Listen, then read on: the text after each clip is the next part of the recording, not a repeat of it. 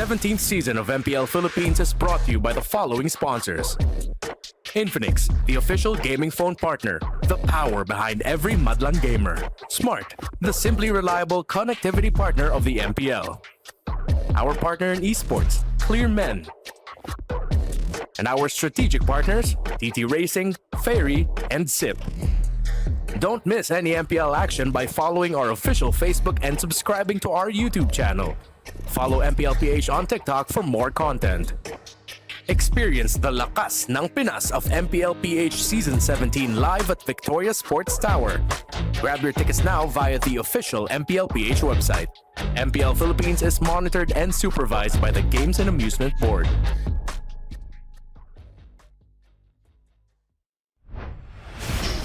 What's up, MPL superfans? Pambihira ang nasaksihan natin kahapon sa simula ng Week 8. But we're just getting started. This is your host, Denise.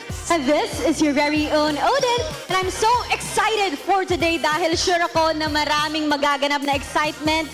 And especially because it's Superfan Saturday! And you know, Odin, grabe yung energy ng community natin kahapon. Always making MPL the best. Kaya naman, bakit hindi natin simulan ng Day 2 by talking to our community leaders in the Battle Trip. Hello! Hello sa mga kasama natin from the Battle Trips. Introduce yourselves. Hi, I'm Kathleen. Hi, I'm Angelo De Castro. Kathleen and Angelo, so kumusta bang experience nyo here in the MPL Arena? Sobrang aga ng Battle Trips na nandito. Actually, this is my first time. Wow. And super exciting talaga. Lalo na yung when they tour backstage. So, super exciting talaga. For me naman po, first time ko din po. Napakasaya po kasi first time ko lang po hindi makita ng mga pro player. Lalo na po si Nanosha. Oh, so inaabangan niya talaga yan. But what's your core memory aside from meeting the players? Kamusta? Ayos naman po. Ano yung core memory mo today? Kasi kanina nakita ko, nag-picture pa sila dito. Nakapagpa-picture po sa pro player. Sa pro player. So, extra experience para sa mga kasama sa Battle Trips. And now, I'm curious kung mga taga-saan ba kayo? Taga-saan ka, Talisay, Angelo? Batangas po. Taga Batangas. Kaya pala nahalata akong iyong punto. How about you, Kathleen? I'm from Pangasinan po. Pangasinan. Diba? Talagang mga outside Metro Manila ang kasama natin sa Battle Trips. At paano nga ba sumali dito, Kathleen? So, para sa mga gustong sumali sa ating battle trips, you can follow MLBB Community Heroes or Student Leaders PH from Facebook. And hintayin nyo lang mag-post, then you can join our battle trips. Yes, kaya naman, join Battle Trip. Yes, ako ay super excited din para sa inyong lahat dahil marami tayong aabangan ngayong araw. Maraming salamat sa mga nakausap natin from Battle Trips. And now, Denise, wag na natin patagalin pa. Simulan na natin ang bakbakan, starting with Twisted Minds and TNC Pro Team. Dito lamang yan sa tahanan ng pinakamalalakas. This is MPL Philippines Season 17. Palit na to!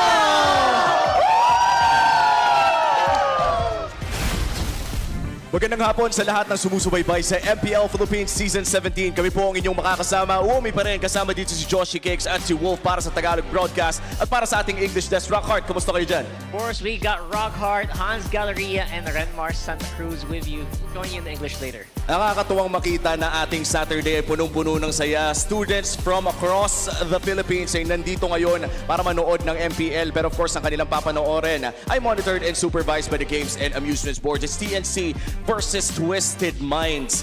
Pare, alam naman na natin medyo malungkot. TNC is already out of playoffs contention, but for Twisted Minds, pwede na nilang maisilya ang kanilang 5th slot dito sa loob ng ating Infinix standings for the Season 17 regular season. Just in nga kahapon ay na-eliminate na ang TNC na maalam na tayo sa kanila. Pero may game pa naman sila. Yun nga yung game nila for our first series. Pero again, isang slot pa rin ang inaantay natin. Kanino ba mapupunta ang playoff spot na to? Well, it will be difficult to say it mamaya pa yan. But for Twisted Minds, may chance pa sila maging 6th place or 5th place. So that's what we're looking at in this particular series. That's right. And of course, tatlong araw at tatlong daro sa araw na to ang mga kalaban natin. We have Twisted Minds TNC, AP Brent versus Falcons. Very crucial ating last two because obviously we also have Omega and RORA.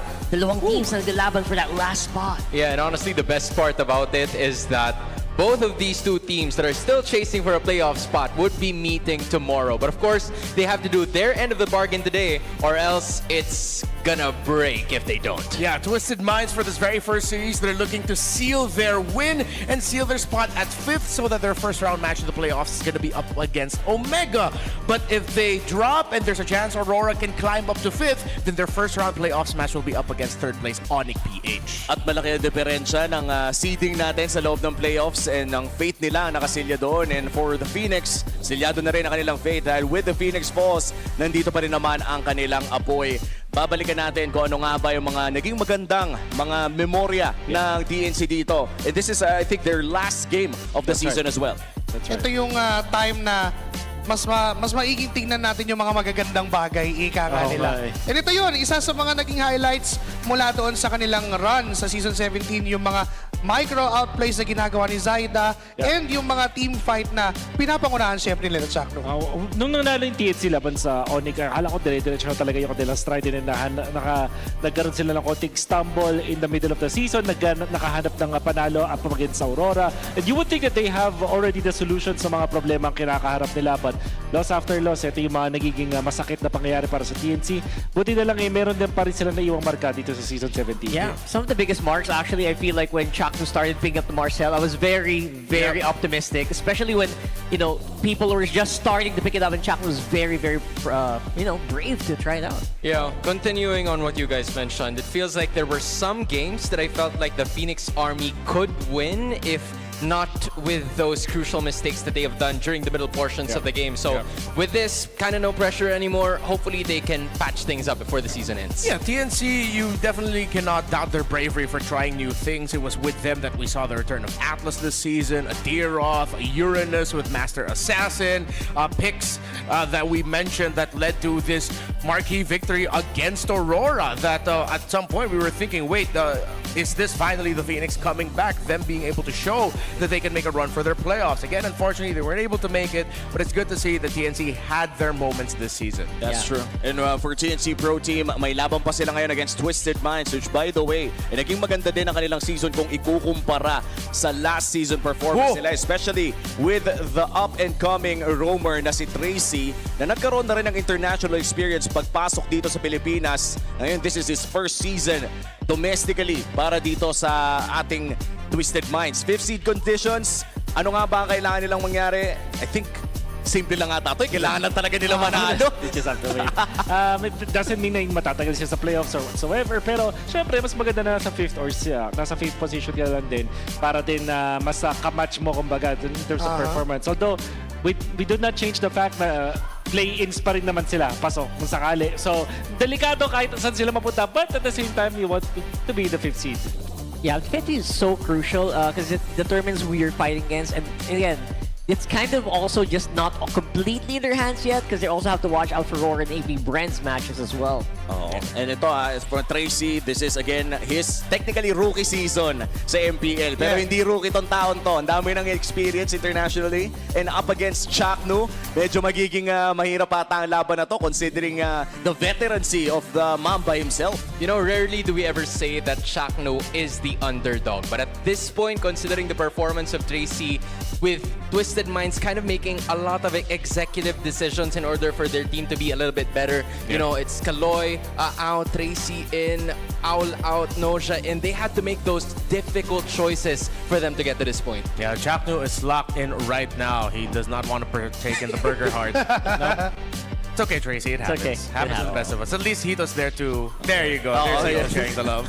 May pampalambot naman mula dito kay Hito. And we get it kung bakit nga ba sobrang locked in dito ni Chakto. Again, this is the last game of the season para sa TNC Pro Team. If there's time na ilabas ang best mo, ito na dapat yun.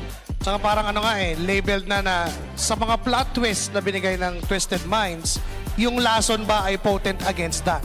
Kasi pwede natin makita yun ngayon kasi now na nabanggit natin kanina, no pressure na nga for TNC. That's true. Baka makakita pa tayo ng mga legacy picks from our players and isang beses nakita natin yung Cobra ni Chakno pero di gumana eh. Well, dahil dyan, bibisitahin na natin ang ating Infinix Keys to Victory. Analyst, take it away. In order para sa Twisted Minds na masecure ang laban na to, they have to focus on damage dealing EX players for land. So, I looked at all throughout the past season, buong season 17, at mukhang ang pinaka-komportable na playstyle ng Twisted Minds ay kapag si Lanzo ang gumagamit ng mga damage-dealing XP laner. So that will mean na generally na si Tracy magagawa rin niya yung gusto niya gawin with sustain roamers. Kaya naman na maganda rin na mag-focus dun sa damage EXP tayo for Lanzo. And then also, yung constant invasion against TNC dun sa jungle invades. Kasi parang naramdaman ko dito the past games na parang TNC, that's where they struggle. If they can't keep their jungle up, nawawalan sila ng lakas in the mid game. Yeah, and that's why for TNC Pro Team, they have to draft to win the first turtle. When you draft a lineup that hypothetically could win the first turtle, those are also lineups that protect your side of the jungle very well. So it works both ways as long as you're drafting strong picks into EXP, something that can handle it really well in terms of the laning, a strong roamer to help protect the front, and then also be annoying in the first turtle fight, then you're gonna be good. Just please don't forget crowd control. I think that's something that goes under the radar for a lot of teams. And of course, scaling junglers is key. So for Zyda, just make sure that you can get junglers that get their farm or have even more impact as the game goes on. But they also have to keep in mind the scaling picks of MP the King. So again, works both ways. You want to make sure that you get some good scaling for Zyda, but you have to watch out for the good scaling of MP the King's picks. Alam mo, nakakatuwa na banggit mo yung scaling dito, no? Because I think one of the problems for TNC Pro Team na I think obvious na rin sa lahat ng mga tao ngayon is actually finishing the games. Early game leads, no problem. Lagi sila nakakahanap. At kayo naman, sana mahahanap nyo na ang tablet para sa inyo. Dahil ready na ba kayo ma-level up ang inyong laro at inyong grades? The best students don't just study hard, they study smart. That's right. Meet the Infinix Expat 30E, the first true education tablet in the Philippines. It features an 11-inch FHD plus big screen, an AI shooter on tap, and over 120,000 free courses. Dami kasi. It's time to make learning easier and a whole lot more fun. Get your Infinix X1 30E, your easy learning smart buddy. Well, ito na ang ating pinakauna match para sa ating huling Super Fan Saturday of the season. Ang bilis ng panahon, guys. Last week na tayo. I can't believe it. Parang Last kailan week. lang. So excited. Parang kailan. Sulitin na natin, no? Might as well, might as well. Sulitin na natin to. Pabutin na natin ng 3 games. Thank you so much sa English panel. Magkikita tayo muli. I-welcome na natin ang ating players for match number 1. To ensure the integrity of the game, please welcome our marshals, Miko, Chico, Dojin, and Joshua G. They return to bet the game once more. Minds Magingay para sa Twisted Minds!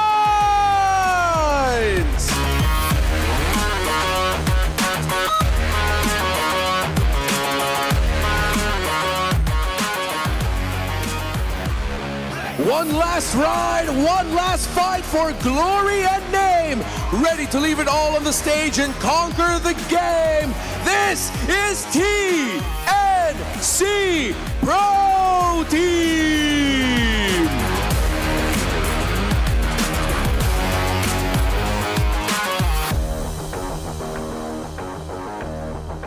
And our head referee, it's the Job Master, Sent. And our head coaches on the stage, Coach Bonchan and Coach Itumax. The final curtain falls in the regular season, but both teams are hungry for a very different reason. Ito na ang unang laban sa inyong Super Fan Saturday! I'm really loving the VOG right now. Whoever wrote that was a poet, didn't even know it. This is Twisted Minds for your first season. Well, the idea is very simple. It's not complicated. All you have to do is to win to secure the 5th spot. You don't want to make a lot more preparations heading on to the playoffs. You already have at least 2 weeks to do that. But in order for you to kind of figure out who you want to go up against, you have to take care of business in this match first. Yeah, and DC Pro Team right now, their business is they're going to be putting Stone in the center going up here. And there's an interview after their series yesterday wherein Benny Cutie did mention his specific line was, I don't know where I might end up next season, but no matter what, I can assure you, I am still hungry to prove myself in the game. Don't wait for next season to show that, Benny. Show it this season. Show it for this last one, because people have been looking for that.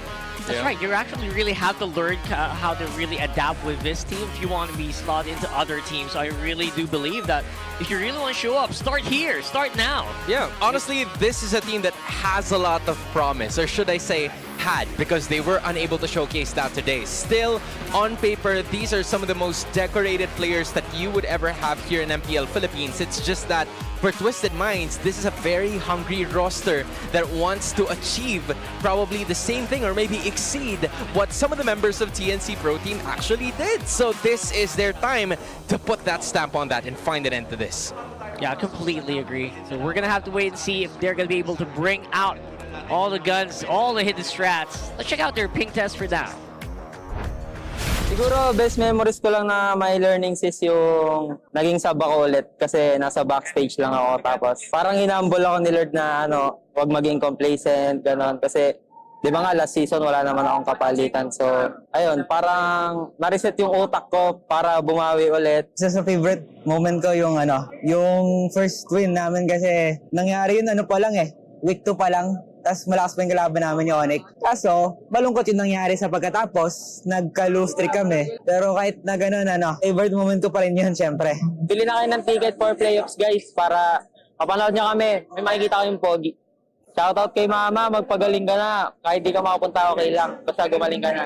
I love you. Pati kay Maggie, I love you.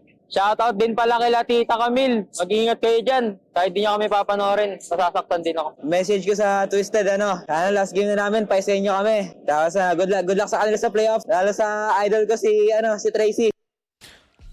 To echo the statements of Nosha, shout out to Auntie Camille as well. Auntie Camille, Tita Camille, Personally, what's up? from Renmar. I love that. All right. Stone looks like he's actually in really, really good spirits. I don't know about you guys, but I like that smile. I really hope so. I really hope so because this is, again, for everybody who's been living under a rock, this is their last game or last match of the regular season. We will no longer be seeing the Phoenix Army towards the postseason. And if, as cliche as it may sound, this is the type of game or match that we're supposed to see TNC Pro Team with a nothing to lose mindset. This is where they probably go all out 100% if they can, because if they don't, then it's going to be an easy route for Twisted Minds as they are looking in form to being in shape for the postseason.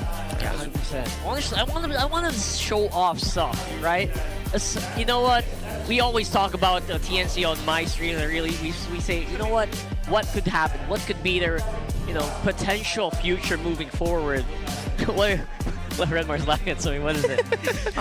Don't mind me. As we look at the stats, 3mar has been a wall for the team. He's really just taking a lot of damage.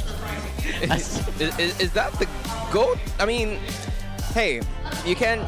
At this point, they've been together for far too long, right? I see what you mean. They might go, but again, as Renmar has mentioned, 3mar has taken a lot of damage in terms of the average, probably because they're the ones been tanking the damage for quite some time. But in the same route, I feel like he is also the one making the plays, or if they don't make the play, then he is that hero to take the brunt of the damage. He's the sacrificial lamb for the team, which could go both ways. I mean, this is the sad life of every EXP later. You have to be versatile and you can't complain about it. At one point, you are the guy starting things off, setting things up while also dealing damage. The next, you're asked to peel. The next, you're asked to change it up again. So that's just the life of every EXP laner. So we head into the draft. It's flying clouds for this one. And it's respect right away for Zydus, Fanny. Expect a lot of picks, slower picks to be really good here. Uranus, Terizla will be great. Watch out for Sora as well. Valentina going to be hotly contested. And if possible, and if Twisted Minds is willing, they might be picking up the Fulvius if they don't end up picking their favorite first pick of all time, which is the Harley. It's a shame. Marcel didn't get left open there. I was really looking forward to maybe some retribution from Chaknu. Really missed a lot of sets with the golden hour yesterday, so I was hoping maybe could make it up here today, but you're right. Just don't risk it if you're Twisted Minds. You gotta take this game 100%. In addition to that Marcel ban, I feel like, just like what Remmer has mentioned, a lot of EXP laners are still open. There goes the first ban towards the EXP. That is the Phobius finally taken out, but it leaves a little bit more room for 3mar to pick up, or even Lansu, because both of these XP laners are actually really good playmakers. But they're gonna go prioritize the Suyu, not open as much, but open in this game. Yeah, so this is something perplexing to me, because with Fovis getting banned out, I was already thinking, yeah, TNC's gonna ban out the Harley, because not a lot of teams are willing to first pick the Suyo. I thought it would be a Valentina rush over here, but especially since the Fovis is gone, they could even surprise rush pick a Harith, although I'm not the biggest fan of it. It does happen sometimes. They still decided to pick up the Suyo. And again, as acknowledged, since the Fovis is gone, it's easy to pick up for the Harith, and the Valentina that I thought would be going to blue one goes to TNC instead. I like this. I actually like that Valentina showing up here for Stone. I really like that he can flex that versatility. This time around, obviously, you might want to get the Claude here so it doesn't get banned out next phase. I don't know if it's actually worth it, or do you want to see more XP trades right now? Well, they can hold off on the EXP trade for now. If they want the surprising first roam pick, there, I wanted to say the Hilda. It's a flex, so you can either put that in the hands of Lancer or put that in the hands of Tracy, and they still hold on to that flex idea with them picking up the Claude. Against the Harith, could be tough in the early, but as long as your rotations are sharp and you don't fall into the trap of just controlling the river. If you divert more rotations towards the gold side, then the Claude can actually gap the Harith. Now, with the Sora getting picked up here and the Valentina going to the other side, I think Twisted Minds might want to eye out putting this Hilda in roam, and they're just looking for a sharper EXP laner. Yeah, they kind of rushed that, considering that the Valentina was already on their side. They do not want some problems with the Sora going to the hands of Twisted Minds, so they picked it up in the red 3, and it made total sense. I was honestly thinking of a Leomord in that red 3 spot, but hey, if it works for them to have the Sora, then there's at least 2 ways for them to initiate. Absolutely don't mind that. The good thing with TNC showing the Sora first, they can still get a scaling jungler on with a YSS later. Very rare, yes, but at the same time, it ticks the condition. The Harith does have some really good scaling from mid to late, but you want even more insurance. Because theoretically, if this is the Leomord and they don't get the early game that they want, then they're going to be lacking damage. It's just going to be the Harith.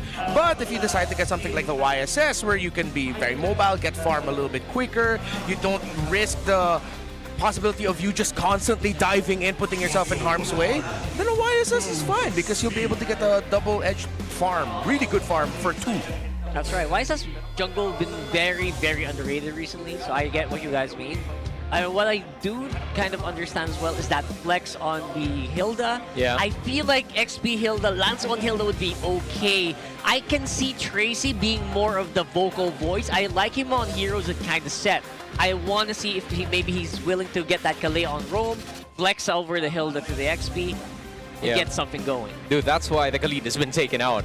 Hilda could be a potential choice for Lansu because they've done this before. They've managed to flex it all the way to the EXP lane. But for Rockhart, I think I'm going to double down on that because that show, I don't know if it's still a possibility, but these are one of the heroes that he has been utilizing towards some of their wins. So again, Setyan is going to be the final ban for the TNC Pro team. Which is, to me, a little bit of an overthink because there's still 2 really good mid laner options that are even better than the Zetien right now. Yeah.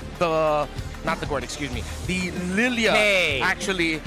Maybe even the Kimmy if you get if you want a double marksman. Because no, Gord is great, but there's a Sora on the other side. It's a really difficult pick to make work if there's Sora there. But Lilia would actually be way better than Zetien in this scenario. Yeah. And I think Sean would want to consider it for them if they're not going to go the route of like a Farsa or an Eve. Gord is great, Gord is good. Especially yesterday, but not always. I love that. Wow, nicely done here with the ban on the Kalei here.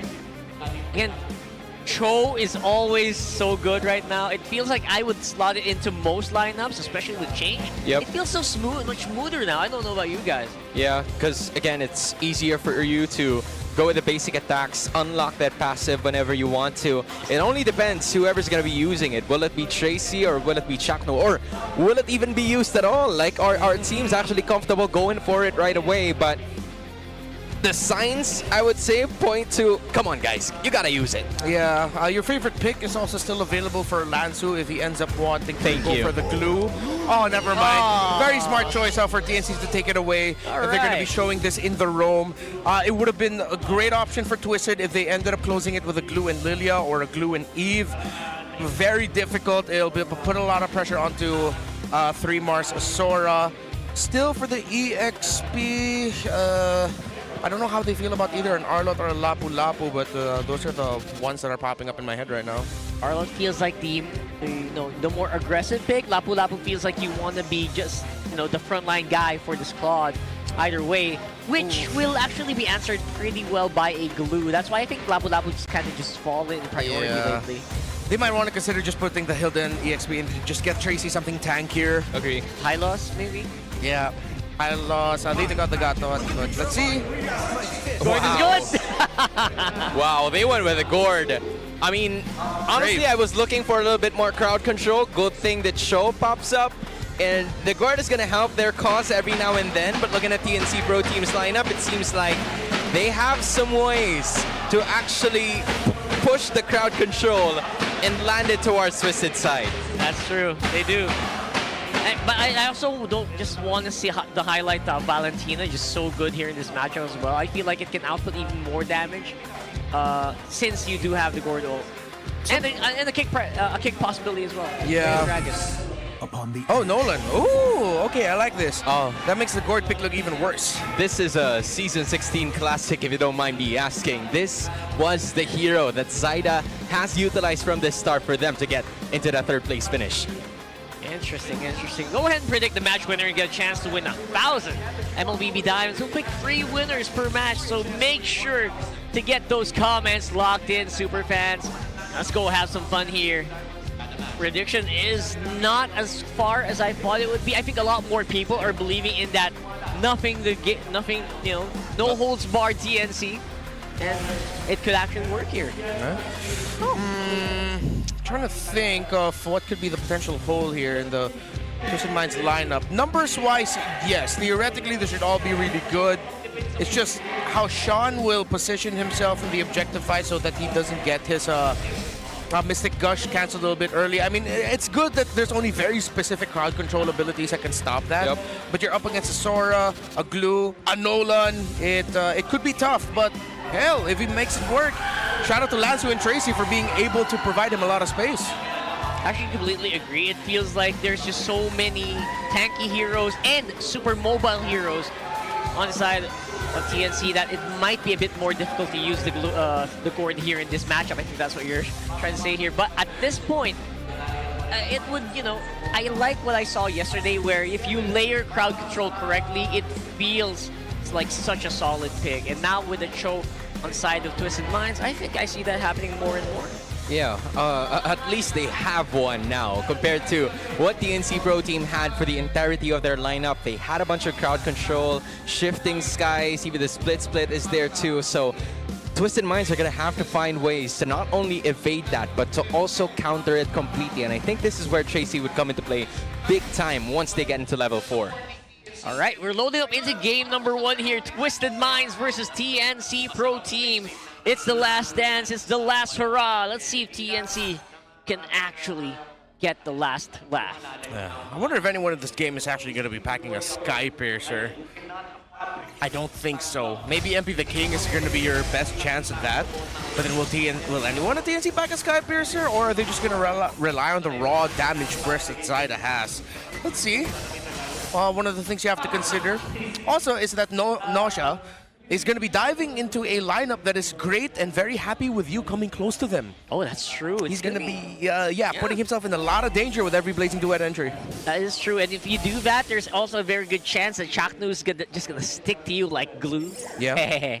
And of course, a lot more crowd control you have to deal with either way. So, you know what? It's mostly about risk management here. Think about it. Honestly, I feel like not a lot of fights are going to be happening in this first 2 minutes, except when both of everybody's heroes reach level 4. So far, it's just Stone and Tracy, checking each other out. Not really much happening. That should be expected in this first minute. Yeah, even if they do fight, it's going to be like 2 skinny, kids fighting in a schoolyard, just slapping at each other. They're going to be able to regen anyway, so waiting for those level 4s for sure. And I'm also waiting for Zyda. Like, what's the route that he's going to try to go for here? I love that Renmore brought that up. Sky Piercer on this could be make or break. Maybe you can just go for like a really good Hunter Strike first. I haven't really seen that many Nolan games recently, so Yeah. that's what I'm looking forward to. Top side, I believe I couldn't tell if that went to 3-Mar to Lansu for the crab, but they're both neck and neck in terms of their EXP, so both teams are just going to be rotating for their EXP laners to try hit level 4. Hold on. 3-Mar immediately had to handle the axe that was brought about. It's going to be Tracy this time, looking to confuse Stone, but an ultimate coming out from Zyda will not be enough as Tracy safely gets himself across. Turtle's going to be reset. Shaknu still not a level 4. But they will try to continue with the siege. Lansu's going to be taking a breath of damage. And TNC Pro Team will try to ace this inside against the first turtle. But the same could be said probably for Lansu's life as he is now being surrounded by the split. But it's a little too much for Chaknu to handle. He had to flicker away, but there's no other way to escape. It's Twisted Minds taking the first blood. Great patience and outplay there by Twisted. Oh, Lansu! Oh, 3-Way! What? I think he expected that Lansu would go straight back home. And that is a crucial mistake. At least Lansu was taken down, but again, these are some of the errors that shouldn't be happening in the first place. Yeah, I think you could also see heading into that first turtle, once Lansu brought down the axe and once Tracy decided to take that trade against the Valentina, that you knew that Twisted Minds wouldn't be able to win the turtle. They decided to play for the heroes instead after TNC secured it through Zyda. Good for them, they were able to take that and they still walked away with the extended sequence through topside with 2 kills.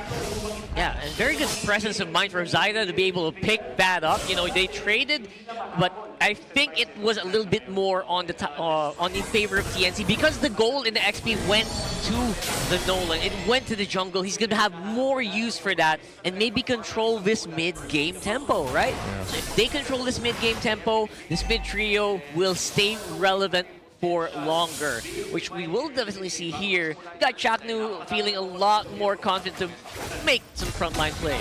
Yeah. Whoa. This is the type of things that will happen. 3-Mar misses on that one. Instead of shifting skies, even will now be hitting Tracy. Has been surrounded by the Phoenix army. The fire burns down for the roamer. That's going to be 1 down, increasing to 1.3k, and that's going to be the end of the fight. Yeah, the difficult thing about playing a Cho into the glue, and with all of the bursts and those little crowd control that TNC can dish out, as if you miss a Jeet Kondo, if you don't have your flicker out, you're most likely gonna go down unless the team is willing to trade. Dreadnought armor, the priority for the Cho. It looks like it is gonna be Skypiercer Rush after the Fury Hammer for MP the King, while it's Blade of Heptasis for Zyda's Nolan. 2 kills already on the docket for him. Stone and Sean get their glowing wands at almost the exact same time. All right, so we've got a little bit more even on the firepower, and so it seems maybe TNC's got a little bit of upper hand. Way of the Dragon. Same goes for a Mystic Gush, but Chaknu's still gonna stay alive. It's gonna be TNC now actually going with a counter attack, and Tracy goes down, but Chaknu's gonna be suffering the same fate. Lansu taking the brunt of the punch of the clouds. TNC has punished them countless times, and they want to go for Sean even more. Benny Cutie from way downtown dashing through in. I didn't expect Benny Cutie to dive that tower. Good for him on taking that risk. And of course, Twisted Minds just felt what every one of us has felt when going up against a glue. The biggest question of why the hell is he not dead yet? Yeah, the feeling of helplessness, right? Yeah. Being so helpless in the face of death. And of course, that is what happens when a team that has the glue gets that early advantage. They're pushing it even further here. Oh, and down boss. Patrick even pissing you off even more. Tracy has nowhere to go. He suffers at the hands of the Mamba. Even 3-Mar's pushing down right at the bottom, and then Betty Cutie, laser focused, was Sean in being able to take him down, but without TNC taking it turret away from them. Yeah, it was a really tough choice for Twisted Minds. They ended up going for the Cho because I'm pretty sure the line of thinking is you need someone really mobile. If it was someone slower, higher chance, a high loss wouldn't get away from all of this. Anyone with barely any movement speed won't get away. But it's still a really difficult game for a Cho pickup. So I'm not going to hate on the pick. It's just that I think that was the hand that they were dealt with. They couldn't go for anything crazy like an Atlas because there's a Valentina on the other side. Can't go Grok because there's a Valentina on the other side. Yeah, I feel like the Way of the Dragon is like the lesser of all evils here. Yeah. For that pick, but it is giving them a lot of disadvantages, especially with a glue up front. The choke can't really do much against it. I think that's one of the biggest, red alarm, or what do you call that? Alarm bells are ringing in my head. When I see a Cho, I see a glue, I'm thinking, this Cho's not going to have a fun time. Yeah, that's a code red, if I'm not mistaken. TNC Pro Team. Also, I've kind of noticed Stone didn't really have much usage of the IMU, but he's using Terrifies to the best of its abilities. Now he has copied the Way of the Dragon. So these are a total of 3 forms of initiation that Twisted Minds needs to worry about upon that next turtle that is about to spawn right now. Yeah, it's actually the better choice than the Mystic Gush at this point. Extra layer of protection for yourself, while you can also be another extra layer of setup. You already have a lot of good crowd control, and Twisted Minds wouldn't even be able to get close at this turtle. It's a free take for TNC. And these are one of those games I think Hans was talking about, that he swears this should be a TNC game. And now again, we have seen this over and over again this season. A lead like this, it's turned around, TNC fails to finish. Let's see if they can keep it up here. There is still a lot of threat, right? There is still a Tracy threat. We've seen how scary he can shot call through the mess. And the potential of this kid right now can make stuff happen. Yeah, I mean, I know a Tracy that scored 13 points in 30 seconds. What can this Tracy not do, right? It is a definite possibility, but that has to be on point. No! Just like that kick that happened right over there as 3 more is going to be burned down to the dust. An immediate pickoff that was needed by the Minds. And that's going to be the calm before the storm. It was absolutely not caster cursed, right? Yeah. Absolutely not. I guess so. I don't know. So manifesting, as the kids say these days. I also really like when I see a Gord clearly not completely ready for the surprise initiation, and they slowly just move the Mystic Gush to where the guy who got crowd controlled is. Alishan ended up... was he able to get the swing it there in time to get the assist? Because he's still at 4, maybe not, but still, that's where Twisted Minds can build through the pickoffs, layer after layer. You will most likely not be able to take TNC on a full fight. If they can just send Tracy out, -1, go back. Oh, no shot. Oh, no shot. Just had to use the Blazing Duet. Out of danger, but also out of ultimates. Yeah, those are the moments where I say, you know what?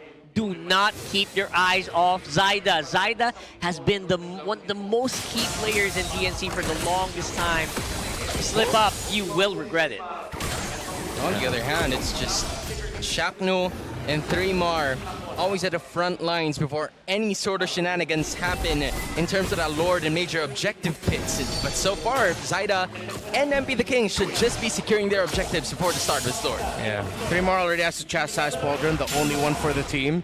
Shaknu had to go for the Radiant Armor here, and only has to steal like blades and the belt. Hey! They're choosing the tanky members as of the moment, but Shaknu's willing to fight. He's going to be pushing Tracy back, and same could be said for 3 more with the shifting skies towards MP.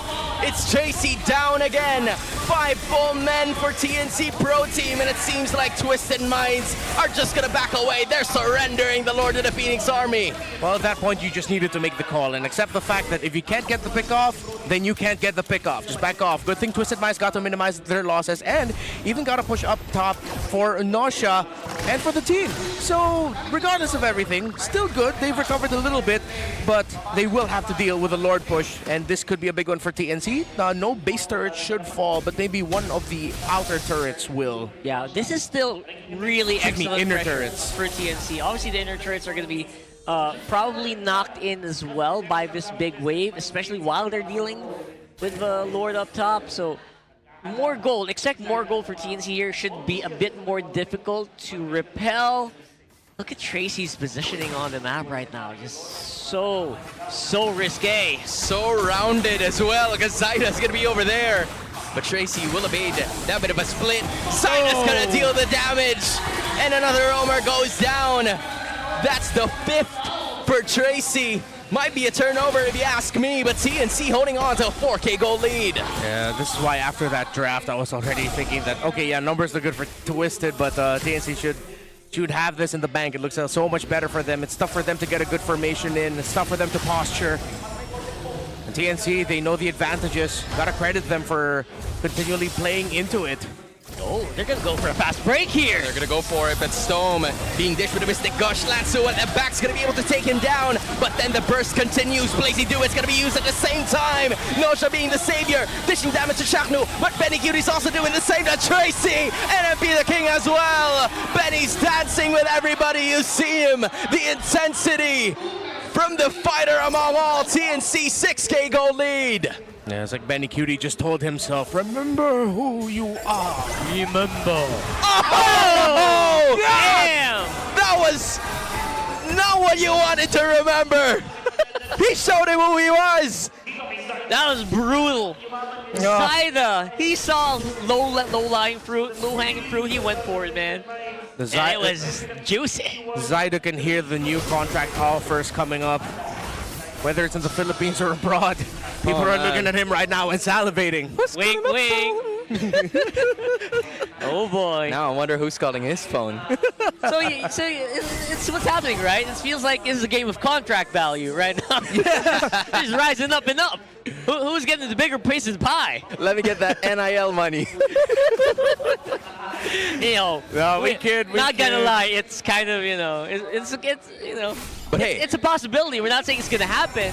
We're saying it can happen. Oh, Zyda. Like that. That's gonna give you a bit more decrease on that contract that we would want. That's so you two gotta, less offers. That was 2 less offers. But hey, you still have a 4.7k gold lead. You're just gonna have to take care of this because Twisted Minds, they have not lost an inhibitor and they are looking to push to the Lord Pit. Yeah, they still have the Sora and the Harith. Oh, Tracy got spotted out immediately. Oh, that was a conceal. That was immediately denied. Tracy's gonna be the one burst down and Des surrounded, but still being able to escape. Shifting Skies right at the back, and 3mar's gonna be doing the same. Shaman the flicker again. MP the King using his very best to actually deal some damage, but Lansu cut down to at least half, and it's 3mar going down. Same could be said for Lansu. Nosha is still using some basic attacks to actually dish out some damage. Chaknu's still alive, tanky as hell. How is he able to stay alive? Unfortunately for Twisted Minds, they are still up one more member unless Tracy goes down here, which is not going to be the case. Twisted Minds is fighting, and Sean, unaware of the situation, that Betty Cutie is there. Now the dance begins, and it ends immediately in the hats of Betty Cutie. Why just now, man? Why just now? Come on, man. Where have you been?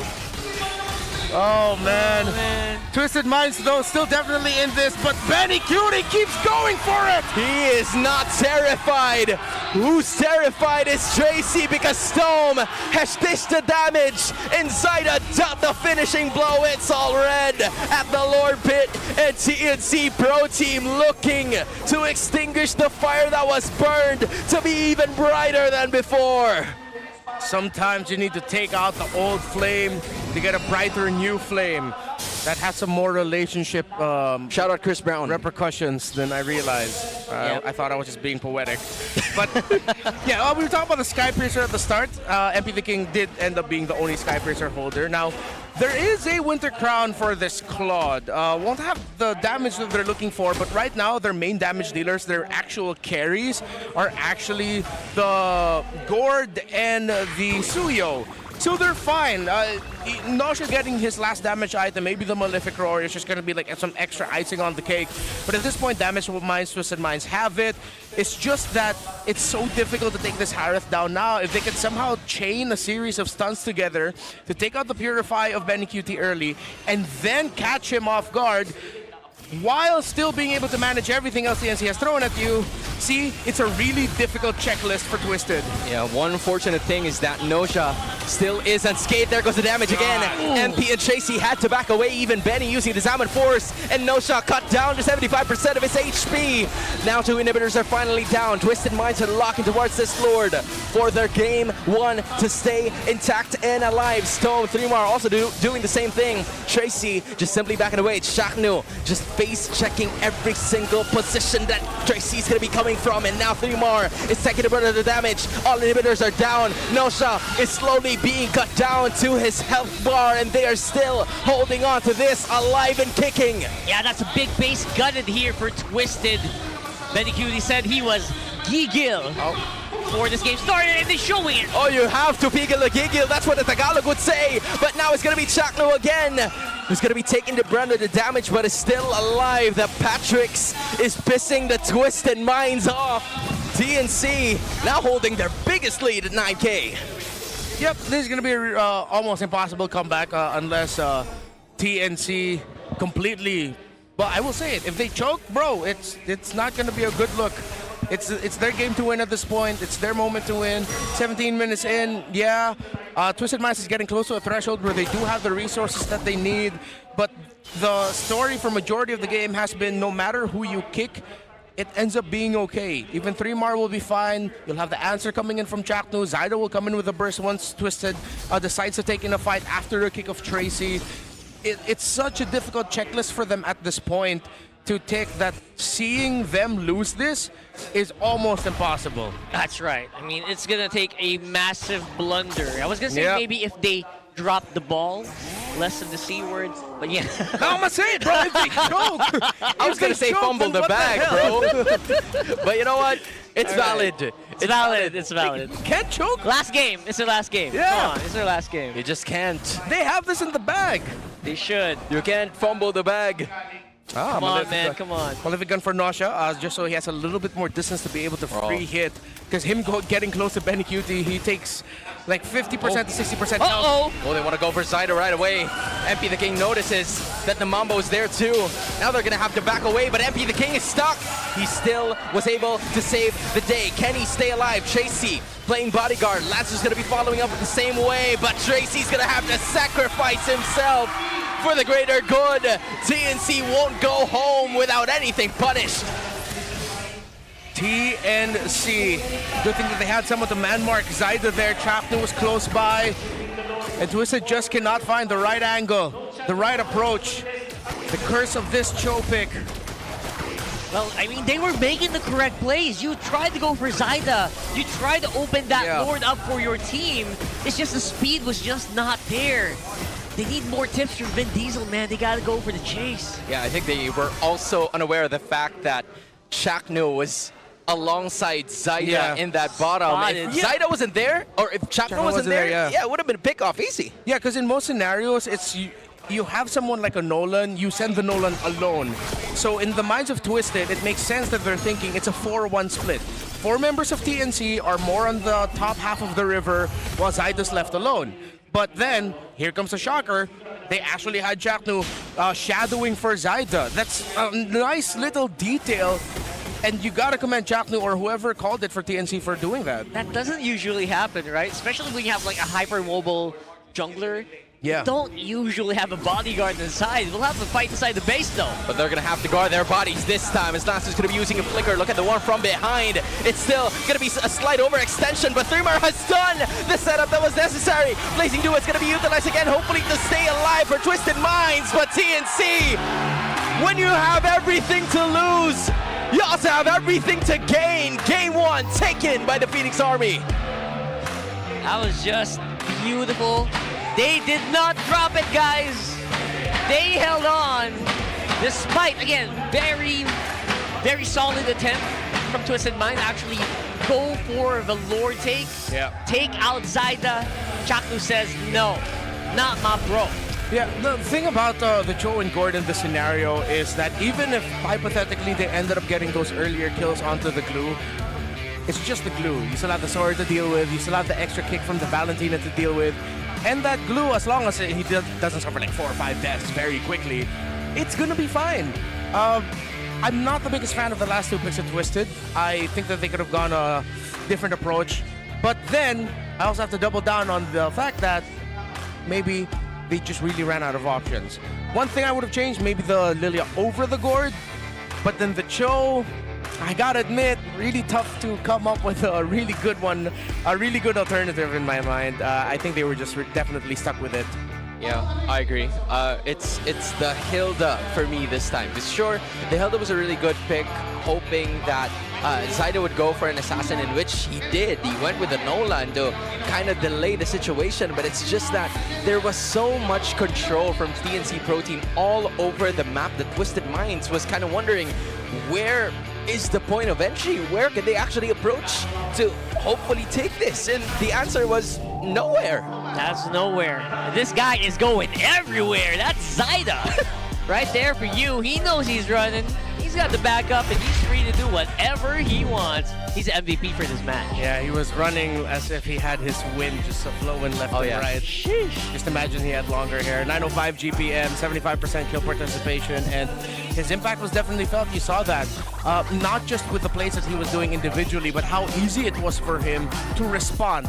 The moment he sees members of Twisted Minds going in for the dive to cover for Tracy's engagement or to cover for Lansu's engagement, suddenly the front line or whoever gets close enough, sometimes it's even MP the King, gets bursted down right away by the Nola. You know, honestly, I wonder, because I think I have the same question as everybody who's watching this broadcast. Where has this TNC been? How can they dominate so quickly, even having almost a 10k gold lead in which they were unable to do this? What went right for them in this specific game? I think it was very pivotal that you have Zyda on very fast-paced assassin. Like the Nolan, you also have, like, I think a major thing that Twisted Minds chased is pushing Tracy into a hard crowd control, shot call heavy hero, which is his personality, but it doesn't work in every situation. So maybe they just forced that show a little bit too much. The Gord was also, I think the Gord also showed their weaknesses, right? Yeah. The Gord showed their weakness where, all right, it doesn't do that well against a team that's super mobile, super fast, has so many dashes. Yeah. Look, Sean's impact was felt here as the Gord. It wasn't one of those games where you didn't feel it. But you see how difficult it is for Twisted, the team fight as a whole, thinking about the Gord paired up with them, wherein they have to watch out for their positioning. They have to watch out for the entries.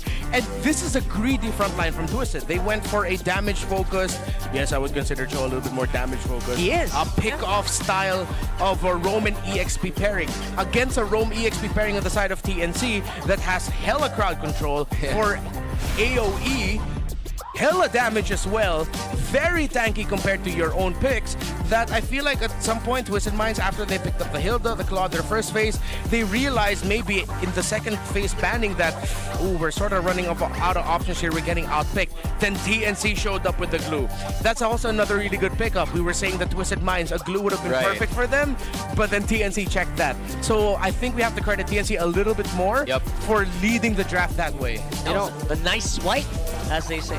Swipe that glue from under their toes. Yeah. Oh, swipe. I heard white. I was like, nice white. Naisu isn't here. Swipe. Shout out Naisu. Shout out Naisu, Discord. I know he's probably like crying again. No, he's not crying. He's probably lifting weights. Anyway, TNC Pro Team, this was just a really good drafting scenario for them. And we really can't deny that Twisted Minds actually tried to go for a pickoff, right? Tracy, in spite of the 9 deaths that he's had some moments where the Weighted Dragon was like, oh shoot, that was actually pretty good. Yeah. They just can't burst it down for some reason because the gold lead was just too wide already. Yeah, it's like, hey guys, I got a kick. Hey guys, I'm dead. All in the span of like half a second. Yeah. And it happens so many times, man. 9? Did you say 9 deaths? Yep. Wow. Do you know what I mean? Like, wait. And then he just got bursted down. Yeah, the Punisher one. Yeah. I appreciate that he's willing to try, though. That's what the big thing I like for Tracy. What? For Tracy is that he's just very willing to go for it. Yeah. Man, that is red all around here for Twisted. That was a very high emotion game for sure. Yeah, it's not a surprise that Lansu is the only one that has greens in him. He's such a chill guy, but with the team's performance a while ago, it felt like they had to work with the cards that they were dealt with. It's just that it was not the right cards to be dealt at that time. Yeah, I know there are some certain conditions, but maybe sturdier, not so greedy Rome EXP pairing would be a good start for Twisted Minds. Yeah, I actually like Harley, except it was banned out. Maybe card swapping later on. But for now, level up in gaming and in life, the Infinix Note 60 Pro is here. It's a Snapdragon-powered beast with a flagship feel that's shattering every benchmark in its price segment. And it's more than just its specs. This is the ultimate outdoor cinema device with its 6.78-inch, 144Hz AMOLED display. Plus, you get to have fun with the active matrix display. How's that for a mobile device? Stronger performance, more premium feel, and more fun. This is the Note 60 Pro you do note. So it actually comes in very fun colors as well. Look at that. And to dominate, of course, the land of dawn, you need a connection that never lets you down. From scouting rotations to tracking pros, stay online and in the zone. You can power up with Smart Power All 99. Get 10 gigabytes data for MLBB and your favorite apps, plus unlimited FB, calls, and texts. Share every GG moment with Smart, the simply reliable partner of the MPL. That's right. I know a lot of people are, here in the Philippines, outside walking. You'll need that data with you. And after 7 long years, guys, we are heading back to where Filipino MLBB dominance began. Catch the MPL Philippines Season 17 playoffs live at San Juan Arena in just 5 days of pure high-stakes action. You're right about that, 7 years. That's from May 27th to the 31st, and if you're a true fan, you've got to eye those VIP tickets. It's the ultimate all-access package for all super fans out there. Don't just watch history, be a part of it. Join us, be part of us. Tickets are limited, so head to ph-mpl.com/tickets to get yours now. Let's relive the glory. We'll see you there. That's right. And if you're wondering why MLBB dominance hard to happen there, why? SEA Games, bro. Yeah. Now, after that SEA Games win, it was just non-stop from there. I'm really excited for that to happen because I always see basketball games there. I always see volleyball games there. Yeah. Have you commentated games in San Juan Arena? Oh yeah, for sure. There you go. That's like my house for like the past 2 months. But then now I'm gonna see Rockhart there. Wow. And after 7 long years, this guy's been part of it, right? And I think Rockhart, it's time for you to go to San Juan Arena, shoot some hoops. Wrong sport. Wrong sport. It's funny. I actually lived in San Juan before. It's like my home playground, so it's nice. Did you? I did. When I was a kid, I lived in San Juan. Hometown. I was born in San Juan. Dude, you learn something new every day. I did not know that. I will admit, when you said when you were a kid, I had to hold myself back from not being a terrible friend. For being a terrible friend. Yeah, I'm a terrible friend. I like that you just own it. Yeah. You own it. I'm like, hey, hi, I'm a terrible friend. But sorry, my throat is really dry. They're a sponsor anyway. So Fun fact, Phil Oil is 700 meters away from my high school. Yo, that's fire. That's fire. I did not know that. 1 street away. I'm just saying. So much willpower is being used right now to not start dropping jokes. That was when Santolan Town Plaza was a thing. That was before, right? That's right. That was before. That was It's like the I home really am the broadcast. terrible friend. That's a home broadcast area. I'm trying to trigger Ren. Oh, he knows that as well. Losing it already. Oh, yeah. Right? We went through that. STP was the first time Redmar ever cried on broadcast. Was that my first? It's STP. Oh, yeah, that is the first time That I was cried. an STP. Yeah, it was. It was M2? M2, yeah. Hey, many memories in that area. I wasn't born yet by that time, yeah. No. Hell no. Hell no. Hell no. Stop it. You can't do that. Stop it. That's too much. That's too much. You were in college. Yeah, that's true. I was It doing was fun. It thesis, was yeah. fun. You were studying in university, bro. Don't do that to us. Oh, look at this. I was in Alab University. Speaking of old guard, Mr. Old Guard himself, Benny Cutie, says, wherever he goes, I'm sure, whatever happens, right? He's sure he's going to play, and he's 100% sure. He's not just sure. He's 100% sure. He's super giggled to make a comeback. It's not 100% that he's leaving. It's also not 100% that he's going. He's just saying that wherever his services are needed next, he's going to be showcasing what he can do 100%, and he has showed it in this specific game, which again is great. Hopefully we get to see more of that next season, maybe in the Philippines, maybe in other parts of the world. I'm talking Indo, Malaysia, ECA, China, wherever you want to be, as long as the money's there. And I think playing time, he's good to go, bro. I think he would want to be here. I know it's important for him to have family time with a little one-one. Yeah, I see that. I see his story a lot with Cheska and the baby. I'm pretty sure Benny will still play here somewhere. I agree. I wonder which team will be willing to absorb all of that giggle, all of that fire inside him now.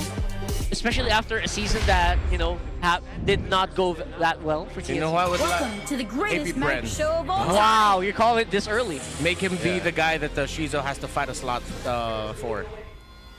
I love that. All right. Or you know what? Maybe even Aurora, dude. I'm looking at Light, Demon Kite, and Betty Cutie, but again, it's too soon to say. Because those three teams that we have mentioned are at the bottom half of the standings. Slot in for Ming. It's not yet set in stone That's for either right. of those two to make it, so at least they can still figure out a lineup that works for them here. That's right. So speaking of lineups, let's go ahead and look into draft here for game number 2. Harley, permaban in this series so far. Yep. As a Marcel. I mean, that was one of the keys to victory. Watch out for the scaling heroes of MP the King, and they take out his favorite pick. Oh, what? I thought that they'd be keen on picking up the Freya. Are they gonna first pick the Suyo? Are they gonna do what Twisted did? But that's gonna be a trap. You still have Phoveus open. More than anything, the Freya, Phoveus, Freya, Phoveus. Ah. What do they want to trade for? Yeah, no, Phoveus is not banned out yet. So maybe they want to get the Leomord first pick. I would not be super sad about that. Or maybe even the Valentina. I would be very super mad about that. I will admit. If they suddenly first pick a Leomord, I'm gonna be kind of pissed. Card is gonna crash out. I might just Even with the Phoveus banned out. You're gonna have to give him like 30 seconds for that. Yeah. Really? I usually do that rock hard just for context. Okay, there goes the glue. Phoveus is open. Now there's a bunch of heroes open. You're right. I'm not the only one. So fast. Okay. So Here fast. goes. Here goes. Now I wonder. Chose me to vanquish Oh, it's Suyo. It's Suyo. They'll probably be they don't even need to rush a Leomord. Yeah, they don't. But then if they go into the second phase, I think Twisted Minds will have to devote a ban to the Nolan, meaning that they have a chance that they take away some strong picks away from Tracy, but it makes sense for Tracy to be slotted into Red 4 already. Or maybe even just Red 3. If he can just show up with a Kalea now and then just set your mid and EXP as your last 2 picks, that should be okay. Yeah, you're right. I feel like the mid is just very flexible as well. I feel like Stone can play pretty much most mid laners anyway. So maybe you can leave that out. And with Roamers not getting banned, maybe Tracy has a more fun time on the side of Twisted. Yeah. If it's not going to be the Leomord, then Jungle comes up later. Baksha is still open, by the way. If they want a strong utility pick.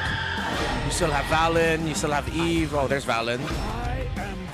Oh, okay, they're saving their jungle and roam. I like. They really know they have a wide pool available for Zyda, and Twisted Minds have to commit a lot of bans to deal with some really scary scenarios.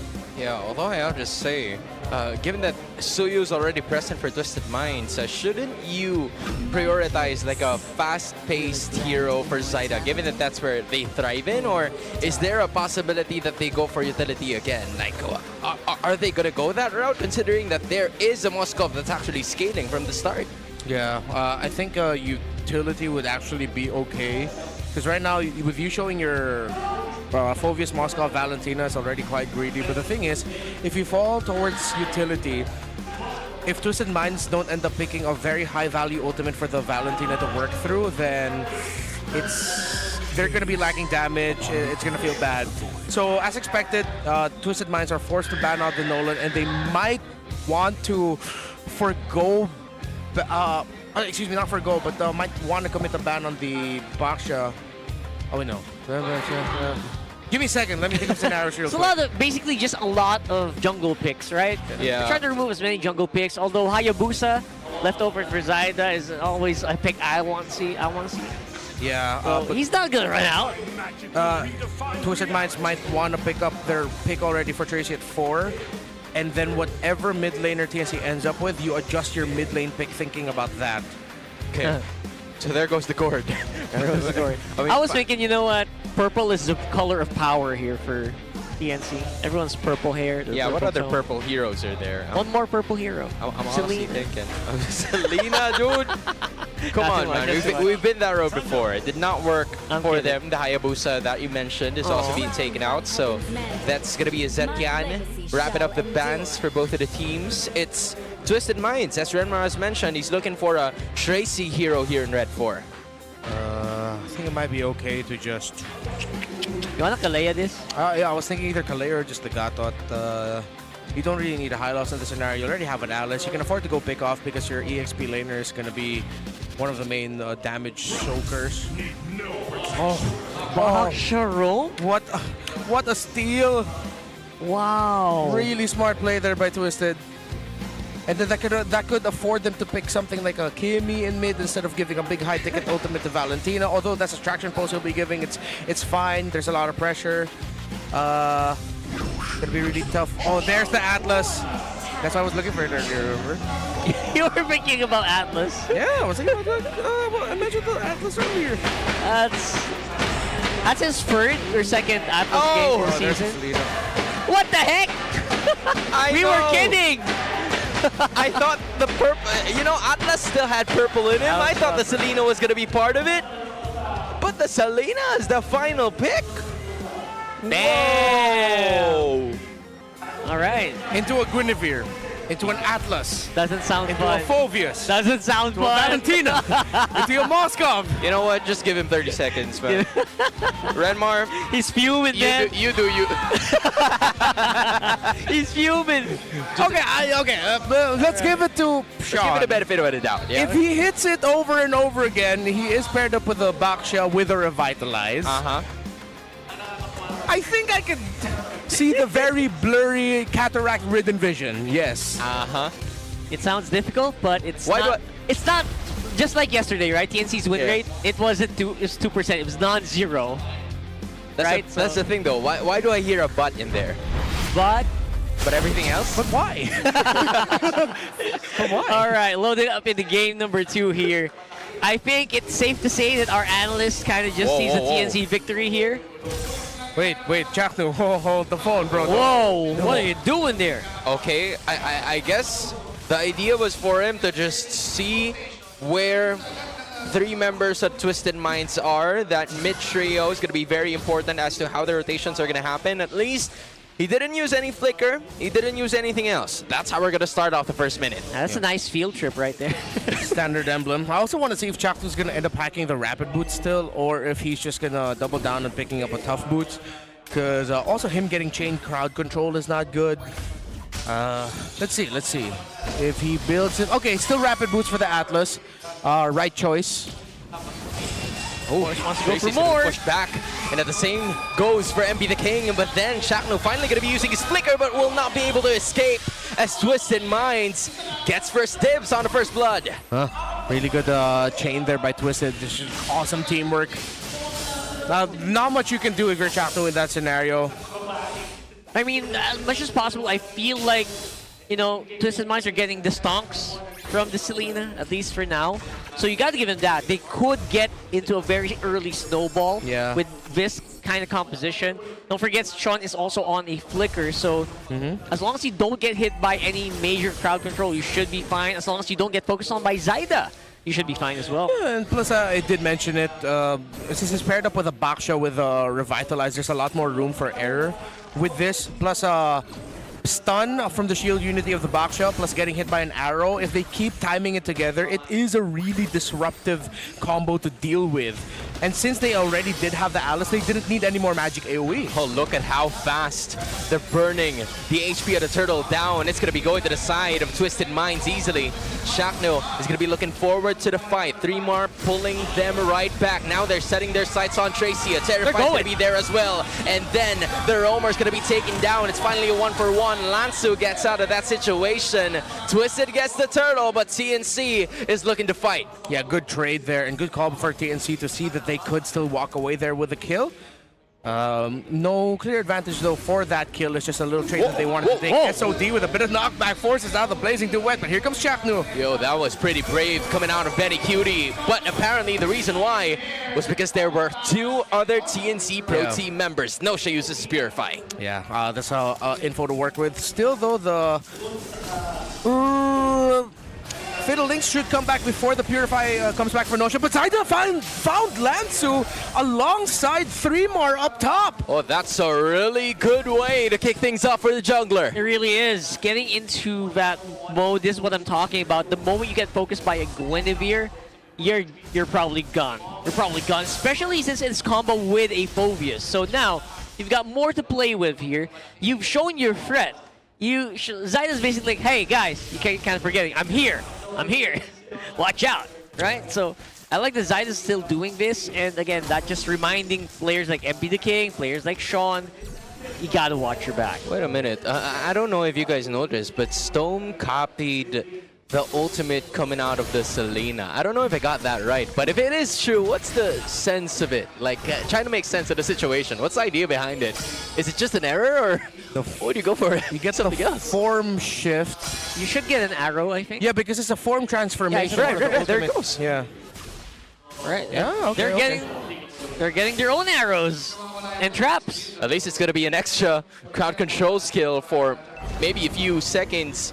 That's going to be helping TNC with this Turtle Siege. 3, no, 4, even 5 coming out from Twisted Minds. Shotgun's going to be evading that through the use of the Turtle. They're going to be bursting down the major objective quickly again. Chaknu's not going to be hitting anything. So is 3mar. So it's an easy takeaway for Twisted Minds. Yeah, and for the people probably wondering why it looked like Zyda and Chaknu needed to hesitate, or were hesitating, because they need to. You're up against an Alice, you're up against a Baksha, and then the Claude was there nearby as well, with the Moscow being at the other side of the map. It would have been way too risky to try and make it, because if ever, it was looking like Twisted Minds were ready for a fight, if ever TNC wanted to go for it, and that easily could have been a 3K, 3-for-1, or only just a 3-for-2 trade, meaning the Twisted Minds would walk away with an even bigger win.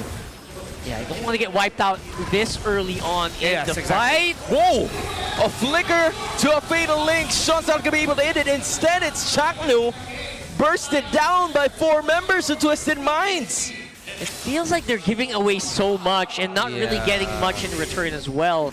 I don't know what the plan is here for TNC, but they're slowly losing steam. Yeah, that looked completely misaligned. I thought that they were doing that. I wasn't looking at the map at that time. I thought 3mar was closer, but 3mar was on the lower portion of the map. You'd only want to do that if the Phoveus is close by, so... Ooh, Mamba off the mark with that call. Oh, you can only make as much highlights as possible. Nosha is going to be planned to be bursted down by 3mar, but 3mar stays under the turret, still safe in the middle of all 4 members. Stone's going to be joining the party and then backs away. All right, so they got some tricks up their sleeves still. I feel like TNC still is rocking a lot of threats, so I like what I'm seeing at least. But how long can they keep that up? Like, I know they're trying to buy time for Benny, but is that going to be enough? They're not really doing much against Nosha right now. I mean, the good thing is Stone actually has a EXP and slight gold advantage for himself. So your secondary carry right now is through the Valentina. It's going to help bridge. As long as they don't have a major deficit for him, they're going to be fine. Most importantly, Zyda decided to go for the concentrated energy first.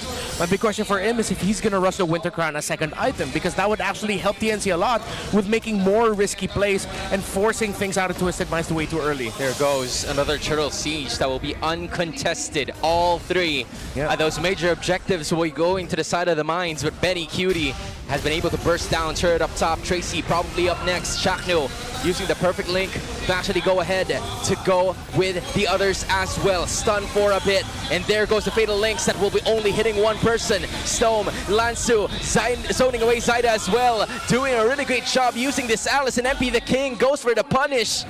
That's going to be Twisted Minds with another victory. I was expecting an SOD to come in, but I think the TNC are putting a lot of value in the information of Lansu and Nosha, and if they have their ultimates or not. So it's a mix of hesitation over cautiousness, but at the same time, it's also looking at the other side of it. If they decided to take the risk, more people might get angrier. So it's a really tough call right now for each team fight for TNC. Twisted Minds are positioning really well. MP the King easily sidestepped the entry of Chaknu. He clearly saw that Chaknu was eyeing getting him, plus I believe it was Lansu or Tracy at that time with the Fatal Links. Twisted Minds just look ready for every engagement that TNC wants to go for. And then speaking of those Fatal Links, Chaknu's been holding on to them like really long. for really long periods of time. I'm not sure what they're trying to do. Maybe just try to buy time. Yeah. You are showing yourself as a threat for like 2 seconds, maybe while Benny QD is doing something else on the map. And in that last one, it was the mid lane turret. Yeah, it's a little bit of deterrent. If you end up walking into that fatal laser, even though you didn't get initially caught, you'll still get caught. So it's just to buy a little bit more time for TNC to get into better position. After he gets his first, or sometimes maybe even no target there, it just allows him a little bit more room to work with. Okay, so at least with Stove's Valentina, you can also just lay down traps. And actually getting a lot of info for TNC. Yeah, and good call for Zyda to go for the Winter Crown second item. There are some Guinevere's that end up picking it for the third core item, but rushing it right away in this scenario is really good. But they have to make a play. Yeah. Do something. It probably depends on Chakno. That Fatal Links has to be on point. Nosha has his Purify though. No conceals have been popped off just yet. The wheel coming out of Tracy is dishing some damage towards Chakno. Lansu's looking for some possible opponents upon that siege. Chakno waiting for the right time. 3Mar's gonna be doing the same thing. That's gonna be Tracy again, taking a bit of damage. Knockout coming from the Lord, and it's gonna be Lansu taking that Lord, and it's all surrounded by the rest of the members of Twisted Minds. They've bursted 3 heroes down. Triple kill for MP the King, but then he will also suffer as a maniac. Wraps it up for Twisted Minds, ending the objective with a major win. You see the frustration from Zyda in the camera right after that moment. The team didn't look like they were completely in line with what they wanted to do. It looked good. The members of Twisted Minds were close by, but Zyda didn't even get his retry off. MP the King got it, despite him being the one heavily pressured by the entry of the Guinevere, the Phobius, and the Atlas. Let's look back at the instant replay of how that could have happened. Let's track Zyda. He gets a knock-up. See MP the King getting pressured by Chapman. They get knocked up by the Lord Twisted.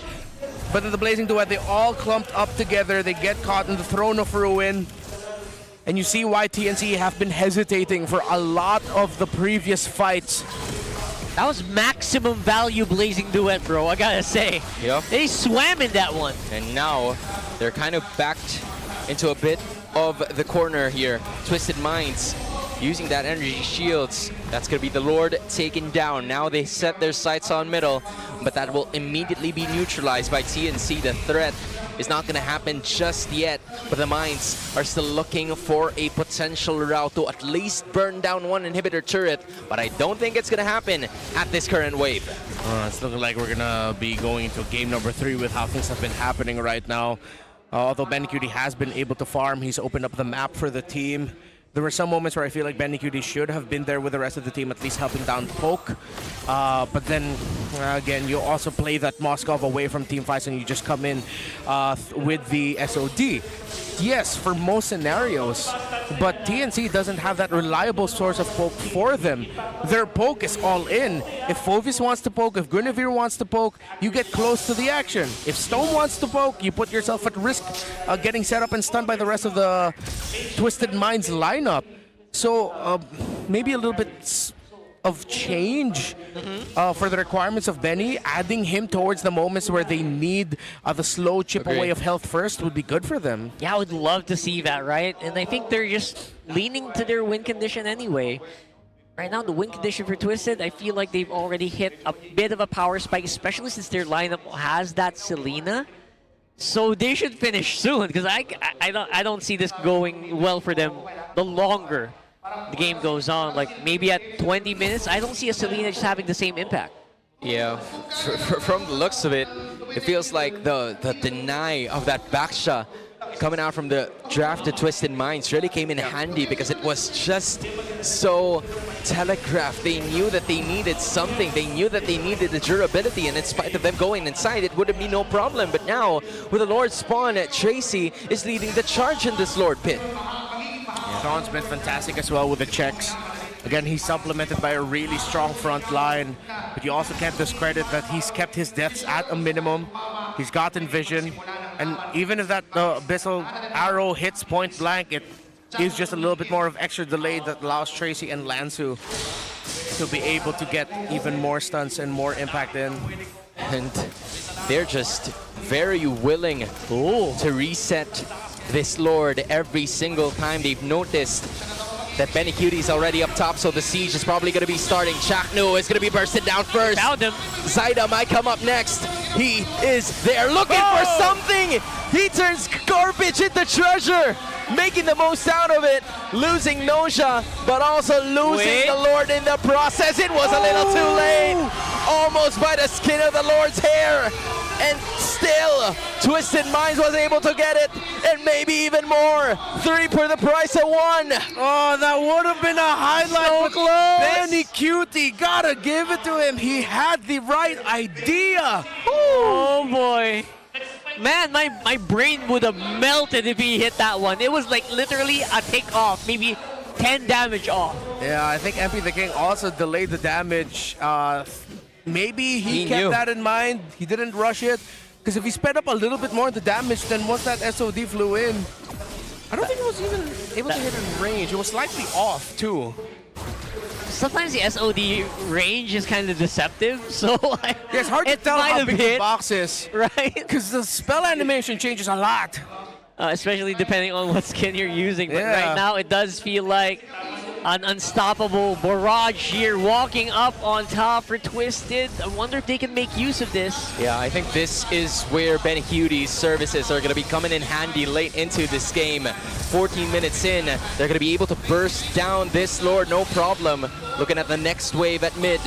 It's Twisted Minds, also confused. They're probably just waiting for the right time to actually strike because they still have another wave coming up top.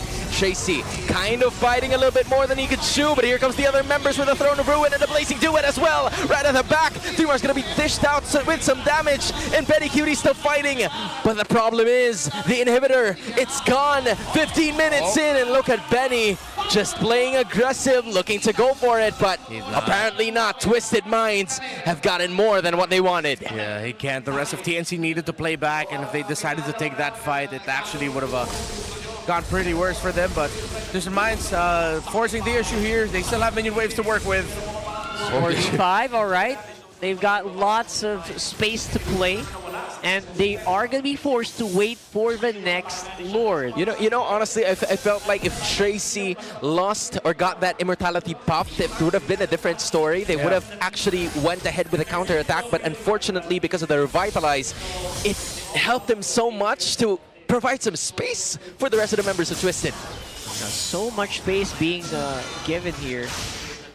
I don't see them winning in the big team deathball fights. Do you? Is there a world where they've been trying to collapse for the last few minutes? TNC? And when they do, yeah, TNC, they've been trying to do that for the past 2 minutes. I don't know why they're trying to do that against a line that has a claw, but is that the right play here? Is Chaknu onto something? I mean, it's the only play that they can do. If they don't do anything, they're passive. Can't they do split? something?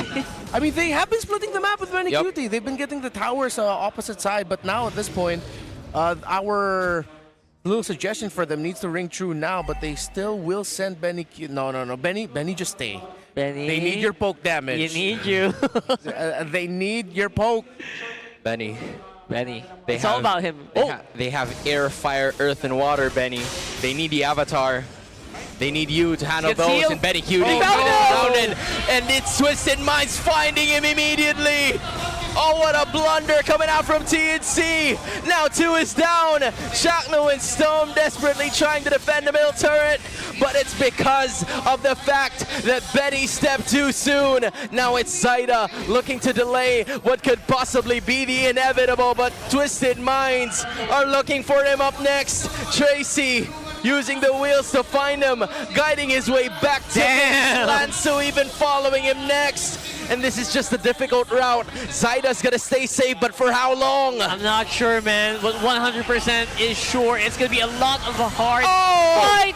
Can he actually make the Violent Requiem as an outplay? But apparently not, because Zaida's gonna come down, and it's all because of an overstep. Twisted Minds leads 9K. A very different TNC from game 1 to game 2, but then it's the second game in a row where a Red 4 surprise roam pick, a steal, ended up going really well for the team that decided to call it this Baksha for Tracy, paired up with this Alice.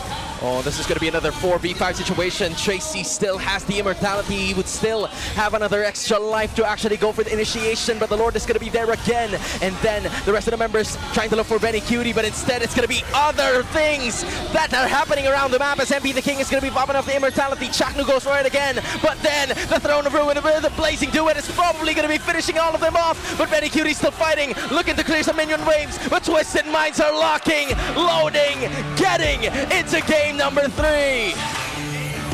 That Maniac secured by MP the King in the mid-game was massive! From 4 kills up to 9, he ends the game, if I'm not mistaken, perfect! What a swerve by Coach Bonchan and Coach Esson to get that Baksha at 4. Making the Selena, which I will admit, maybe I would have. I locked in too much of it as an individual pick.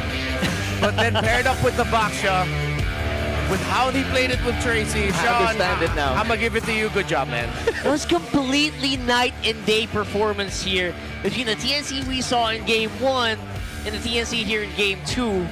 Makes you kind of wonder, they got the lineup for it. Where did it break down? I think it's a lot of those miscommunications coming out from TNC, wherein it's very showing with their player cams that they weren't all on the same page in some scenarios of the team fights, and that's what led, even though it's very small team fights that they lost, that they could have at least regained momentum. If you pile them up all together, it's just a really big blunder coming out from the Phoenix Army. Yeah, looking at the moments where we are left with us scratching our heads of like, why are they doing that? Why do they do this? You look at the player cams and there's an equally an equal reaction from the players from TNC. Right. Someone just quickly going, oh man, or scratching their head, or very vocally, clearly saying something about like what's going on. So, yikes. Big yikes. Big yikes. Feels like those are the moments where you need a head and shoulders moment, or clear moment rather. Those are the things that you want, right? So for now, we're gonna have to make it wonder even more here as we head into game number 3. Because again, questionable plays aside, I feel like that's been, the biggest question mark for TNC for the longest time. Like for the last season, right? Like, yeah. Why are these things happening? Where is that synergy that we all expect coming in from TNC?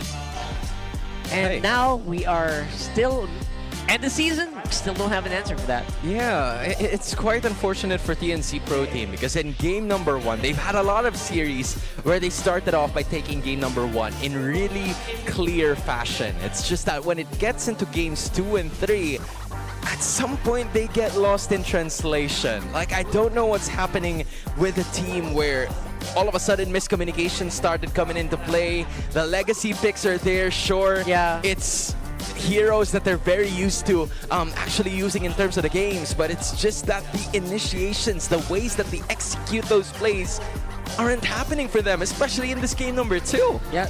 Those are the moments where you kind of want to hear the comms. Who made those calls, man? Unfortunately, we don't get to see that. We don't get to see that up until the very end, the mic checks. But those are the times when I personally just want to see who made that play. Because obviously Twisted played out of their minds in this one. But it's also very glaring where TNC completely misstepped. And Chaknu's Atlas in this game just wasn't it. Yeah. I mean, it was also really tough for him too, because even if he would decide to initiate, suddenly you'll have an Alice show up. You'll have, usually most of the time it's the backshot that he's getting. The Selena can bypass him, or so far what Sean has been doing for a lot of this, the sequences that we saw, it would be the Atlas that he just hit, so they get to waste it. Trying to imagine if maybe TNC could have picked up their gold laner a little later, maybe if they could have adjusted their Valentina, picked up something else, but I think the Alice in Red 3 was just really good by Twisted. The Baksha at Red 4, that really dealt it. Those were 2 great choices by Twisted, and then with them also banning out the Nolan, Hayabusa as well. Smart, very smart. Very smart. Just like the power pose we have right now for Stome. There you go. Show some love for Mr. Stome right there, who is playing here today. Man, this guy looks like someone I know. I don't know. I can't. He looks like Hev Abi, dude.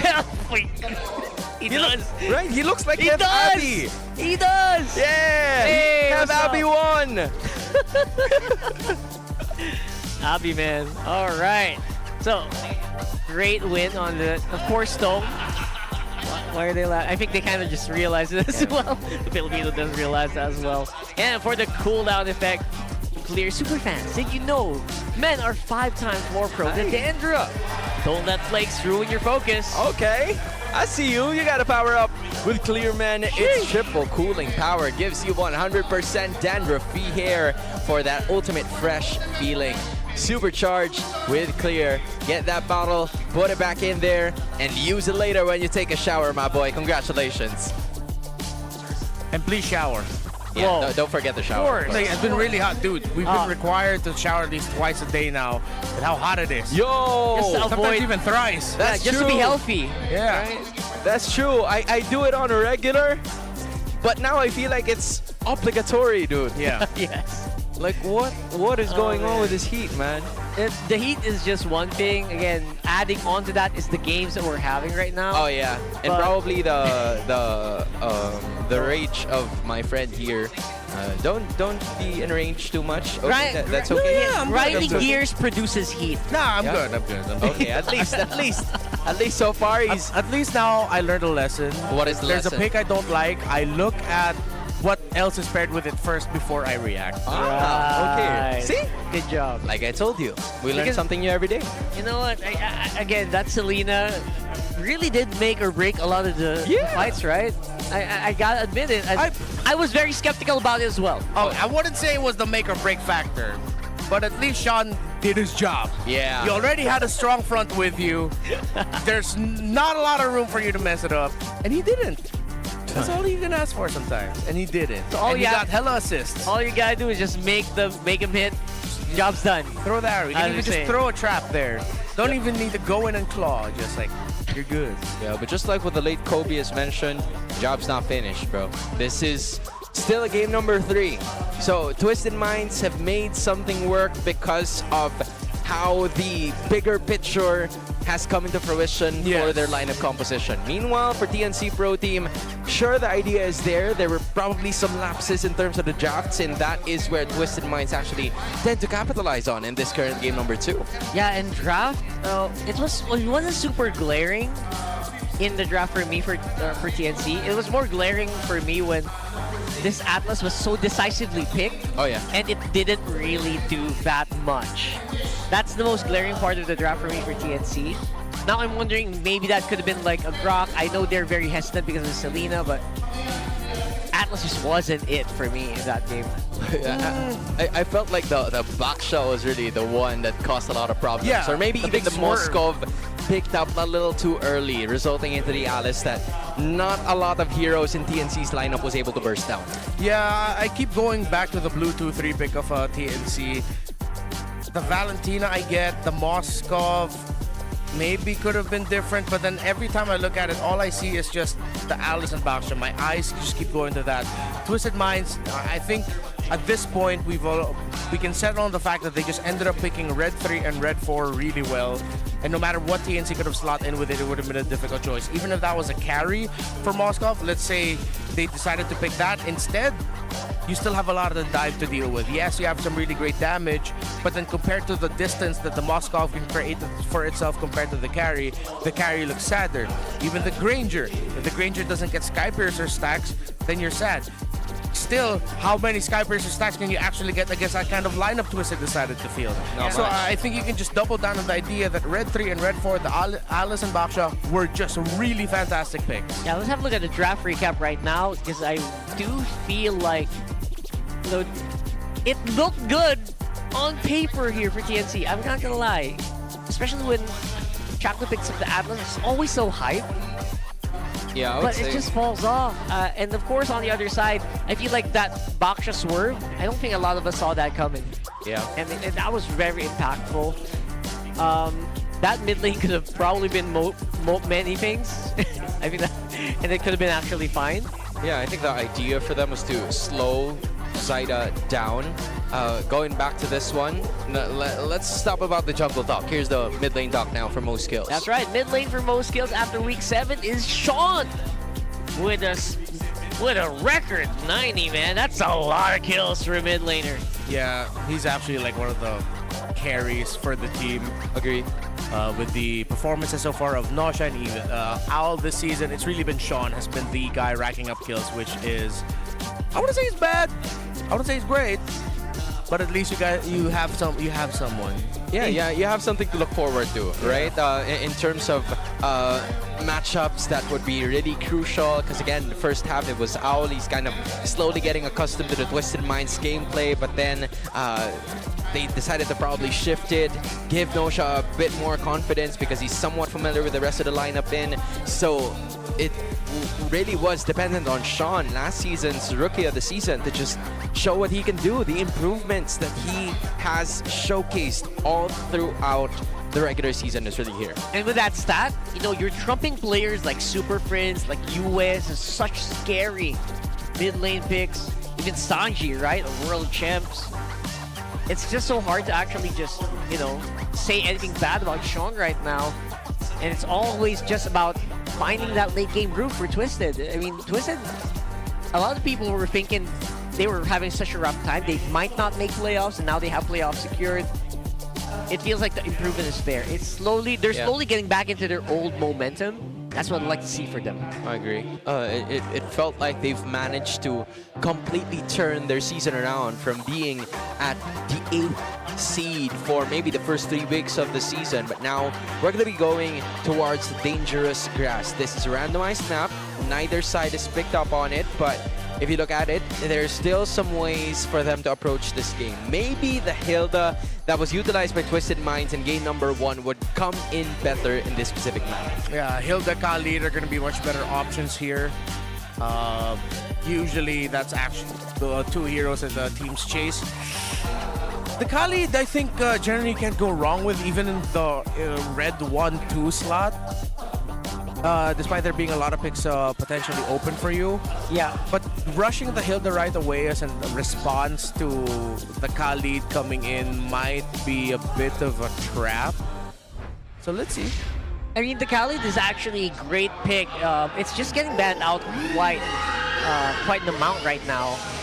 It feels like it could also just be led into here. Because I know Tracy loves that Khalid. I think that's one of his first hero picks when he first slotted in, when he first played.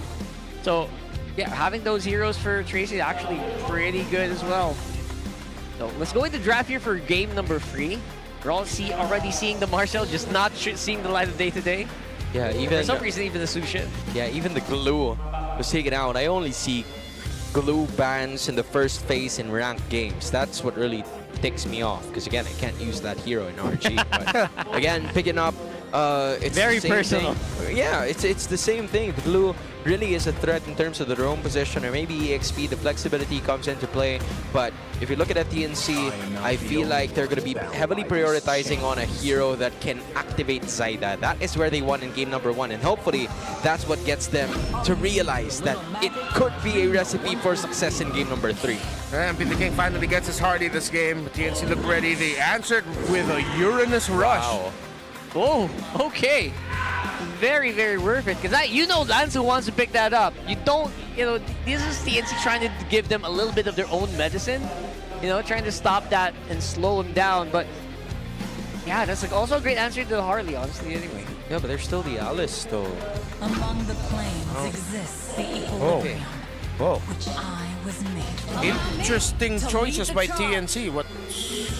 Because you have the Hilda. You even have the Khalid. It's still available for both.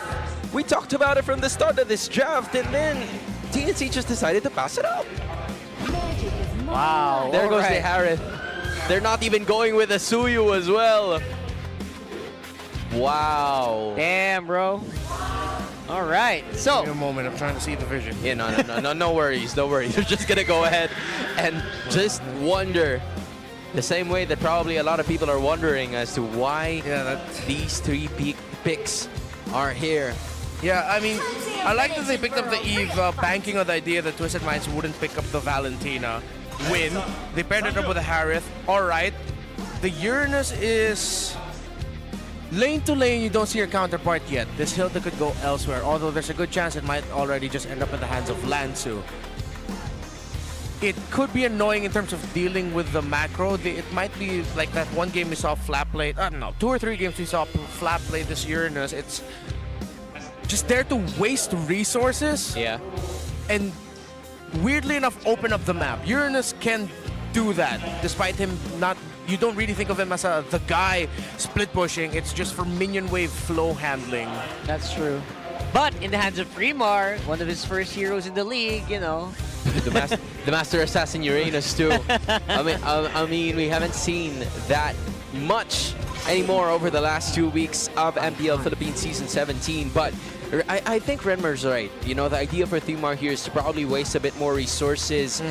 In addition, because you have the Harley on the other side, you can do your best to probably annoy Noja for quite a bit in terms of the extra rotations that you would want to do, but the matter at hand would be the first major objectives, which are the 3 turtles. That's where this Uranus is going to be coming into play. True. Uranus could be fun. But with the, by the way, with the Harif and Eve duo, you're already locking in a solid there you go. damage, physical damage jungler. Wow. All right. That was a great denial as well. I was saying it might be a YSS, something very high physical damage here for Zyda. So watch out for that. I wonder, this is their last game of the season. Are they crazy enough to show a final last surprise pick? For Zyda? Yeah. Really? I'm trying to, depending on what the Pakito Jungle? laner. Yes. Yes, exactly. Okay. Maybe. I want to take the moment to say it, but it's fine. Yeah, I'm sorry. It's cool. It's cool. I thought you were gonna go for something different. Come on, man. You gotta see the build-up. You already got to this point. I was still building it, but it's cool. I messed it up. No. It's all good, bro. It's all right, good, bro. Bialis is there. Of course, they're gonna pick up the gourd. They're gonna try to give Naisu a win today. Yeah. Oof. Oh, Zyda, what is he gonna end up picking? He looks fired up. Is he just gonna go for the Leomord at this point? All that build up for a Leomord. We here! We here! A wise man once said, "Oh, give me the saber. Give me the saber. I'll take him down level 4. Oh boy. Oh boy, here we go. Oh boy. Do you need 30 seconds, my boy? I think you do. Rock hard, I'm gonna give it to him right now. 3, 2, 1, go ahead. You know what? Just so it's fair, I'll give it the first initial treatment, like how I reacted to the Selena earlier in game number 2. What? Why? All right, okay, that's just for fairness. I give it to Sean, I gotta give it to Zyda now. This time it's okay. All right, lane to lane, Harley versus Gord. It's excellent, right? If you're thinking about it that way, but yeah, why? Wow. We'll probably answer that as we go into game 3, obviously. I mean, of course, there's the elephant in the room of if it does work, it will work really well. Oh yeah. It can dunk on that Harley. I'm gonna say it right now. Yeah. If it works, it will work really well, especially since it's paired up with a Kali. That is just burst for days. They can't snowball out of control. But then the thing is, they're up against a Hilda that they have to think about. Dude, this is so funny. Imagine, so funny. Like, Renmar was talking about, why not go with the Paquito? Zyda's like, hold my Phoenix. I'm gonna go ahead and make this a lot more complicated. Pick it up a Zyda in their last game of the season. A Saber, not a Zyda. Oh, I mean... Yeah. Now they're gonna be interchangeable. A Saber, not a Zyda. Zyda basically just, you know... picking up a Zyda. Pick it up a Zyda. Pick it up. Saber picks up Zyda. Zyda picks up Saber. You know what? Saber's gonna pick everyone up later. No, yeah. Level 4. Level 4. Level 4. Always remember 2 words. The legendary. Level 4. It's crazy. It isn't even killing spree. That dude is just going for all of burst. Literally gonna pop heads. Yeah. He just wants that damage. He wants faster abilities after he uses the ultimate. Man. Dude, everybody's waiting for the level 4. Yeah, everyone's waiting for it. Not even killing spree is wild to me. He's just watching. I mean, the cameraman's just watching. He's waiting for that level 4 hit. Bro, Zyda is wildin'. Now he has level 4. See what I mean? Here he goes. All right. Can he go into the side of the wise man? But Tracy and Lansu are tanky members in the early portions of the game. I don't think that's the right targets. Not now quite. he shifts his sights towards the bush, waiting for somebody to enter that is squishy enough to give him the first blood. It actually feels like it's more reasonable for him to go for someone's... Tracy doesn't want to give it to him. He says, not so fast, my boy. You're going to have to look for something else. The turtle is about to be reset again, but here goes another one of those Throne of Ruins to officially kick things off in this game. Not a first blood for Zyda, but a first blood for Twisted Minds, as they're going to be holding on to this major objective. Yeah, that was a great take here. Now they're going to have maximum control. 3mar still in the fight, though. But 3mar doesn't have enough firepower against the two members, especially with Retribution coming out from MP the King. It's Twisted, turning things around. Yeah, I mean, as expected, right now they don't have the answers that they need for this Alice, and Lansu can just keep rinsing and repeating what he did there. He doesn't have the flicker, okay, just gleam in, Throne of Ruin, threaten them out. Once you have the flicker, even worse for TNC. So far, though, it's good the Zyda hasn't gone down. Oh, they're going to go for Tracy. Good call, good call. That was a miss that now turned into a conversion in the 3rd minute. Ooh. In all of this, I was thinking, you know what, where's the level 4 first blood? We're all thinking that, right? But you know what, it can still come. I think they're just more hesitant to play it just because, you know what, you don't want to give away your body too much. You're a lot squishier at level 4. You don't want to give away, and you don't want to fall behind in XP very early on. They're just looking to make the Phoenix Army proud with this last pick. It's just a surprise. I even have to remember the ultimates. What's that called again? Triple Sweep. Triple Sweep. Thank you so much. It's been a while since we saw TNC pick this up. I wonder when was the last time that the Saber was picked up, you know? Probably years Probably ago. Season 10.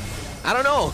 Probably. Oh, because it was the Paquito that was picked up, and the Benny Cutie's still going to be that same, but not. Oh! No, Get he lives! Taken down. Benny Cutie lives. Yeah, the burn wasn't enough.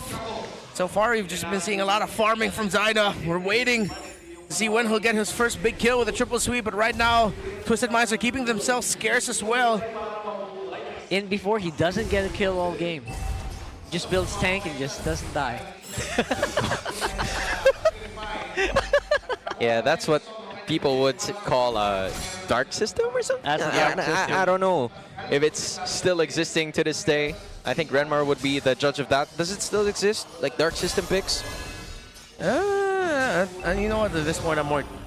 I was gonna say I'm more chill about it, but then it did crash out earlier. So yeah, the dark system picks are still there. Oh, well, that's kind of unfortunate.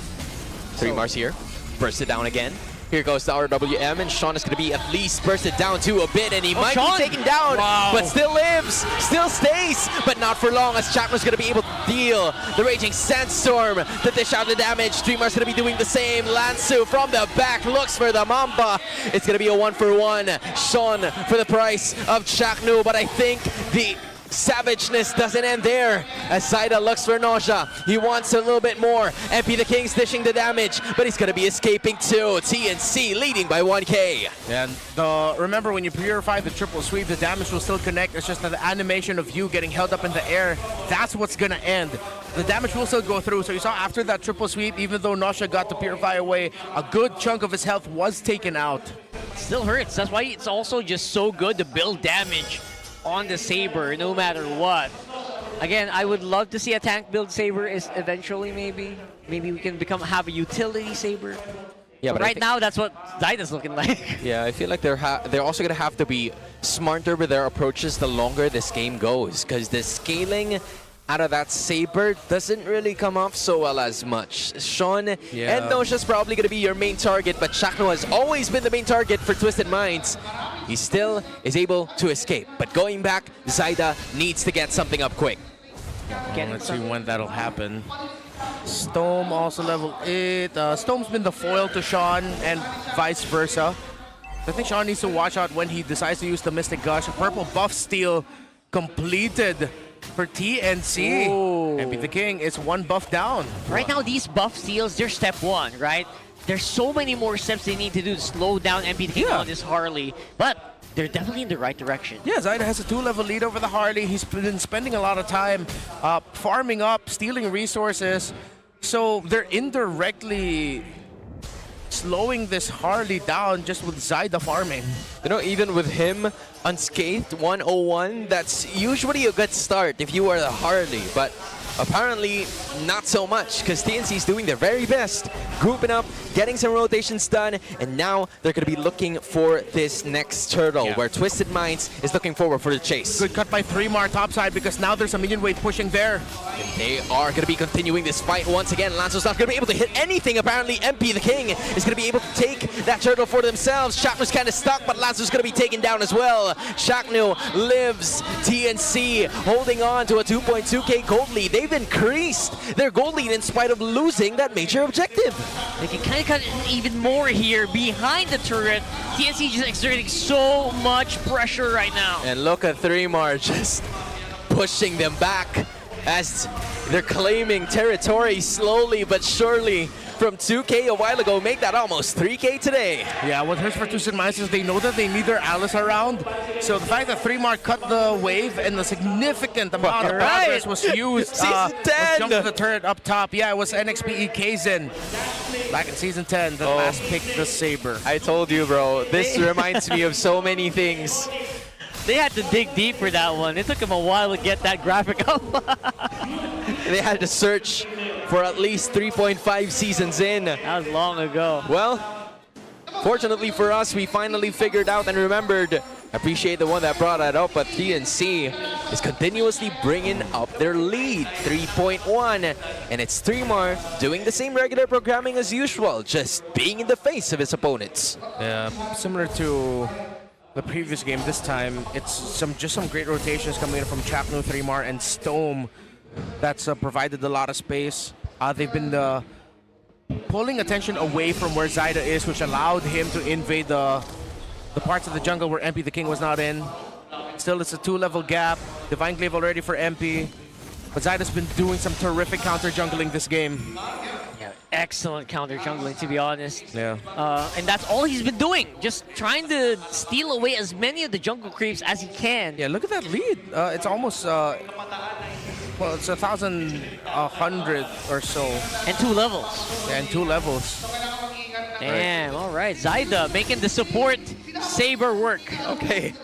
Not what I had in mind to cast today, but it still works nevertheless. RWM is going to be there, but doesn't really chunk up as much of the damage for the other members. Instead, it's going to be Betty Cutie dancing, but will eventually be bursted down. Now it's Twisted Minds actually going for the attack as well. Chakno has no choice but to run. Zyda's just going to be using his blades to actually escape, and apparently not, because Nosha's going to be there as well. And is still going to stay alive. Zyda escapes, but not for long because of the gourd coming out from Sean. Now it's going to be Lansu dashing away. 3mar's going to be chasing them yet again, but MP the King waiting for the right opportunity to burst out Chaknu, and he falls down. MP the King making the most out of it. Stum is going to be putting the punish on MP as well. A lot of things happening in the Lord Pit. It's a bloodbath in Game 3. Yeah, it's just a big trade. TNC needed to get scrappy with that after Benny Cutie went down because a good amount of their damage is gone. But again, Nosha is reminded that even if he decides to go in with a Purify and he cancels out the animation of the triple sweep, the damage still connects. Zyda was holding on to it. Nosha got close, and the moment he did, he got blasted down by Zyda and Stome. Yeah, Zyda's just playing this so weird right now where it's like he's walking in slow motion. I don't know if you guys have seen this. He's using himself as bait, trying to make Twisted come up with a play on their own. Instead of using the triple sweep to initiate, they're doing it to counter. I think that's a tough situation for Zyda right now because the scaling came off a little too early for him, unable to get his first kill. That's why Renmar was also wondering, when's it gonna happen? Apparently in the first 10 minutes, it didn't. Yeah, but MP the King and Nosha will have to time their entries well, and I think that's why they locked in the Saber. This is probably something that they were thinking of showing maybe in the playoffs if ever they made it there, as a response to the Harley, as a response to the Claude. Let's see if we'll get that moment again. We've already seen it twice. Nay, 3 times it happened. Phoenix Army says, let me show you what you've been missing, or what you've been missing. TNC holding on to a 2.5k gold lead. Nosha only The lone Twisted Mind showing himself. Lansu is right there behind the grass towards the Lord Pit. Tracy's going to be pushing inside. Shaknu doing the same thing. Zyda's going to be bursted down again. And that's going to be the first casualty coming out from the Phoenix Army. Knockup coming out from the Lord. But Nosha's going to be taken down as well. Threemar now looking for the push. Lansu backs away. But MP, the king, is not yet done. He want to make sure that Threemar is going to pay. But it's not going to happen. Twisted Minds still holding on to this Lord Pit. Consecration and that little buff of heal, I think, came after the Oracle. When did he build it? Yeah, that came after he before he built the Oracle. So he built the Oracle right after we saw that little burst of heal. So that's just like Uranus things. 2 oracles. Maybe a regen also. Was that 2 oracles? Look at that. No, right? just one. It's just one. It's just doubled up in my monitor. Okay, that was weird.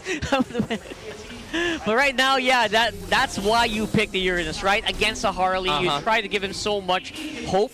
You try to give him a target to throw that deadly magic on. And when it doesn't work, it's just bad times. And that buys your team some time if you are behind. Yeah, and in this case, you know what? TNC are behind by not that much. Actually, they're ahead. They're not even behind. They're leading by 241, but not anymore as Twisted Minds are starting to get a little bit more real estate. They know that this is the time for them to actually strike. Shakno sees the target. Sean is forced to flicker away. That's a major resource upon that next Lord Siege. Whoa there. Was he thinking that Zyda was there with Chapnu? I think he was. I feel like he definitely pressed that flicker way too early. He was in a safe spot. Better safe than sorry.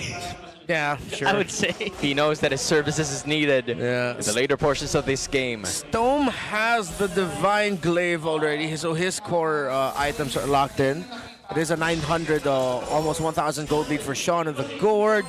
I think Zyda, again, he's been farming really well. He's been counter-jungling really well, but at this point, he really cannot be seen in any of the Lord engagements. He needs to be playing away from the team because Lansu is going to be the one looking for him. Once Lansu finds him, Twisted Minds are going to be hell-bent in delaying the Lord for as long as they could. Because it's even going to be really difficult for a Saber to get close enough in Retribution range. And Retri battles for Zyda here are going to be really, really tough. So the rest of the team, TNC, need to carry their weight, see if they can bring anyone low. And then whoever that will be, Zyda decides to go in, triple sweep, will either finish off the kill, Retri, or he'll still save that triple sweep for the eventual entry of the Claude or the Harley, and then Retri. So it's a tough checklist for TNC. It's a tough checklist. At the same time, it doesn't feel impossible right now. Keeping Zyda alive is priority number 1. I'm pretty sure Fremar knows that. He's like, presidential bodyguard at this point, Secret Service. And oh, there you go, Queen's Wings. I was looking for these. Maybe I would have liked it earlier here for Zyda. Again, better late than never. Better late than never. And again, if you can survive long enough to see yourself become the villain. No, it's just them going at it. It's just TNC things at this It's just TNC things. All right. Looking at the Saber again. Zyda nowhere to be found. Tracy looking for him proactively. Chaknu the only one showing himself. Lansu Threemar doing the same. Almost half health coming out from the Lord. But the 3 damage dealers from Twisted Minds are not really showing themselves. As to this moment, Chaknu found that Nosha was there upon that little minion or little jungle objective. Now it's going to be the rest of the members. Tracy's going to be found out. No Zaman Force yet to be released. It's still just a dance that was very important for these 2 teams. Really good dancing here by Twisted Minds. They're doing everything they can to get a lot of information so that Lansu can call for a play. TNC are protecting their side of the jungle though. So yeah, it's just dead even.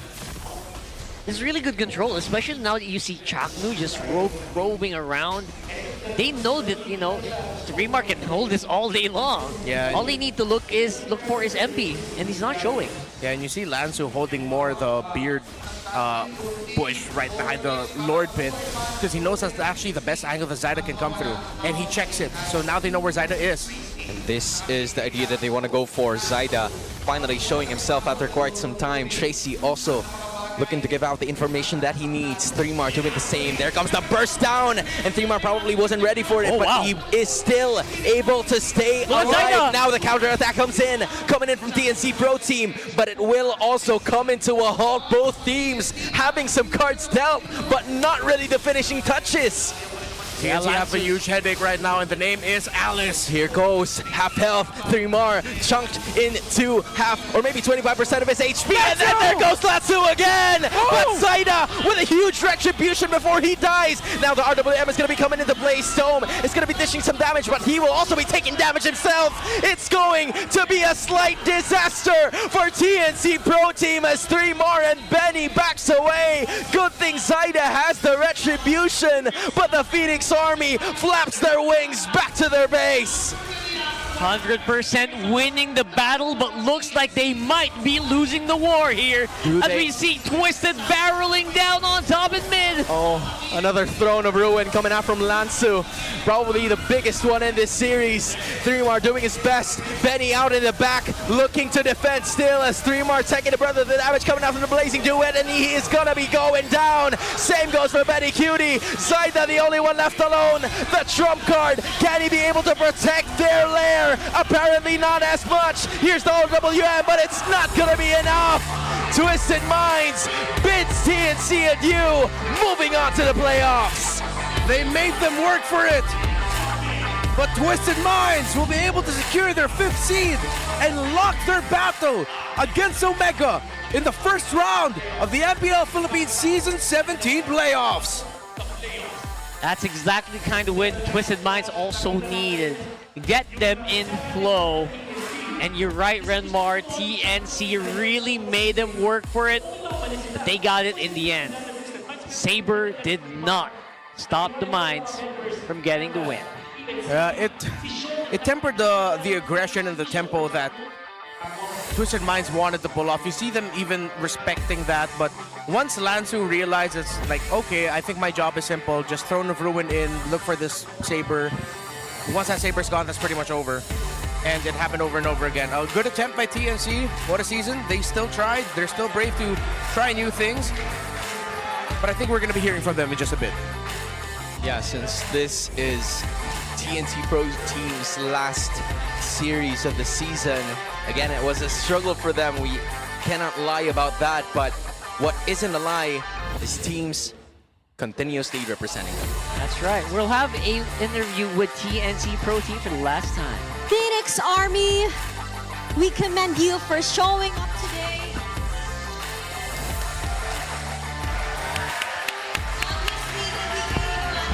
Obviously, the Phoenix Army did not leave you. Benny, I know it's unfortunate for you sa kinalabasan ng inyong season. Benny, this isn't the idea that they want. This season, what's Looking back into this season, what's the biggest lesson for the Phoenix Army? Siguro yung biggest lesson. Probably the biggest lesson for us Parang itong season kahit di ka was that this season, even though we weren't able to make it to the playoffs, our efforts didn't go in vain, or their time didn't make sense or made worth of making it into the playoffs. At least we discovered another part of ourselves and what we had to fix individually and as a team. So much, very cutie. Now, so, naabutan kita. Stone, Major comeback. you've made a major return here in the Philippines, and it was a warm welcome coming out from the Phoenix Army and your teammates. What's your message to every single one of them? To all of the fans, sa mga naniwala sa amin hanggang to everybody who believed us up until the end, thank you so much, sobrang taas kasi na expectation sa amin. because there were a lot of expectations and we weren't able to meet them. So Nagpakita pa rin dito. for everyone who showed up today, even though this was what we had, and thank you for still welcoming me, even though it didn't turn out so well. so much to now,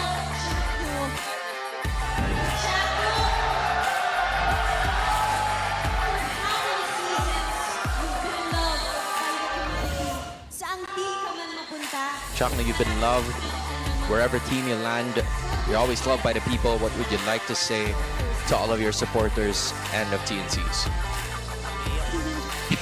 Thank you sa mga sumusuporta. Thank you to all of those who supported us, who supported me and my teammates. I love you guys too. Hey, Zaida, more the stage to talk to the community. What would you like to say to them? I just want to say thank you to the entire TNC organization and community. Thank you for all of you guys. I hope you continue to support us, each and every one of us, wherever we may go after the season. I'd also say the same thing. Thank you for your never-ending support.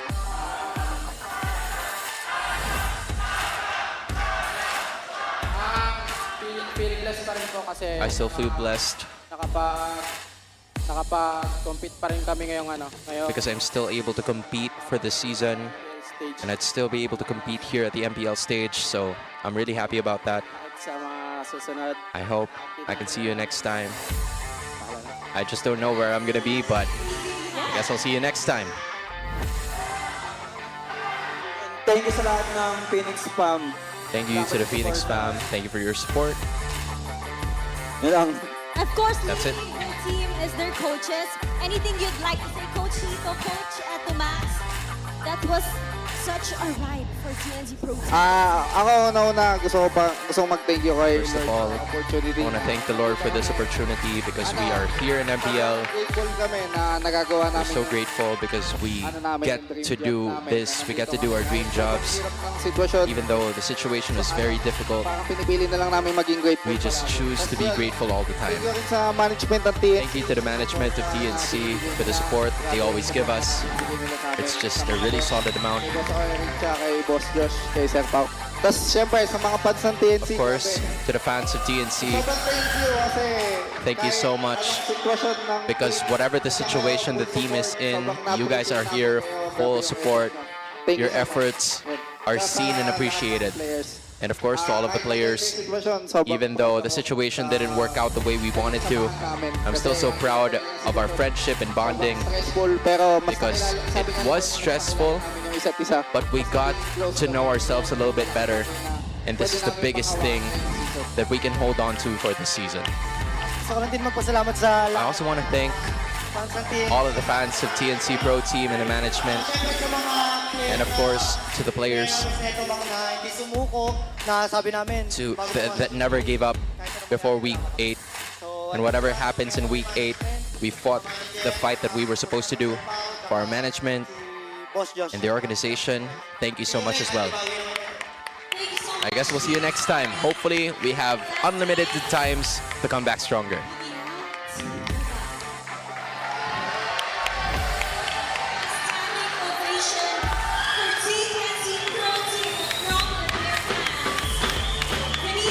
Seen all their efforts.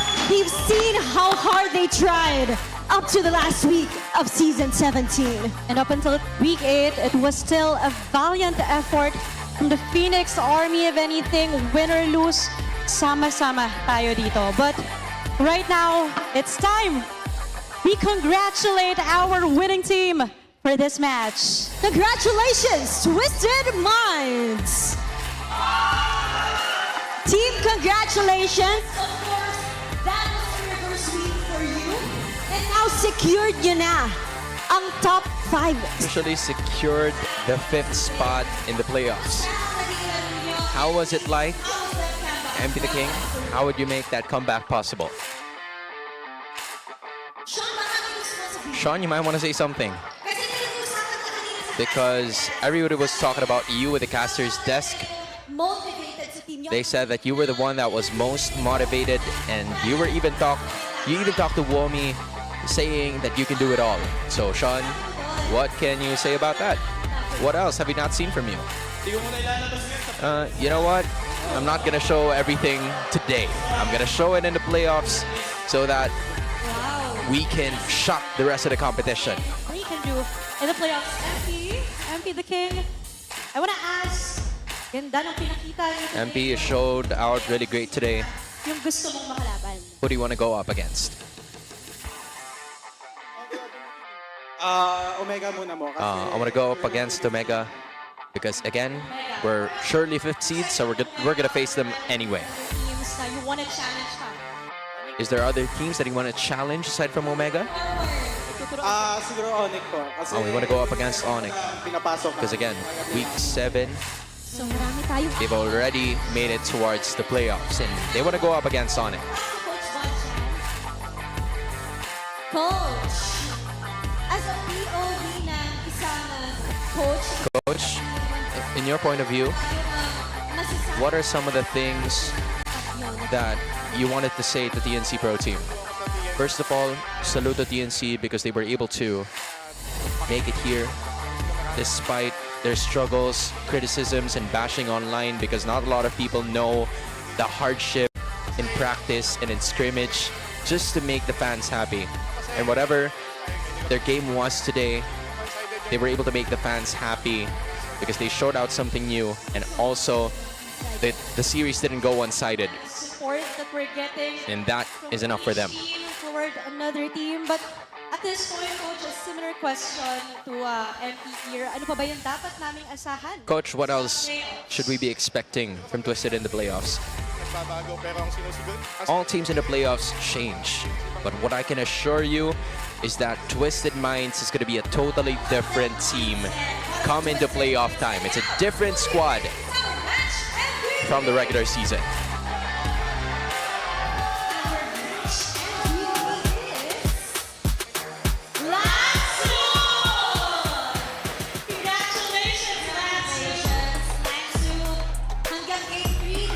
Lansu, up until Game 3, was that match against TNC Pro Team. What was the team's mindset to get into Game 3? Really, we never lost hope because we had a setting hero. And yeah, Sean was just really strong in terms of the pokes. You were even the highlight in spite of Lansu's statement. Twisted Minds. Salamat po sa mga sumusuporta sa Thank you for everyone who's supporting us. And in the playoffs, we're going to showcase a different Twisted Minds in preparation. Twisted Minds! Oh my gosh, Odin, I am also speechless with what just happened, but if anything, these are two teams who continuously prove why they are here in the MPL. And again, all about the community. They've been with them, and sasamahan nila sila hanggang playoffs. Oh And you know what? Naniniwala ako sa lahat na sinabi mo, Denise. Hindi talaga sila iniiwan ng fans. And up until week 8, ay ginugulat pa rin tayo ng ating mga teams. And with that Game 3, let's see kung ano pa nga bang masasabi ng ating mga casters. Casters, ayun na to. Yeah, a really heartfelt message there for TNC. And of course, a big congratulations to Twisted Minds. They're going to be securing their fifth seed slot. Yeah, so nothing's going to be shaking them anymore, whatever happens to APBR and Aurora, because they're still vying for that 6th spot. But hey, MVP of the game, deservingly so. Just like what you said, had to do his job. Lansu with 3-1-8. Yeah, and he did that for 2 games in a row. The Alice was massive for Twisted, and it's unfortunate for TNC that it looked like they weren't ready to play against that pick. With how the drafts ended up going, Twisted Minds saw it in game number 2 as a great pickup heading into the second phase. TNC didn't have an answer, and then this time when it came to the game number 3, still no answer from TNC for this Alice. And yeah, we said it during the game and it was very evident. He just had one job. He just looks for Zyda, or he pressures out the area that Zyda could come through. Charge up the Throne of Ruin. If you get the Saber, then good. If you don't, at least you delay him. Yes, Zyda was able to get the Lord there in the end, but this impact of this Alice was felt immediately. It's so tough for one of the few heroes that could actually chip away at this Alice, which is the Benny, Cutie, Harith, or the Stone Eve. They're just going to be all left under the potential risk of them getting set up by the Throne of Ruin. Absolutely. I feel like it's one of those games where as an Alice, you don't need to overthink. Yeah. You don't need to calculate. Yeah. You don't need to do math. Look for an opening, that's it. If not, you can just protect your backline, protect Sean, you're fine where you are. Right? But Yeah. if your blood kind of finds a target, you go for it, and then you get an advantage, especially with a Saber on the other side, which can't really burst you down right there and then. And, for majority of the approaches that Twisted Minds had to work with for them to get a perfect team fight, it heavily relied on Lansu with a Throne of Ruin in order for Sean to throw the balls, in terms of the stun, in order for Tracy to deal the hammer. So in order for all of those other crowd controls to actually happen, Lansu had to be that main guy for them to push through. Yeah, and Sean even acknowledged in the interview, as you heard translated by Hans, is Lansu acknowledged Sean's ability to poke down the members of TNC, and yeah, Gord. Expect a lot more Gord. We are definitely Gord centric now. Yeah, Gord is good, Gord is great. We're having a Gord time. Yeah. Oh my god. Oh my god. I ran out, sorry. That was just, I mean, that started like way last week, right? And yesterday it was just solidified by players like Super Friends on the Gord. Yeah. It's so hard to go wrong with this hero now. Yeah, and it was Twisted Minds that started this all off. I believe it was them that picked the Gord up first, and it's their patented Harley Gord combo. I think it was after credit that maybe over time they were able to develop on it more in the drafts, within the game, and how it evolved from a pick that we thought just in theory works better. Now they're able to consistently get results too, and then other teams have decided to pick up the Gord as well, as you mentioned, with you pointing out Super Friends and Onyx. But Twisted Minds were stressed out with this game. That was very stressful. I can't agree. They were probably flabbergasted with the Saber pick. I think that's what the majority of it came from with Twisted Minds. Number 5. Ready? There you go. I wish a Saber popped up in a different circumstance. I guess this is one of those places where it's allowed to pop up, I guess. Well, yeah, we're looking forward to more unique picks. I think we're not quite our unique picks just yet. I feel like that Paquito could have been really good as well. Yeah. We'll see. We'll talk about that later. But for now, one of my favorite segments, let's throw it over to the Infinix mic check. Baka mansil sa likod, dito sa, wait lang sa L3. Ayaw pa pressure yung top, pre? 20 Fury ko. Hindi na. Galit Saber, missing ha. Missing. Merit sila. Hindi mag-awak Lord yung Saber ha. Ang Saber ha, tandaan nyo ha. Hindi makakawak yan, pre. Kailangan natin flowan muna top to. Magkakanoise ko na ako. Lamang na yan, harapan. Kalate Lord ha. Yun at, pwede mo bypass na. Kalate Lord. Tara. Saber, ulit, dalawa. Saber, Lord. Hero, pusiro. Malayo na sila. Kalit. Storm not. Kalit. Double to sa top, pre. Tara, mita pa. Top tayo. Saan yung Lord? Saan ba yung Lord? Sa mid yung Lord. Trap na tayo. Burst nyo kayo Lord, pre. Burst. Boy, yung Saber ha. Saber lang yan. Natingin ako sa sa... Yura, pagkastan mo. Ay, tara. Wala. Harit. Harit, pre. Harit sa amin. Wala. Pansin. Ingat na. Saber lang yan. Kaya, boys. Ulak not.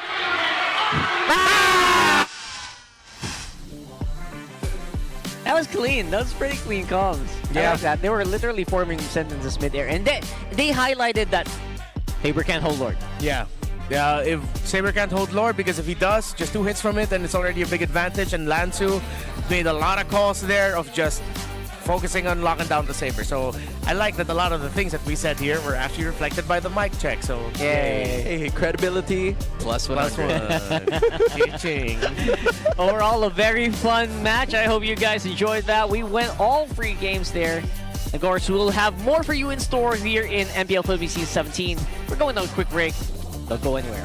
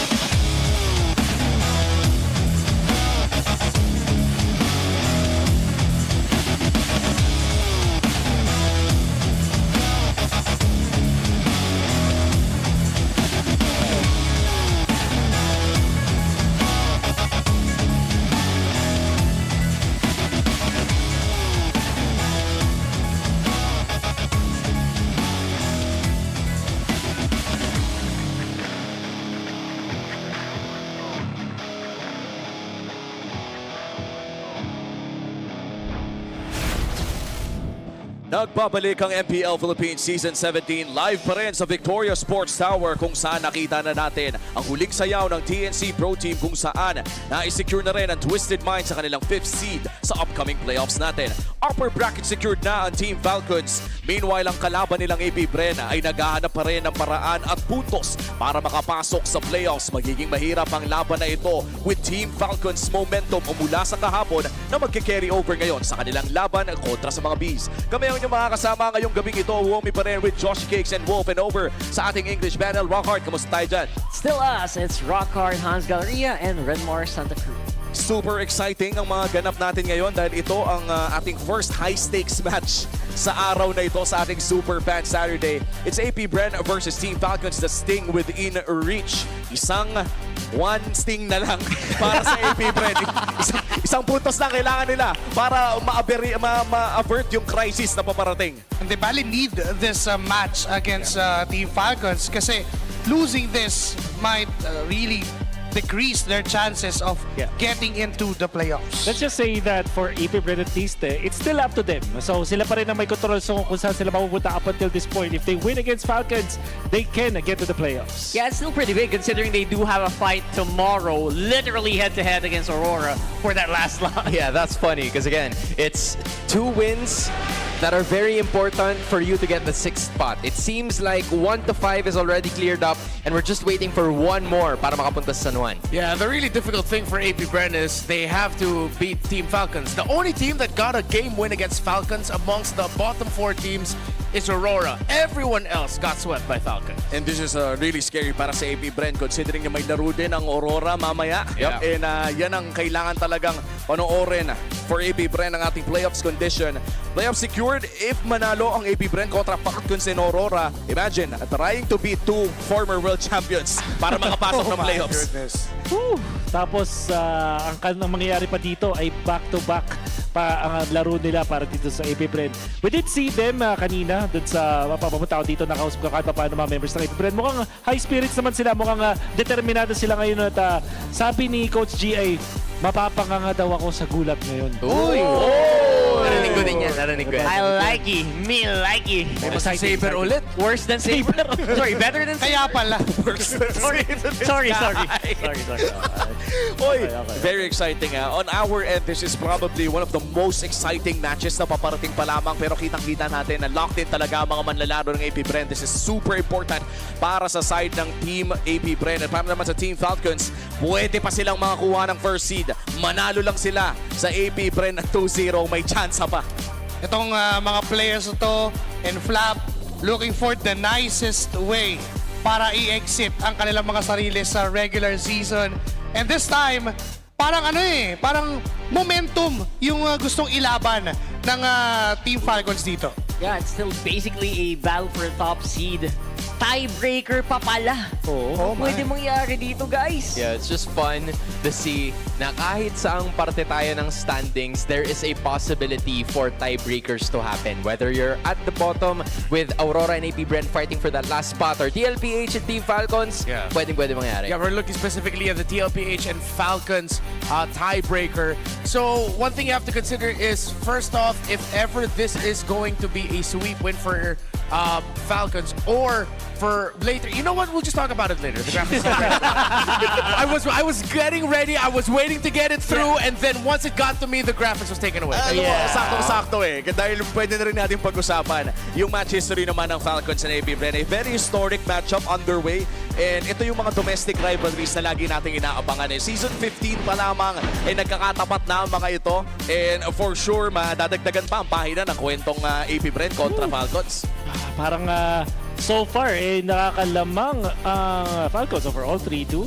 Pero sa overall sa game, ganito na 9-5. Napakahirap na scenario na ganito yung makikita mo kung ikaw ay APBR, lalo na ikaw ay gusto makapasok sa playoffs. But in any case, they have to really get into the point where kaya nila pumalag. May nakita akong trend. Season 15, Week 4, Day 2, Week 8, Day 2. The same as Season 17. So 2-1-1-2 ang nangyari no Season 15. Season 17, 2-0-0-2. Okay. So nagkakatalo sa dulo? Well, in fairness, APBR almost always, well, so far, AP Bren always gets a win, at least one series win over Falcons. Aba, ito na kaya yun? Oo nga this could be the one at napaka-importante ng the one na to para sa AP Bren and this could be the game that allows them to enter the playoffs. Imagine mo, pumupuso pa rin ng AP Bren all the way to week number 8 at sigurado maraming kailangan gawin ng ating mga tropa dito. There's a large part in me that kind of wants a tiebreaker. Imagine kung sakali nakakita natin na unang nanalo ang Liquid sa Falcons the first time they met. Second time, nanalo naman ng Falcons. Parang may best of 3 yung best of 3. For the plot. For the plot. That's all I'm gonna say. Ang sarap naman kasi, no? Parang hanggang sa week 8 ng MPL, para bang wala pa rin kasiguraduhan itong 6 slot na to. At grabe, ito pala yung feeling ng parang mukhang scripted yung liga kahit Even the first slot, right? Even the first slot is not secured yet. Totoo. So, Yeah, with what you just said, a bunch of people are gonna take that as it is scripted. Well, kahit ano namang sabihin nila, hindi magbabago ang ating Infinix keys to victory. So, analyst, take it away. All right, now we're gonna be talking about AP Bren. I don't think this is the first time that I mentioned this, pero parang mas lalo na siyang applicable sa ngayon. Napansin ko ang AP Bren ay nagsisettle sila sa mga heroes na parang pang-kontra na lang at hindi talaga sila yung nasa taas ng meta at willingly nagbibigay sila ng mga meta heroes. I think this is the time where they cannot do that against Falcons. They cannot give Falcons strong meta heroes tapos yung sa kanila ay mga bunot na lang, mga pocket strategy. Although we would want to see pocket strategies, but strong meta heroes will be the way to go up against Falcons. And also, wag na wag ibibigay ang early game sa Falcons. Bukod sa struggle ang members ng AP Bren in the early stages, kapag ito yung nangyari, yung Falcons isa sila sa mga pinakamataas ang success rate kapag nakuha nila yung early game. Yeah, so Falcons are gonna be eyeing out the roam mid duo of AP Bren, looking at Nova, looking at Aqua, and seeing if they can take them down really quick. They are gonna do that by the draft, via the rotation. So if you can get those really strong trades in the mid, if you can get, honestly, my personal favorite pick for Haji this entire season is a Valentina. Get that man of the Valentina, paired up with the Kalea, paired up with the Khalid, something that can burst down real quick the two roam mids. If not that, then constantly pressure the jungle so that you're the one dictating the tempo and stopping Aqua and Nova from being able to help out the side lanes. Speaking of the side lanes, if KLVJ ends up with a Uranus or a Thurizla and he doesn't get things like the Arlot, Phoveus, or Sora, that is good for Falcons, not good for AP Bren. And napapansin ko dito, parang heavy talaga sa drafting yung mga Infinix keys to victory natin for this match number 2, which puts a lot of pressure not only sa ating mga players, kundi sa ating coaches, Coach Moody at kay Coach G. Mukhang nasa kanila ang bola. At guys, 3 games kanina, 3 games ulit. Let's go! alam mo na yan. Sagad na natin to. Sagad na. Palag na to. Sure. Sagad na to. Oh, Sure. ano pa? Maraming salamat sa ating English panel for this match number 2. Mamaya ay mag-uusap ulit tayo. Sa ngayon, i-welcome na natin ang ating mga players for match number 2. To ensure the integrity of the game, please welcome our marshals, Joshua G, Dojin, Nico, and Luis. Ito na ang huling chance sa makakuha ng playoff spot. Patuloy silang mangas. Peace! Sabay-sabay! Sino ang pinalakas? Bren lang malakas!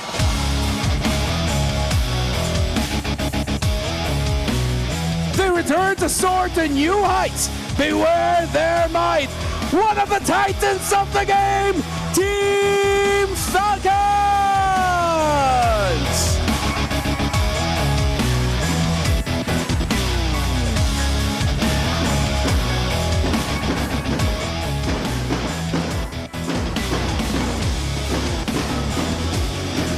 And our head referee is the Chop Master Sent.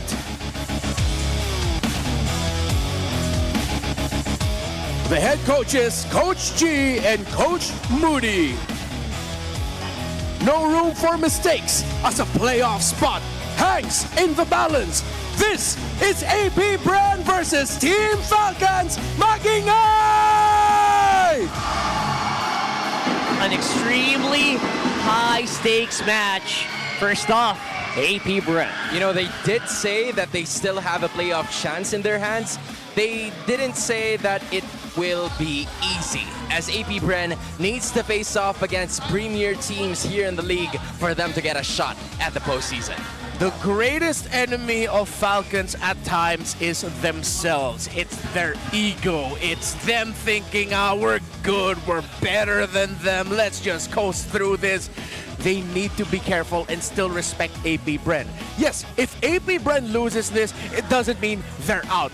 But they are gonna have to wait for the result of Omega versus Aurora later. So AP Bren, they're gonna be hell-bent to making sure that their fate is in their hands, that they win this series so that when they face against Aurora tomorrow, then that becomes the decider. That's right. AP Brent is no slouch. As you can see, first blood percentage and kill participation very, very much can actually beat them out. But Falcons in every single macro does have that advantage.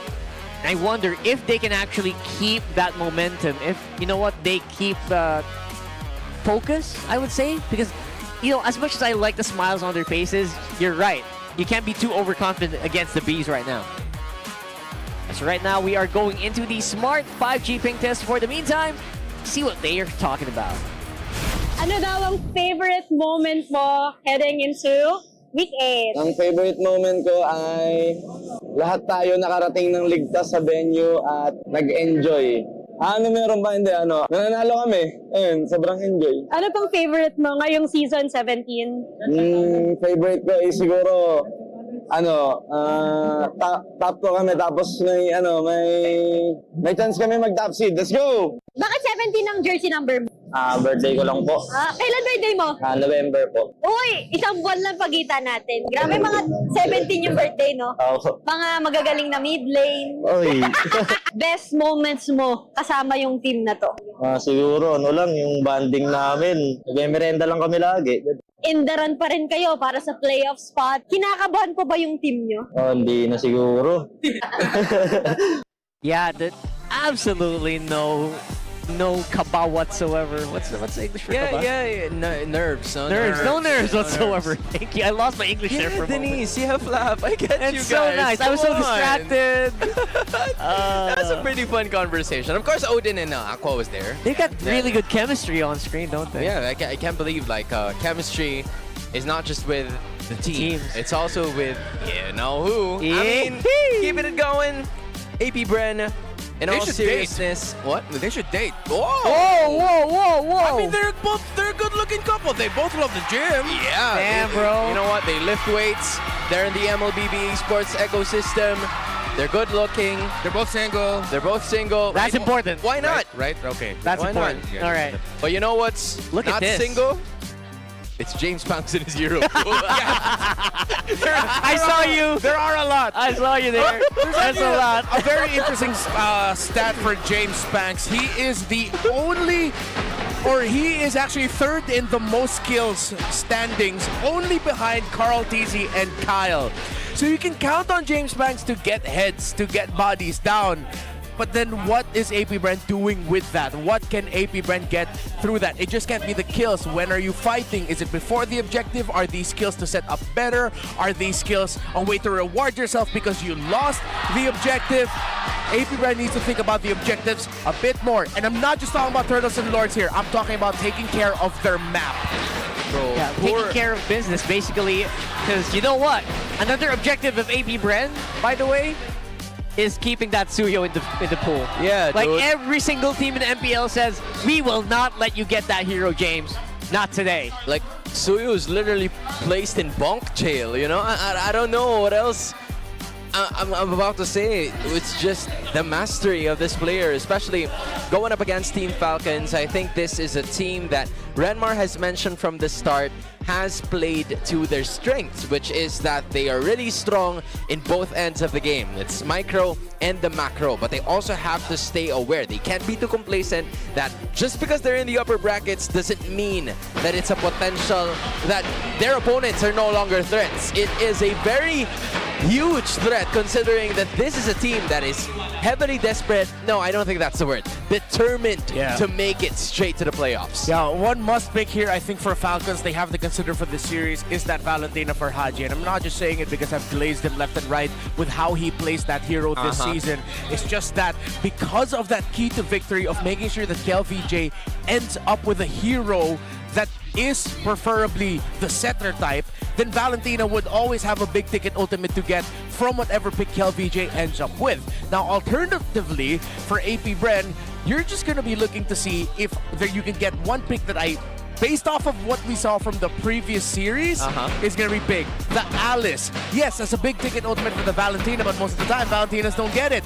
But the Alice, because of the gameplay of Falcons, might be really good for them. But if and only if you deny the Phoveus Guinevere combo of Falcons. It depends so much on what KLVJ is going to pick, right? So Valentina is going to be good for most of them, except maybe a Uranus.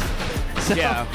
Unless that happens, then maybe the Valentina might not be so prime. But again, just so good it has a Tagi. So you're absolutely right. Dude, that's what he said just a while ago. You know, you have to give KelVJ some heroes that can not only activate himself by dealing damage, but can also activate his teammates by those crowd control skills. So far, I'm wondering, yeah, sure, the Suyo, that's a given. That's a given already. You can't really expect for Team Falcons to give that one away. And now I'm wondering if AP Brand's gonna be willing to give the Guinevere away to Team Falcons, since both the Phoveus and the Guinevere is open. The answer is no. They're just gonna have the Phoveus open, but not the Guinevere. I love the Guinevere ban because I feel like Guinevere is actually first pick material for both of these teams, especially in a world where the Suyo just not applicable to James Banks.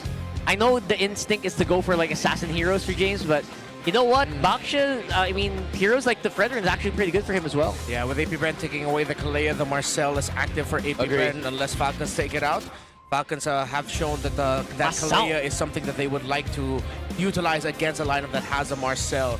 So good respect on that pickup for Ogwen, AP Bren. I would be very surprised if they don't pick up their Marcel for Nova.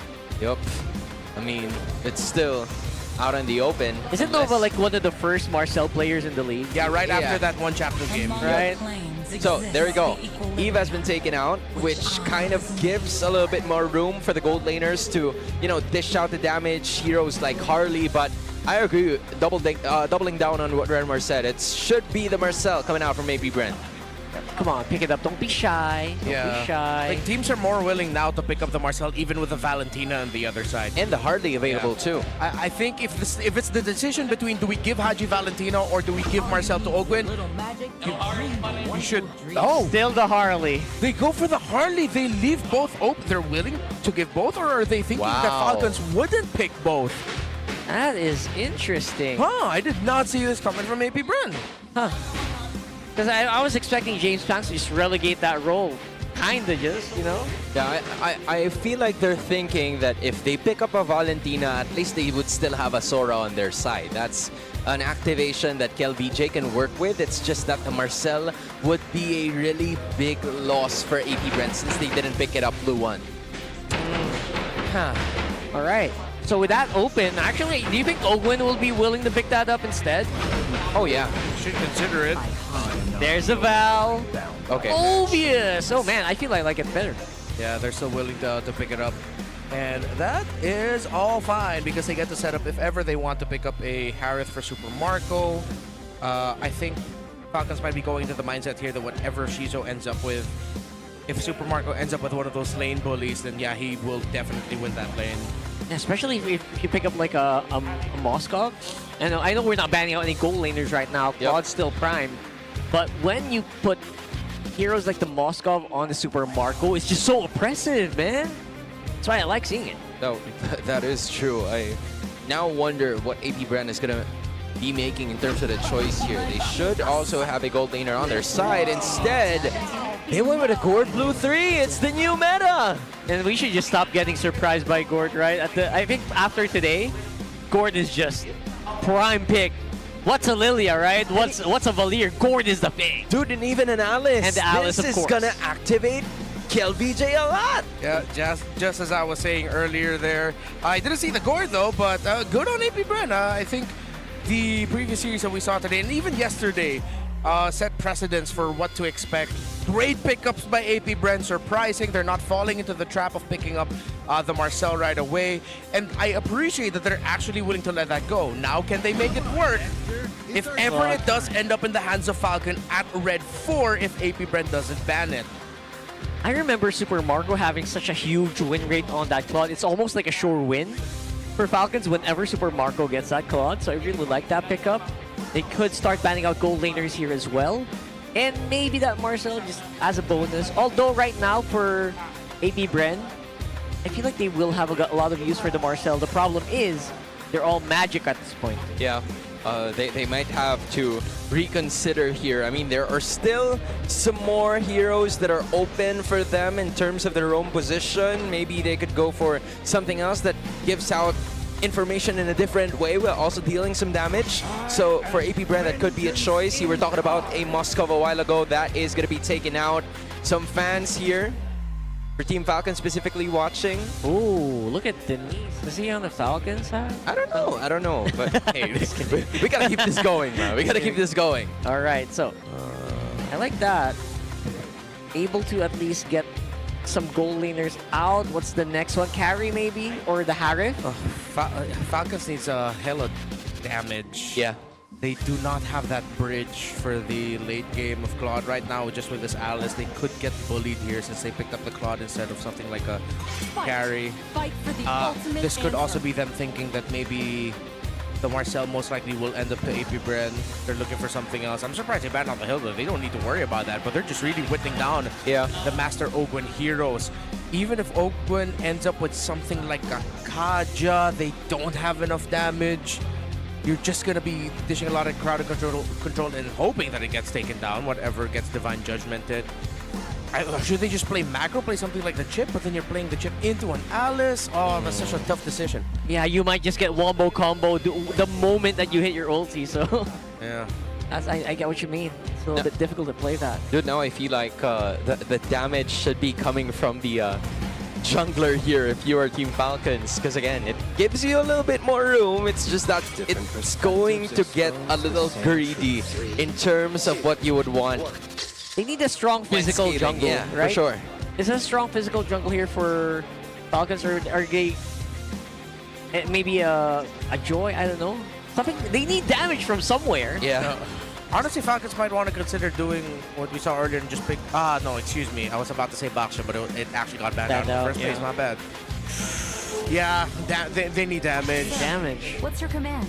If they take out the Fanny too. Ooh. Oh, that would have been great. Yeah, that would have been great. I went to the Joy, but didn't pick up the Fanny. What the hell? Hardly gone. They might not even be able to get away with the Leomord. Yeah. So it's just that for Team Falcons, it felt like they were choked by AP Bren in terms of the options for Kyle. It wasn't even more about them banning out a lot of the junglers. It's just that they're picking up very good ones that would go well against their composition. So now they don't have a lot to go up against that. I'm thinking, should they run it back and just pack like something like a support at Rome and then something like a Luca, something like that in the jungle? I'm not a fan of it, but like, that's too much. They gotta do what they gotta do. They need damage big time. I don't know. Khalid for the Rome. They're leaving the jungler for last. Yeah, okay, at least they'll get the damage through the Khalid and Valentine. I forgot about the existence of Khalid, excuse me. Right now, the Hildegon. they're also denying a good roam from AP Brand. That's pretty good. Yeah, that's a baller move. Yeah. I agree. No way. Are they... Oh, Belleric? No way. Oh. Wait. What are you doing? What are you doing? Whoa. Oh, got that. Shizu, is this true? Shizu is playing with our hearts here right now. Shizu, you're making Lux proud. Thinking about it. If you press this, you're making... Oh, Okay. Wow. It's a debut pick. Suddenly, all that magic damage is justified. Yeah. I love it. They have true. I mean, it's good because the Irithel isn't the one that you're using as your main damage Gord. You have the Gord, you have the Harley. Remember, Gord can take true damage. Irithel delivers the physical. It should be okay.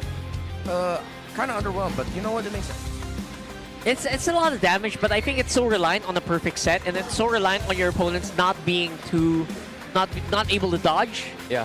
Which again, they're very capable of. This lineup is so mobile. This lineup is so quick. Yeah, if there's a hero that could overextend, it could just be the Phobius. You know, the Claude can escape. The Khalid is okay. What do you have in mind, man? Joy.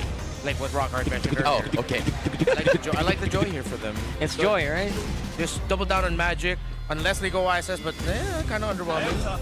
Haya. Okay. Yeah, this is what I had in mind, to just pick up the Assassin because it's mobile and agile That's anyway. true. And they need damage. They need that Yeah. damage.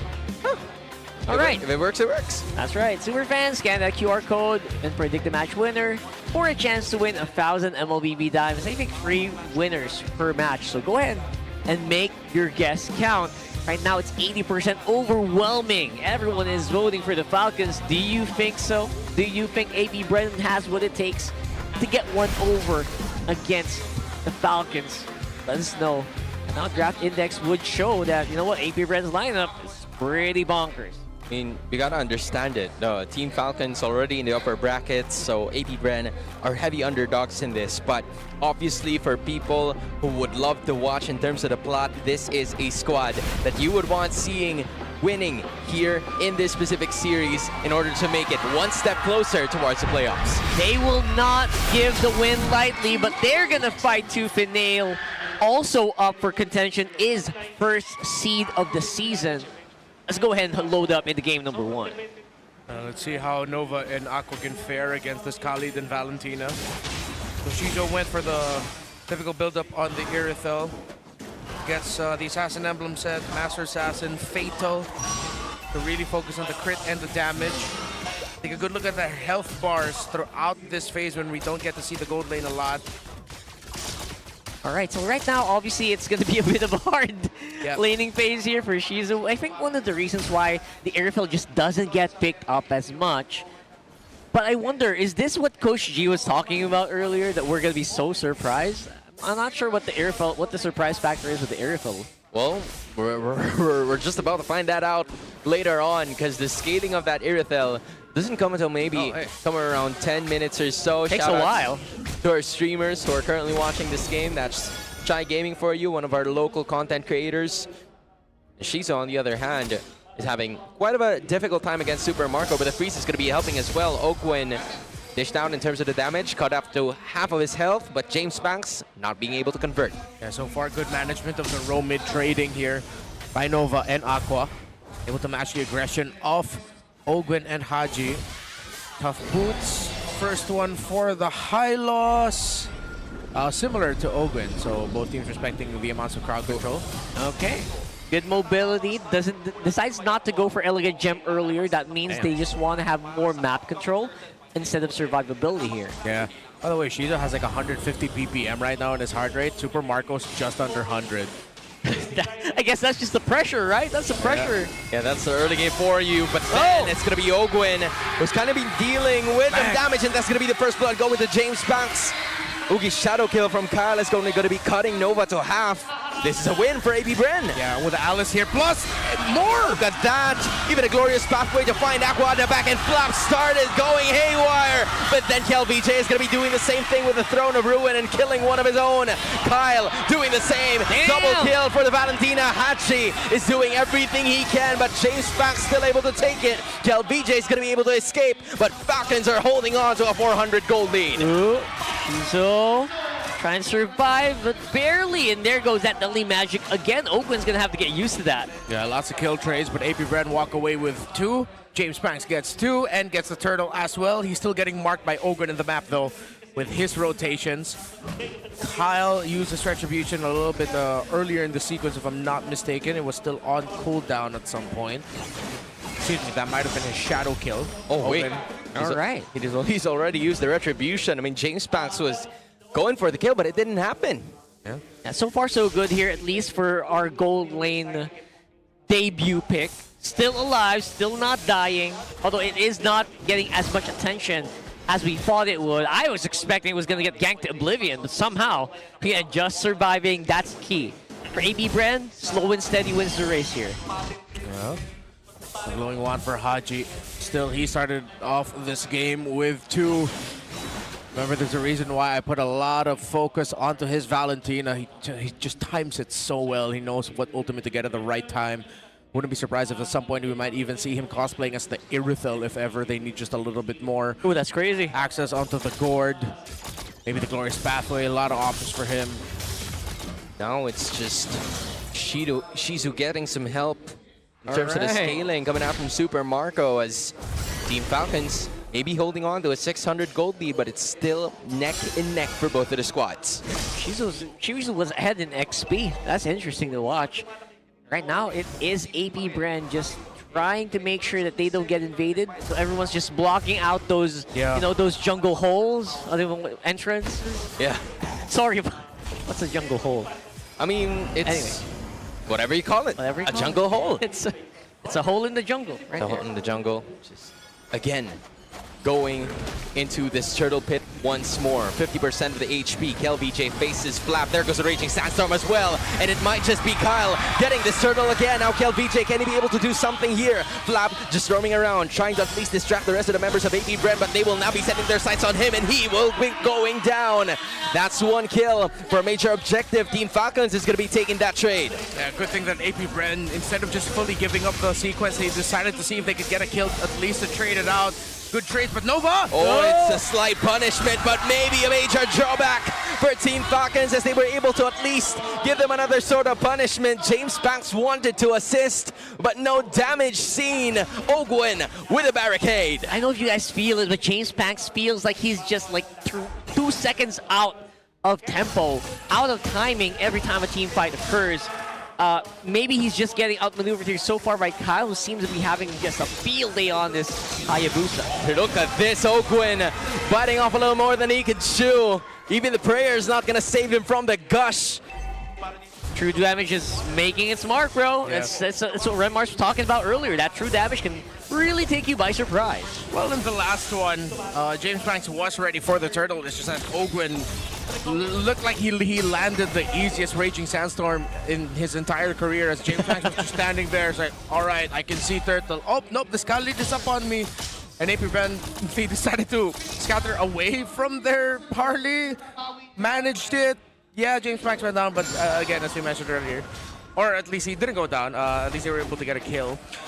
So him picking up the Bloody Retribution is good as well. Gets him just a little bit more HP that he could steal away from the members of Falcons. Makes him tankier. Yeah, I definitely will need that later as well, right? There's just so much fade-away damage as well coming in from like the shadow kill, and if Audrey decides to chase after you. Yeah, and this is going to be the Battle Mage Harley. That's going to be a Brute Force Breastplate, it looks like, for the second item. Me likey. We're going to see a lot of presence for James here. Now they're setting up for next turtle. But maybe a lot of damage too coming out from both teams. 60% is the turtle HP. It's going to be Ogwin again, flickering away from that. It's going to be a major turtle reset. But just to have its help, KelVJ is going to be facing Flap once again. Kyle from the back is going to be Flap still at the front lines. Look at the dish on the damage, and KelVJ is going to be taking the turtle. James Banks is going to be taking the damage the same way. KelVJ is going to be using the flicker to get out of that situation. So with no casualties, AP Brand takes the win. Miraculous. Clean non-fight. Yeah. Wow, AP Brand, you gotta appreciate their patience here. Nova's making the most out of his Revitalize. He didn't even need to use it mid-fight. I believe it was near the tail end of it. But Falcons will be able to break the tower in mid-first. And they wanted to go for it, but instead it's a major blunder as Flap falls. They were able to take the middle lane turret, but it is the price of 2 lives coming out from the Falcons as they've lost their wings. AP Bren, the Bees, are looking to punish them even more from their crucial mistakes as Falcons are now just 500 up. War Axe for the Hayabusa right after the Hunter Strike. Still, AP Brand are making the most out of their trades as these late entries of Shizo, the usages of the heavy crossbow, having that still late into the fight after Falcons have tossed a good amount of their abilities is what's changing the ties here for AP Brand.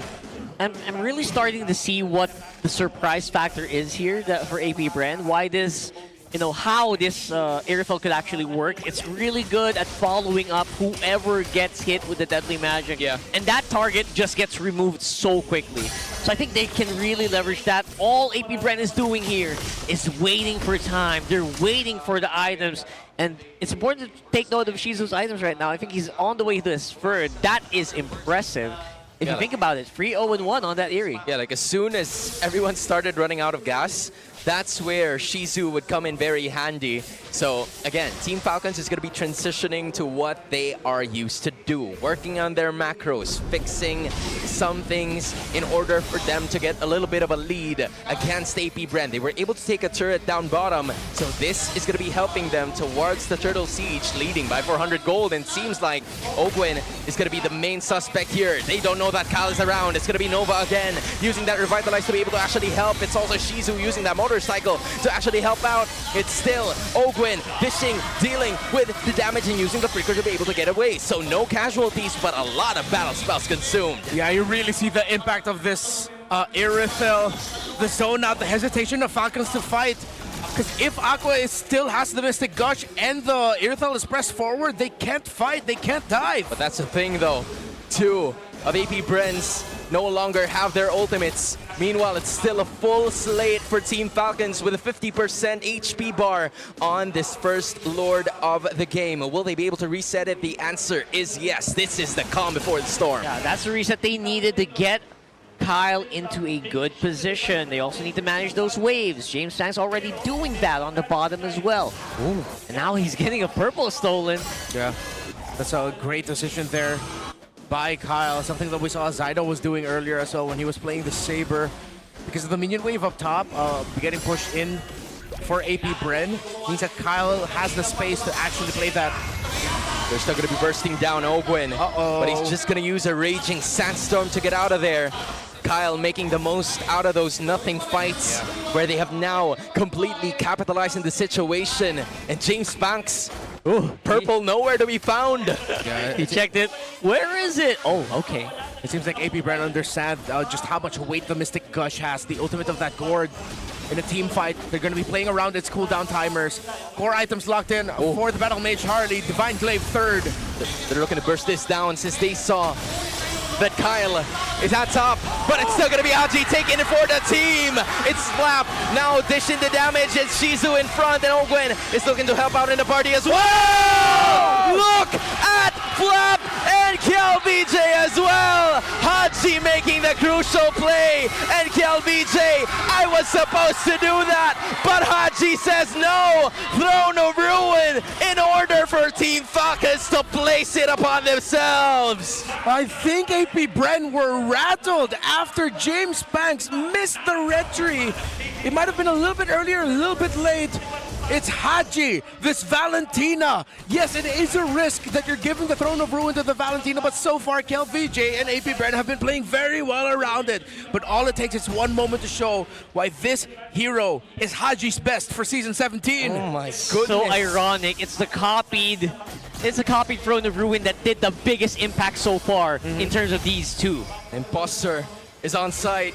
It's Haji, and he means business. Now it's going to be Ogwin. Ooh, that's a great bait. That's still a solid take. Kyle, I'm wondering if he's going to go in. The answer is going to be no. They're just going to leave the Lord alone. They got more than what they wanted. They're able to trim down the base of AP Bren to get more of their real estate too. All right, I think we're starting to see the chicken armor here for AP Bren. If you dive heavily on this lineup, it's actually very hard for Shizu to, reposition himself. He doesn't have Flicker. Yeah. So it's going to be a bit easier to, death ball into this lineup if they don't see it coming. Now they really have to take into account the Throne of Ruin that Haji could take away. Win in Nature and core items locked in for Shizu. Rushed that. But I believe he has to consider building the Malefic Gun next. I think Gun yeah, he should does be, have right? the Fury Hammer, yeah, so Malefic Gun is going to be coming up. Okay. You also have to make sure that for AP Bren, I'm talking about AP Bren here, is that if they can start off the fight not on Ogwin, but actually either Flap or a bit of a wishful thinking, but Haji, then that would be better. I think Ogwin, they can just poke slowly. If it's Flap who shows up, that's the one who you give more focus to. All in. All in.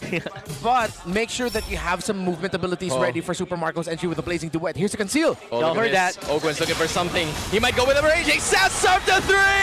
What a play coming out of Ogwin! He's going to be able to take Aqua down, and the rest of AP Bren with it. James Banks goes down, and AP Bren falls back into base. What a heads-up play from the Falcons. It feels like a bad case of deja vu. Wasn't it Tracy who played a similar play against AP Brand in the similar spot? Oh, Ogwin. Khalid. Ogwin's so good with that one. Again, finding that opportunity and maximizing the conceal as well. Now they're looking to protect their inhibitors. It's going to be Alice now. Kel VJ looking to protect it. Same for Nova and Shizu with just at the back.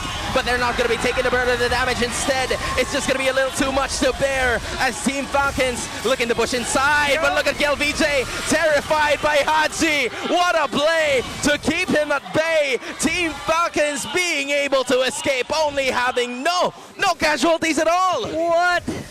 That could have been so much worse. Falcons able to get out without a scratch and can actually reposition to this Lord is massive. Yeah, the bad part is the minion waves don't look good in the side lanes for AP Brand. If ever they full fight this, it's all or nothing. They're a bit more calculated with it. But are they aware of this? It's going to be James Pax now moving forward, but Kyle still gets it. Now for the great escape. James Pax is looking for it, but instead the crossover might not work, but he still has time. Now it's going to be Shizu looking at the breadth of the damage, using for more of those free hits. Flap is going to be taking it. Look at the back.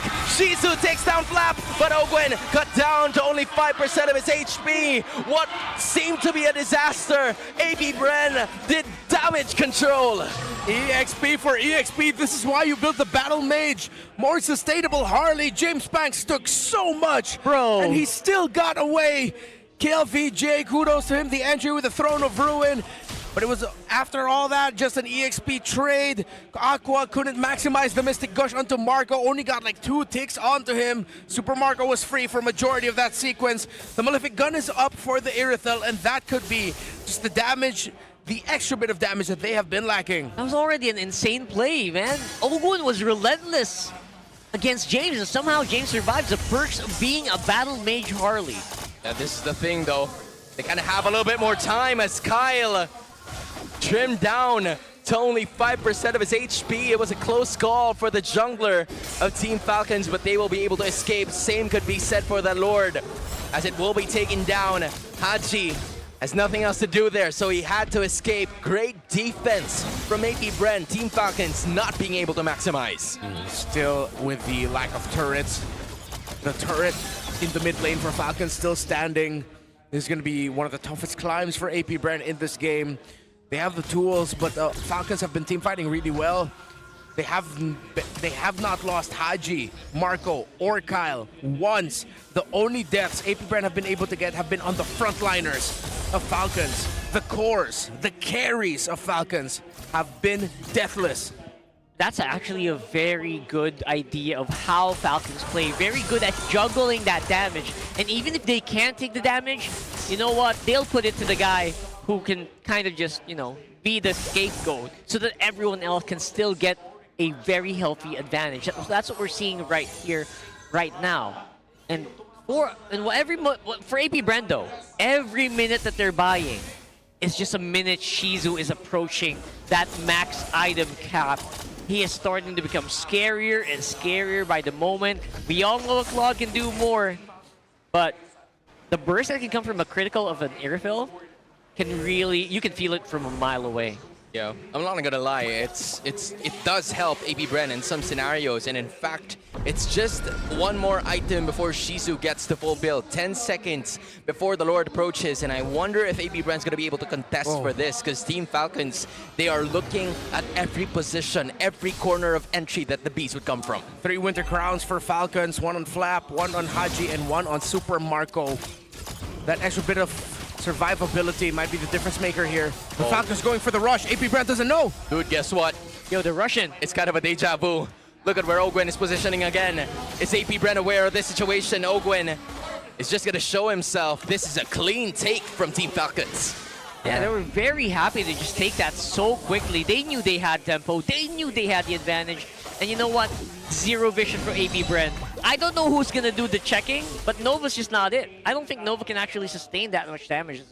No, but they were able to see the members of Falcons. It's just I think they acknowledged that they couldn't get close enough. And because of how fast Falcons were able to clear, James Banks and AP Bren probably just made the call to back off. GDS locked in for Shizo. Should be some movement speed so that he can get around them, conceal. Ogwen now inside. He's gonna be the one taking a bit of the damage, but still able to escape. Waste of skills coming out from AP Bren, unable to convert on that one. But the siege continues. Team Falcons holding on to an 8K gold lead. This might be Haji now holding on to another Throne of Ruin. We're waiting for the time for him to strike. Instead, it's gonna be KLVJ only catching Ogwen, and now they're gonna be setting their sights on him. Instead, they go to Flap, fronting, taking, looking, shooting, and then gonna be dealing the damage again. But look at Shizu staying alive in the midst of it all. Flap is gonna be jumping using the Infernal Pursuit, but he will go down as well. James Banks, Aqua, now they're on the ones in the chase. Super Marco's gonna be backing away, and in spite of them losing all of their inhibitors, the Bees are still standing. I was wondering why KLVJ didn't use the flicker when he initially brought out that Throne of Ruin that caught Ogwen first, or I believe it was Flap, one of those two. But then Kyle was not visible. I think he was also taking into consideration that if ever he decided to flicker Throne of Ruin forward, James Banks and Aqua might get forced back by the entry of Kyle with a shadow kill. Ogwen didn't have enough time. Oh my gosh. Damn. It's just inhibitor siege all over again. Yeah, think about that. That is not a Oracle-laden Khalid. That is just the strength of his second skill. There's no Oracle on him. And that's what you see, right? That's what you get when you get a Khalid so early on. Just slap on a Radiant Armor, and you're pretty much just a regenerating monster. And that's something that's a little hard for most Harleys to deal with. That's why that matchup is just so good. But right now, if you're talking about like KLVJ, like why they didn't go for the flicker, maybe it was they just wanted Ogwen, probably, right? They just wanted to get rid of this Khalid who was just giving so much for Shizu to think of. Yeah, that's the thing though. I felt like they were just willing to take down whoever they can. Because to be fair, if it's not the Khalid, I think they can take down anyone. It's just that there's just so much resistance from the skill set that Khalid has. Okay, this has to be an all-in by AP Bren. They're gonna have to start with something. They have to get something here. It's gonna be really difficult for them to push, to defend from an evolved Lord already. At that point, Falcons can just throw bodies, but they're handling the macro really well. Both side lanes getting pushed towards the AP Brent side. A minion wave, a small little minion in mid.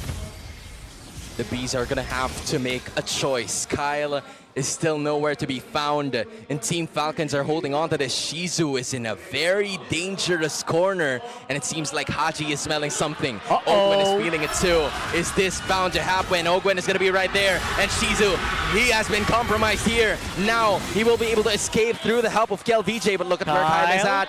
They're gonna have to go back. They're gonna have to make a choice, and that is exactly what Aqua is gonna be doing. Same could be said for James Banks. They backed away, so it means it's an all-5 lineup for Team Falcons, and with that, the rest of the Bees are going to be going away unless they go for the fight once again. That's a very open Lord here. Who is going to go take it? No. It's still a no-go here for AP Bren. They're fighting it up. Hold up, it's going to be a KLVJ Throne of Ruin again, but look at that. Flap just right behind, using the Winter Crown, evading possible territory, but look at Haji again! Shizu popping off the ultimate and immediately going down. What a setup from Haji, the machine that you are, finishing it off for AP and Team Falcons. Full 4-man strong. Marco doing his best, but James Banks has nowhere to go. This is the inevitable. Falcons flapping their wings for a win in game number 1. Big brain plays coming in from Haji. Very deservedly a beautiful performance on that Valentina. Why you should befriend, why you should watch out for the machine. Initiation's way too good. Winter Crowns, big value there for Falcons in the last big fights. And it was the machine, the Throne of Ruin, the follow-up as well for the other members of Falcons. AP Bren had an idea, it's just eventually it all just crumbled after Haji started stealing the ultimate of the Alice away. It was his Valentina that became the difference maker in this one. That Valentina really threw off the game here. Just when you think you have the team fight, just when you think you can kind of just disengage, you get caught by surprise. Throne of Ruin out of nowhere. he even, saved the best for last. There's a lot of those times where you thought nothing is going to be happening, and then all of a sudden, Team Falcons just went, oh, wait, we still have a Throne of Ruin. Haji, you want to go for it? They're like, yeah. And then just went for it right away. Love that. And the willingness, right? The willingness to just keep taking these lords. AP Brent was just off it. Yeah, that the one lord that James Banks missed, I think is going to come back to haunt AP Brent as well. It was a Haji, last hit from him. He used his retribution, but might have been just a little bit way too early. Here, though, you saw they had all the tools. It's just some key executions were missed or were mistimed or just weren't taken at all. Falcons walks away with it. AP Brent looked competitive, though, as he should. Very, very competitive. Of course, your match MVP. He knows he's got the throne, and he is feeling it. That's Haji for a match MVP with a 5-1-10 KDA, 94 KP. Bro, from all the cores, it was just Haji who had at least one death, but he did everything else. I think very by the book in most of the game. Oh yeah. And then just above and beyond in certain parts of it. That is Haji right now. So we're gonna see obviously Aqua just decent damage most of the time on that board, which also again just points and shows that weakness of that pick, especially when you have like a ninja flying left, right, and center in front of you. Yeah. They also shouldn't have committed a couple of missing gushes out of that Khalid. I know what they're trying to do, but I think after the second time, that's already enough information that, okay, you're not going to get this Khalid down with a pickoff, even if it's a Hardy and the Gore together. And especially with just the immortalities, even if you force that out, again, you're going up against a Alice cosplay in the Valentina. You still have the phobias that you have to deal with here. This was also a terrific gank by Ogwin. That stun, plus a great Dark Wave entry by Flap. It's just, in terms of execution, Falcons did so much better. But I really hope we get to see a game number 3 here, only because AP Brent have shown so much, not only in this game number 1, but the season as a whole. So much potential that a lot of us were thinking that this is their time. I do hope they get to show it, but knowing Falcons, they are going to be hell-bent in just ending it in game number 2. Beautiful execution again from Haji on this Valentina. The two heroes that I put a lot of focus on in the draft ended up becoming 2 of the biggest X factors. Absolutely, that obviously the Valentina on Haji, and ironically enough, also using the Throne of Ruin from KLBJ's Alice. Just really a monstrous performance. I cannot believe that, again, not to say anything bad about KLBJ, but Haji just did it better. Yeah, I agree. In every single sentiment, Haji just really showed AP Bren that in spite of them having late game damage through, Shizu, Aqua, they even had great ways to actually deal some crowd control, and they were able to show it in the early portions of this game. It's just that for Team Falcons, every Raging Sandstorm, every Throne of Ruin, even the Demonic Force coming out from Flap, those crowd control skills take techniques to do, and they were able to do it in perfection. Yeah, I think the difficult part also here for KLBJ's Alice is if he ever decides, the moments that he decided to go for the commitment and then forces a play, you can't fault him for the fact that you're just up against so much dive. We ran down all the heroes, but if you look at Falcon's lineup, they can respond to KLBJ's Throne of Ruin by, getting caught and then committing their own dash forwards to fight against AP Bren. And now KLBJ's wondering, wait, these guys are behind me now.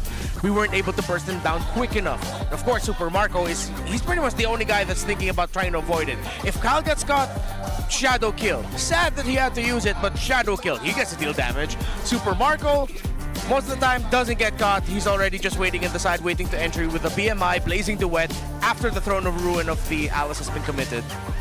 Yeah, and overall, I would say, that's just not the position where you want to be in as an Alice. So I guess maybe they can kind of just make it a draft that can kind of cover that weakness. Maybe later on. But for now, we gotta take a break, guys, because Sip Purified Water is filtered through volcanic rocks for crisp, clean taste that quenches like no other. Quench that first, take a sip.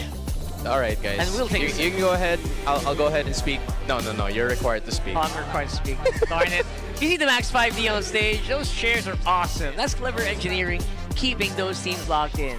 Distractions, pure performance, brought to you by TC Racing. We've got your back. I think now is the time for you to drink. And now I can So, take a sip. with that being said, I think it's a really solid way for majority of them to just, continue with how they've managed to start. It's always about the macro for Team Falcons, and they were just able to maximize on it for most of the time. And I think in just a bit, we're gonna see some more people here. Watch out! Yeah. Can I do that? Yeah, sure. Sorry sa Falcons, nauubusan ng pera There you bigla eh. Hello. Hello. We're back. Hello. Ayan. Hey, guys. At total, nung nabanggit ang pera dito sa panel namin, biglang dumating. Tapos sa topic. Itong mga tropa nating yayamanin. Kamusta naman tayo dyan? Tatlong panel host. Tatlong panel host. Ayan. I don't know. I'm just here suddenly. I'm good suit in it. Welcome back, by the way, sa ating salamat. six-man panel. And gusto natin pag-usapan, of course, yung mga successful na tao dito sa loob ng ating regular season sa upcoming Alamat Awards din natin. At sa ngayon ay nakikita na natin ang ating community sentiments from, again, people posting about the upcoming awards. Agree ba kayo sa mga opinion na nababasa natin dito? Yeah, I think we're finally going to get to see a regular season MVP award for Carl TZ. I think a lot of people have been already talking about it just halfway through the season already. TLPH continued their form and it's looking like he's going to get it. Yeah, from Edward Gaming, it feels like, yeah, Carl Tease is just a god here. How many times has he died in the last 2 weeks? 3 times? 4 times? Mabibilang sa isang kamay. I think twice. Yeah, You I can think so. count it in one hand. So absolutely, what do you call that? What did the kids say now? Very 6-7? based. Oh, Very no. based. Very based. You know what? That's true. What I'm interested here is the rookie of the season. I think Mingwin and Teddy are really good candidates for it. I think it's very close. You can't go wrong with either. Oo, parang ito yung kumbaga pag nanood ka ng mga basketball, parang nagtatapat si Con Knuppel, saka si Cooper Flag. Si Cooper Flag. Ganong level kasi, parehas kasing malakas eh. Yes. At masabi ko, itong si Sanford parang unanimous din sa mga XP laners natin. Iba talaga pag inspired. Iba talaga. Inspired. Iba talaga. I also just want to say thank you for the people who put nets in their all-star team. Amen. Oh yeah. Deserved. Amen. In this season, we continue a proud tradition of honoring excellence with the MPL Philippines Alamat Awards. And the power is in your hands, superfans. Head over to the official MPL Philippines website starting this May 20th to cast your vote and make your voices heard. Oy, ilang araw na lang pwede nyo lang iboto ang mga napupusuan ninyo. And siguro nga ang ating Rookie of the Season race ang pinakamainit para sa season na to. Three-way tie. Pwede ba yun? Three-way tie? Sino yung pangatlo? Look, for me, I think... Okay, you guys are still on Rookie of the Season, but I just want to say most improved player, I feel like is the toughest debate. Sino yung most improved? Sino yung, ano yung debate natin? Ako, James. For you, James, I'm thinking, well, because he finally gets a lot of playtime, Perks. James and Perks. I'm saying Haji.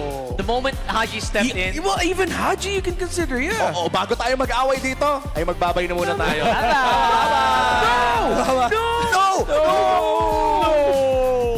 All right. I think we're out. Okay, we good? Are we out? Yeah, we're good. Aw. That's excellent. That's an excellent Alamat award. Yeah. And please, guys, vote. Your vote counts. Like the MVP, no question. Team of the season, It's a landslide. Probably no question. But Renmar's right. I think what could be close is the most improved player. I love that this is You know the what? picture they did. You know what? This guy could even be a candidate. I feel like Flap could even be a candidate by a long shot, or maybe not even. Pretty close. Most improved. Wait, Maybe, yeah. He could Yeah, be. I can see that, yeah. he's definitely helping Falcons become one of the teams that are almost tied with TLPH's record of almost a perfect season. Almost, right? You know, because a lot of people from last season were saying that Flap is not playing to the level that he's supposed to in Season 16. That's Last the reason season. why they weren't able to make their way probably to M7. But now, we're starting to see the result of that, being number 2 in the standings. He's got better PR now. Maybe that's what. To be fair, the Falcons immediately had to go up against Liquid in the elimination first round, so... They were 3 and 6. Well, Okay. well, that's quite But no, yeah, definitely. I prefer Flap this season than I did last Yeah, season. for sure. Big difference. And when Flap executes, you see, right? You see the difference. That's why Phoveus left out in the open, big mistake. Right? That's a big mistake. But that's the thing though. Would you rather ban Flap's Phoveus or Hachi's Valentina? That's a problem. Valentina's more of a problem now. I think so too. Yeah. I would probably leave the... Alright, you guys are going to hate me. I'll probably just leave the Freya open if I can ban out the Phoveus and the Val. You know what? Maybe one thing I would have changed is that if ever APBR wanted to pick up the Marcel, but I think the reason why they didn't want to pick up the Marcel is they were probably already thinking that Falcons know that we want to pick that, so let's pick something else. The high loss wasn't bad. The high loss was effective. But then if you look at the bans for APBR, it's tough for them to go away from banning the Baksha, Kalea, or Guinevere. Oh, the Marcel this week has been horrible. It hasn't been winning. I think it hasn't won once. Right? Yeah. I think maybe one game. But yeah, overall it's been really, really bad. I think that's one of the things that APBR are considering. My little point to that, to add to that, would be who was playing the Marcel? Oh! And who were they up against? That's a good point. You know what? That's actually true. That's a big variable. Now that you... Okay. I have no objections here, Your Honor. Yeah, the only Marcel game we got was from APBR against Onyx. See? And that was against Kalea, so yeah. That's fair, that's fair. Could be. Although the Freya, it's Team Falcons who took it out.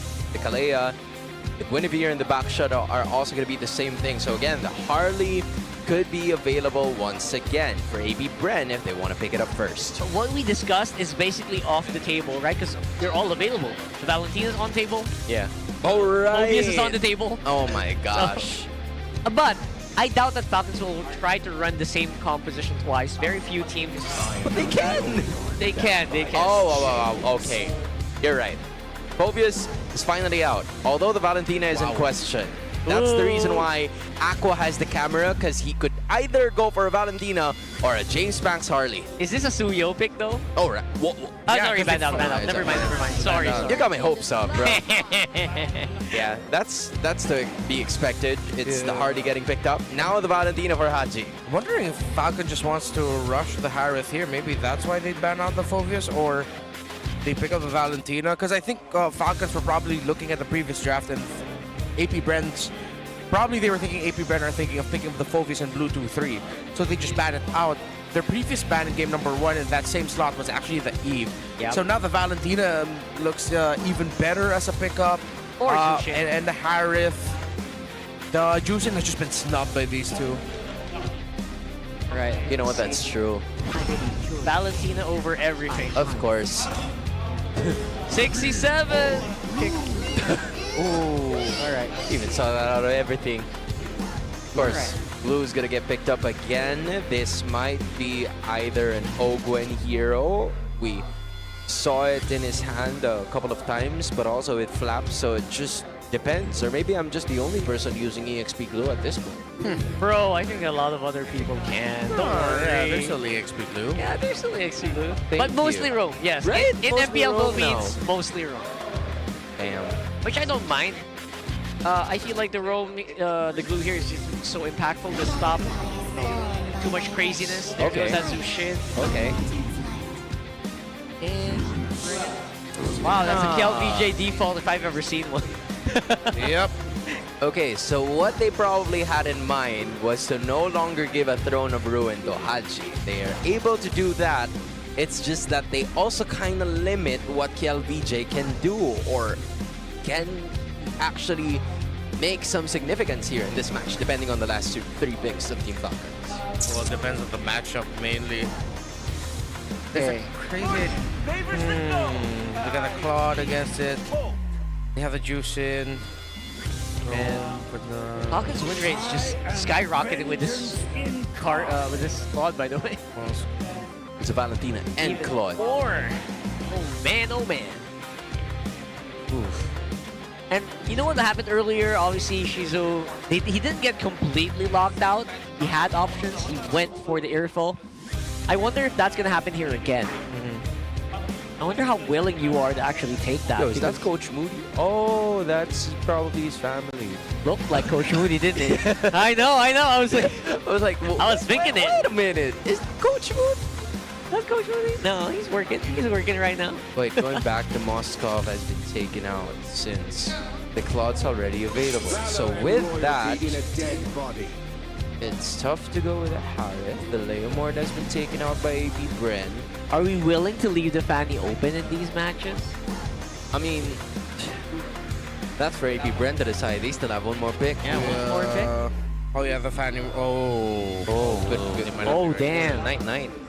I honestly cannot fathom how people can sleep in these kinds of environments. You know, some of them probably, yeah, you know what? They're probably like really sleepy. Extremely tired. And we're happy that they're here. We're happy Yes. that they bought tickets. At least they spend their time here. I Or can they're barely probably just sleep with the lights on. you know, at least they're joining their girlfriends or their boyfriends who like to play. And the others probably don't play as much, so it still works. They're Here still goes the here. carry. They're supporting in spirit. Yeah, they're doubling down on the marksman again. So that's a Moskov and a carry being taken out, which leaves AP Bren with not a lot of heroes. Let's do it. I would really just suggest they consider the glue at this point. I'm sorry, what? A glue. Oh, I'm sorry, not glue. Granger. Just not the airflow anymore. Ah, there you go. Fanny ban. No Fanny today. All right, not bad. I think at this point, it is Granger. Right? I think so too. It should be. At least they How would is the have- Harif looking here? Oh, with the glue around, tough. No, tough. It's tough. Yeah. Right, Trust. you need that range. You need that survivability. I think Flap just picks up Alice now.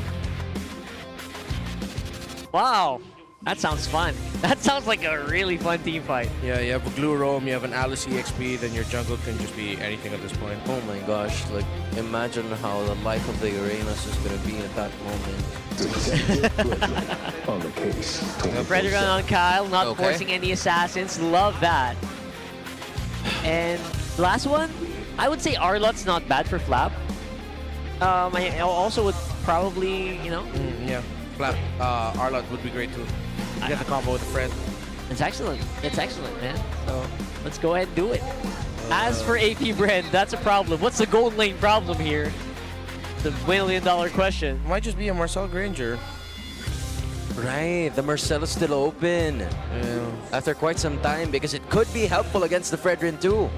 We're slowly seeing the Marcel just go down further and further into the priority list. Because I don't think it'll be worth it to give Juice in the Sky Piercer here. Okay. Wow, perfectly called. I like that. Marcel Granger. This is the safe pick, I'm assuming, right? This is just, it's safe. You don't need to overthink it. Finishes up with an Alice. And Alice. Make Renmar's day an incredibly good one. Do it.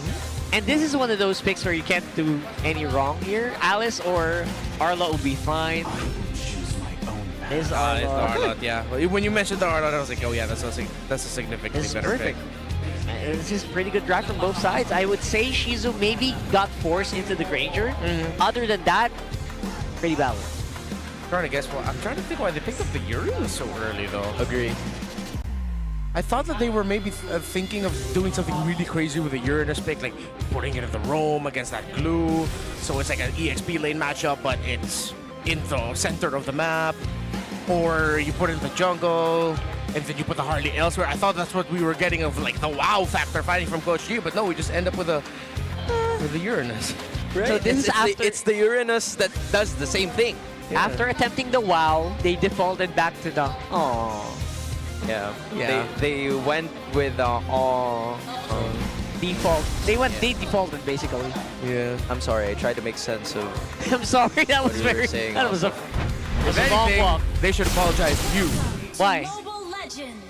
Say sorry to me right now. All right, game 2 here. Falcons and AP Brand. Falcons, as usual, just excellent drafting. AP Brand again, just picking up what's safe. Let's see if they can make it work here. Yeah, these are some comfortable heroes, honestly, for AP Bren. They are in dire need of a win because of the points that will be very beneficial for them come the playoff time, and a decider against Aurora could be imminent if they win this game. Okay. Ooh, James Banks goes for the purple beetle into lizard route. Interesting. All right. Will he be able to take it away? He does. So he's going to be hitting level 4 before Kyle, most likely. Okay, so that's one way to slow down the Fredrin. Obviously, there's not much you can do to slow it down except speed yourself up. Bottom side, though, Lap could be in trouble, but decides to just back off for now. So, interesting path from James. What's the logic between that, though? Like, why are you just trying to XP out, or are you trying to get, like, better momentum? Because you know that the Fredrin's going to hit level 4 through the lizard. Didn't get the beetle, the 4 is there, so at least you mark it and you know that that's where he's going to be showing up. Meaning that he will most likely just go back into the mid lane or hover around and get vision here. Arlott had to go back and help him get with the lizard. KLVJ expects that the Fredrin's gonna be there, so it's just a good mark. Yeah, it feels like it's pushing the Fredrin into a certain direction. At least AP Bren knows what that direction is. That might be an advantage. Now, with that being said, less than 10 seconds before the first turtle, this game actually spawns. 4 members of AP Bren are right back down. No casualties for both of the teams so far in this game. Shizu and Super Marco simply getting as much cannon minions as they can, and the waves are going to happen. Now Nova level 3. Same could be said for Ogwen. And Haji copying that golden hour. And Nova still doesn't have it yet, so this is going to be a problem moving forward. As Kelvin is going to be taking the burn of the damage again, but stuns from Nova as he's going to be utilizing with that final slash as well. Now it's going to be Aqua, Crimson Beacon, lifting Ogwen a little bit closer to the bees, but still no casualties. Who will be taking this first hurdle? The answer is going to be figured out in a later bit, because again, first blood going on to KLVJ, and James Banks has taken control of the very first hurdle. It's a win for the bees. Great patience by AP Bren. That was a long dance. Flap of the final slash. But AP Bren will continue this aggression here. KLVJ on the Uranus is applying so much pressure. But he continues to annoy. Fortunately for Team Falcons, they were able to get it. I'm just wondering as to who gets it. Because again, it didn't go to Kyle. Did it just end up going to James Banks? Okay. Okay. What a surprise! Weird stuff is happening right now for Falcons. I think they might be in a little bit of disarray here. We're going to try to find out how that broke up. But that was a big bump for AP Bren. Finally in the lead here in the series. That patience. I was wondering why Shizu looked like he was hesitating, but he was just patient. He really wanted to maximize every use of his first skill. He knows that if he did that little trick with the Marcel, whoever's caught in the golden hour, just toss out all your first skills so that once the golden hour's gone, the animation continues and it's a big burst of damage. He just decided to hold on to it because he knows it's a deterrent for the team and a good way for them to be able to take that Fredrin down. Okay, so far so good at least. You know, AP Bren are able to control this mid-river very, very efficiently. They've got a majority of their members right now for Falcons in the middle. Trying to see if they can make a pickoff happen, but we all know that's it's a pretty difficult thing. Now they're trying to focus on bottom. And maybe they can, you know, pick off Haji in a weird position, but so far, Falcons are keeping it tight. Yeah, this is a really smart approach coming out from AP Bren. They're just waiting for the right time to strike as Super Marco is going to be taking the damage.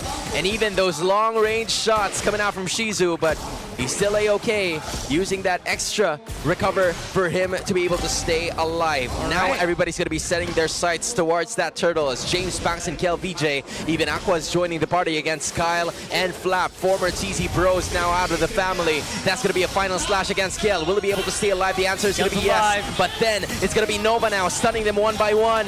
Kyle is in the midst of it. Oh, he's going to use that Appraiser's Wrath to get the turtle and steal it away from the bees. Yeah, you're not going to be able to out-threat that at that point. No way, he didn't even use Retro for that. That was just a smack. Oh, James Banks. Gotta feel bad for him.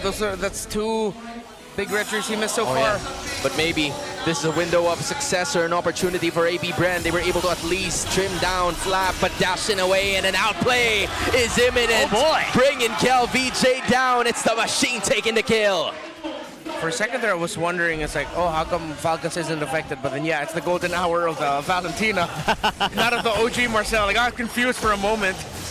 Valentina really plays tricks on your minds, right? Earlier, actually, game 1, I thought some of those were, were killed. Oh, yeah. Was Haji, actually. That's why I get so confused, bro. So confusing, man.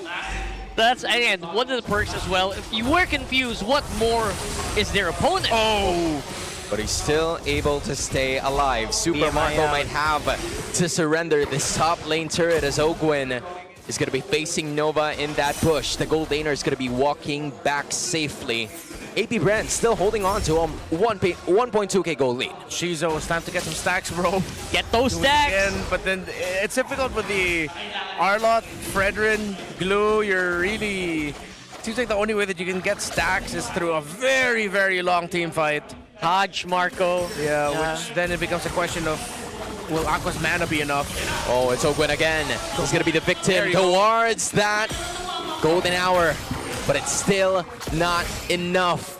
The last Death Sonata didn't get caught in the golden hour, unfortunately. It also didn't look like he did. He didn't maximize his Rhapsody there. Right. Oof. Oh well. Yeah, I guess that's a pressure that you get when you have like all these really crazy set heroes. You can't maximize the golden hour as much as you want to. And that's the thing, that's one big ultimate loss. But here is Kyle again, just using the retribution to be able to take that next turtle away. And now the fight ensues. Ogwin is right at the back, but a Crimson Beacon is going to be tossing him up. Goes up to that Zushin as well. Kyle's going to be joining the party, and instead, it's going to be a 1-for-1 now. Kyle, Hachi, and Flap are going to be backing away. Same could be said for AP Brand, while Super Marco is safely securing the bottom lane turret. Yeah, great management of the macro from Falcons as always, but AP Brand will be able to trade it out a little bit as well. Getting a bit of a minion wave flow up top that Flap will have to deal with. And this allows AP Brand a bit more breathing room in the center to position around the bushes. Yeah, that center right now, we're going to have at least, even us, we're going to need a lot of breathing room here. Non-stop action so far. AP Brand making sure that they hold on to that advantage that was slowly built up against Super Marco by Shizo on top side of the map. But they are actually slowly losing that. There are a lot of these fights where Super Marco wasn't even part of it. Oh. Hello? Still a-okay for Nova as of the moment. They're still not putting the usage on towards Ogwin, and I think it's inevitable for him to die, but the same could be said for Nova. Oh, what a turnaround it was. Rated.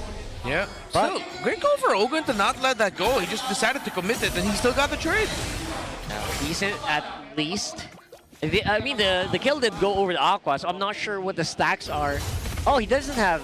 No. It's one of those non-piercer sushi. Yeah, it's going to be one of those, suddenly he gets 2, then 3, then 4, then it chains together. But that's wishful thinking at this point. Super Marco and Falcon still doing a great job at handling the maps, with James Spanks doing what he can to even out the efforts of Falcons with their macro pushes. Core items already locked in for Shizo, so he's up to the Malefic Roar. It's the gold laner's time to shine. Oh, they're catching up, by the way. I mean, Super Marco has caught up, essentially, in the gold, despite all the ganks that were being done to his side there. Now, we're going to a bit of a lull here as we're approaching 9 minutes in the game. This next Lord's going to be massive. Wait. Oh, James. Oh, You're playing a dangerous game here. Dude, he kept the hat there. And Ogwin was like, what is happening? Instead, it's going to be a few more. He missed. Flap. Now Kyle from the back. It knows. Taunts Nova. And thus deals some damage, but it's not going to be enough. So both teams made some moves, but none that provided enough casualty for either side unless a final slash happens. KLVJ using the consecration to be able to escape, but this is a signal for Team Falcons to push with the Lord. Yeah, it's basically a full-on dive fight here. Golden hour cast in the middle, and it's KLVJ keeping frozen. You got a grab right now happening, and they have Shizo. He's going to be able to no, not really. Traded once again. That's trigger management coming out from Ogwin. Taking the gold laner down. Now Marco wants Kyle, and Pax is going to go down in the hands of the bulletproof Super Marco. Even flickers were utilized, and Super Marco's just, I'm going to get out of here quick. absolute flicker fest, ladies and gentlemen. Oh! The Falcons are just keeping the pressure up. KLBJ and don't think has enough regen to survive against that Arlot and that Claude. And Falcons will get this Lord. James Banks nowhere close. Kyle and Falcons secure it. Oh, wow. Again, just trigger discipline coming out of Ogwen from the start of that fight. He didn't need to use those skills right away. That's 3 times Ogwen has done this. Not being tricked, forcing a flicker out of your opponent, and then they die anyway. Well, Ogwen is big brain right now on this glue. Oh, now they're gonna go for a conceal again. It's gonna be Ogwen stunning 3. But the plan is just to take down one turret at the middle. Team Falcons lifting up their lead to 2.1k now as James Banks will be facing off another jungler as well. James will not be able to take that. It will go to the hands of Falcons as the siege continues. All right, this is going to be a pretty big Lord push here right now. James alongside Kyle. It's a jungle fight, ladies and gentlemen. Or Rumble in the jungle bot side, top side rather. We got Lord pushing in. I don't know what's happening on the bottom side, but I'm sure they're just dancing. Probably not going to be able to kill each other. Yeah, if ever, it should be the Fredrin that should be able to kill the Harley. If the Harley messes up and gets taunted, then the Praiser's Wrath will smack him dead. Oh, Nova! Oh, look at Nova using the golden hour, but won't be able to hit anyone actually. And now Super Marco's gonna be joining the party. It's gonna be another one from Ogwen, throwing it back to his teammates. As Nova goes down once more, the siege continues. Coming out from Team Falcons with a 4k gold lead. Aqua doing his very best from the sidelines to actually help his teammates. And with that, Falcons backs away. Yeah, Nova just not having a fun time in these games, man. He is just absorbing a brunt of damage. KLVJ is the primary tank, but somehow Nova getting caught here. Now Falcons have full control once more. They plan on continuing, even taking the purple buff for themselves. It's Team Falcons just starting to go Hunger Games against APBR in this 12th minute of game number 2. Yep, Hunger Games galore here. I wonder where James Banks is going to get the XP he needs right now. Does get level 15 finally.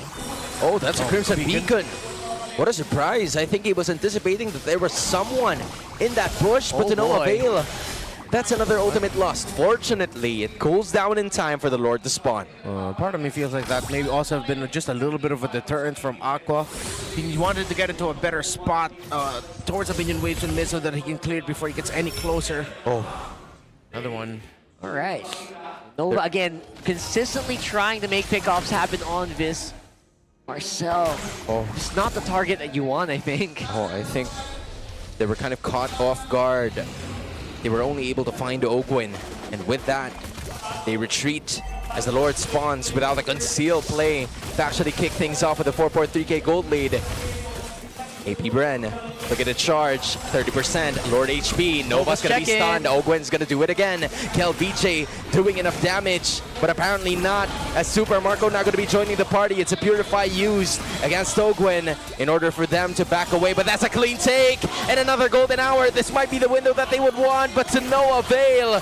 They were unable to maximize on the golden hour, beaten up by Nova. It's Falcons taking the Lord clean and smooth. That front line is way too tanky. Ogwen and Kyle can literally just stand in front of the Granger and block and eat all hits from the Rhapsody, from the Sonata. It looks like we're gonna go into a sweep, and APBR hoping that Aurora loses their series against Omega later so that they still have a shot at the playoffs. Lots of APBR fans are going to be watching match number 3 for sure. And we are going to see a big parade with a conceal as well. Oh, look at Super Marco. Can he actually stay alive? And the answer is yes, because he's used the Winter Crown to be able to keep in play. Now he just has to use the lifesteal and join the fight like nothing happened. It's a full 5-man roster. And then all of a sudden, the top lane inhibitors also went down. Super Marco back with a full HP. Now they look their sights. They set their sights on the bottom. It's going to be another siege coming out from Team Falcons with a 7k gold lead. Still one big big wave down here bottom. Can they use this? Will they go for the finish here? Oh, this is just big brain plays coming out from Team Falcons. 3 out of 3. All inhibitors, all turrets are down. They got more than what they wanted. Let's just get out of here. There's still no Piercer stacks for Shizo, and that's where they need their damage to come from. James Banks has it, yes. Maybe if this game goes on long enough, Aqua will then end up becoming a problem for AP Bren. But you can't itemize outside of this Piercer. You have to keep it in the hands of this Granger. The thing is, they can't get any kills. Oh, they kept on trying to go for Ogwen, and Ogwen says, I'm here. I'm very much willing to go up against you. And Hachi copies the Crimson Beacon, and Aqua will slowly fall into his inevitable death. Same can be said for Shizu and the rest of the bees. The sting has fallen. Falcons flap their wings. They are calling 9k gold lead. James Banks has nowhere to go. It's a full 5v2, and with Kel BJ and James, the KJ combo goes down to an inevitable end. It's Team Falcons. They're at the upper brackets for a reason, and they're here to dominate, making it harder for the bees to make their way. Around they go towards the playoffs, styling, wiling on every single AP Bren member. They sweep the series. We were hell-bent on the story of AP Bren and them making it to the playoffs versus Aurora. But there's still one more race you have to look out for. Who gets top 1? Falcons beat AP Bren, meaning they have to hope that Liquid falls to Onyx. And again, you cannot remove from your mind, it's still a streak for the Falcons. They're still gunning for that almost perfect season. Regular season at least. And for AP Bren, if you're an AP Bren fan, one of the bees, eyes on the prize later. You are hoping, you are praying for match number 3. I mean, we saw some fight coming out from AP Bren. It's just that it was not enough against Team Falcons, who is very much ready for playoff action, for San Juan action. It's been a while, Renmar.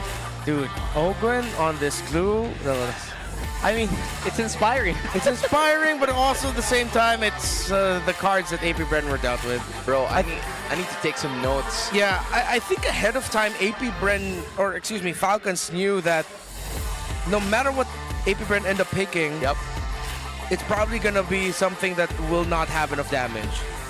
And it didn't. Yeah. Shizu couldn't get the kills, man. Excellent drafting. I think we pointed that out earlier for Falcons, and they really flew with this one. More dominant than game number 1, absolutely. And of course, we are going to hear from the winners themselves. We got Team Falcons on the interview. It's the Green Falcons soaring high with a 2-0 sweep. Give it up. Wow. Congratulations, another win for you. Congratulations, Falcons. Diba? Na 2-0 nyo ang AP. You 2-0'd AP Bren. This is the last game of the regular season for you. How important is this win this time around? Sobrang halaga niya sa amin kasi It's so important for us because we still have a chance to top seed. And for everyone watching, they can still get the top seed. Coach Moody, we already know what's gonna happen. Gosh, Coach Moody, you beat all your players in Aura. Going back, Flap, to our question.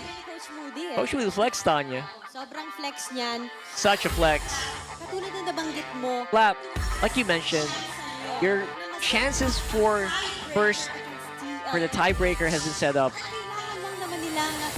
All they need to do is get swept by Onyx Philippines tomorrow.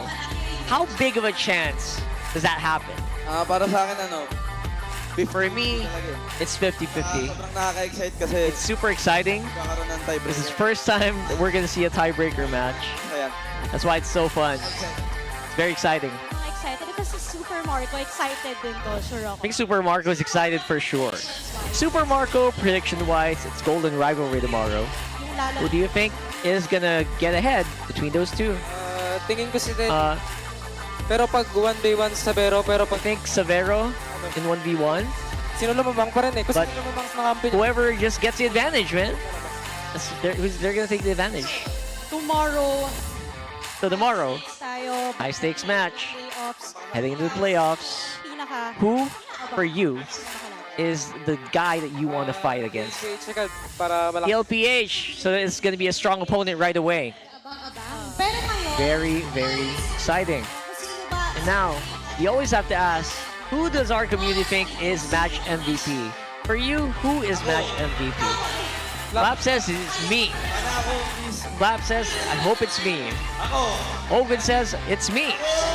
Lab says, it's him. Ogun. Agree ba kayo sa Do you guys agree? Let's see. You're a match. Let's see who our match MVP is. Si Coach Moody daw. Pero yan, It's Haji.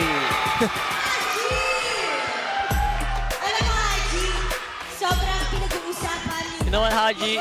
We always talk about your Valentina, especially in game 1.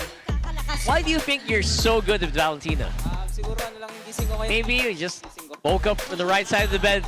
kasama talaga yan sa kanilang mga preps. And with that, ano ba ang mensahe mo? And with that, what's your message to all the Falcons Nest All the way. supporting you all the way since week 8? Sa mag-support na sa amin lagi. Thank you for supporting us always and for going to the venue.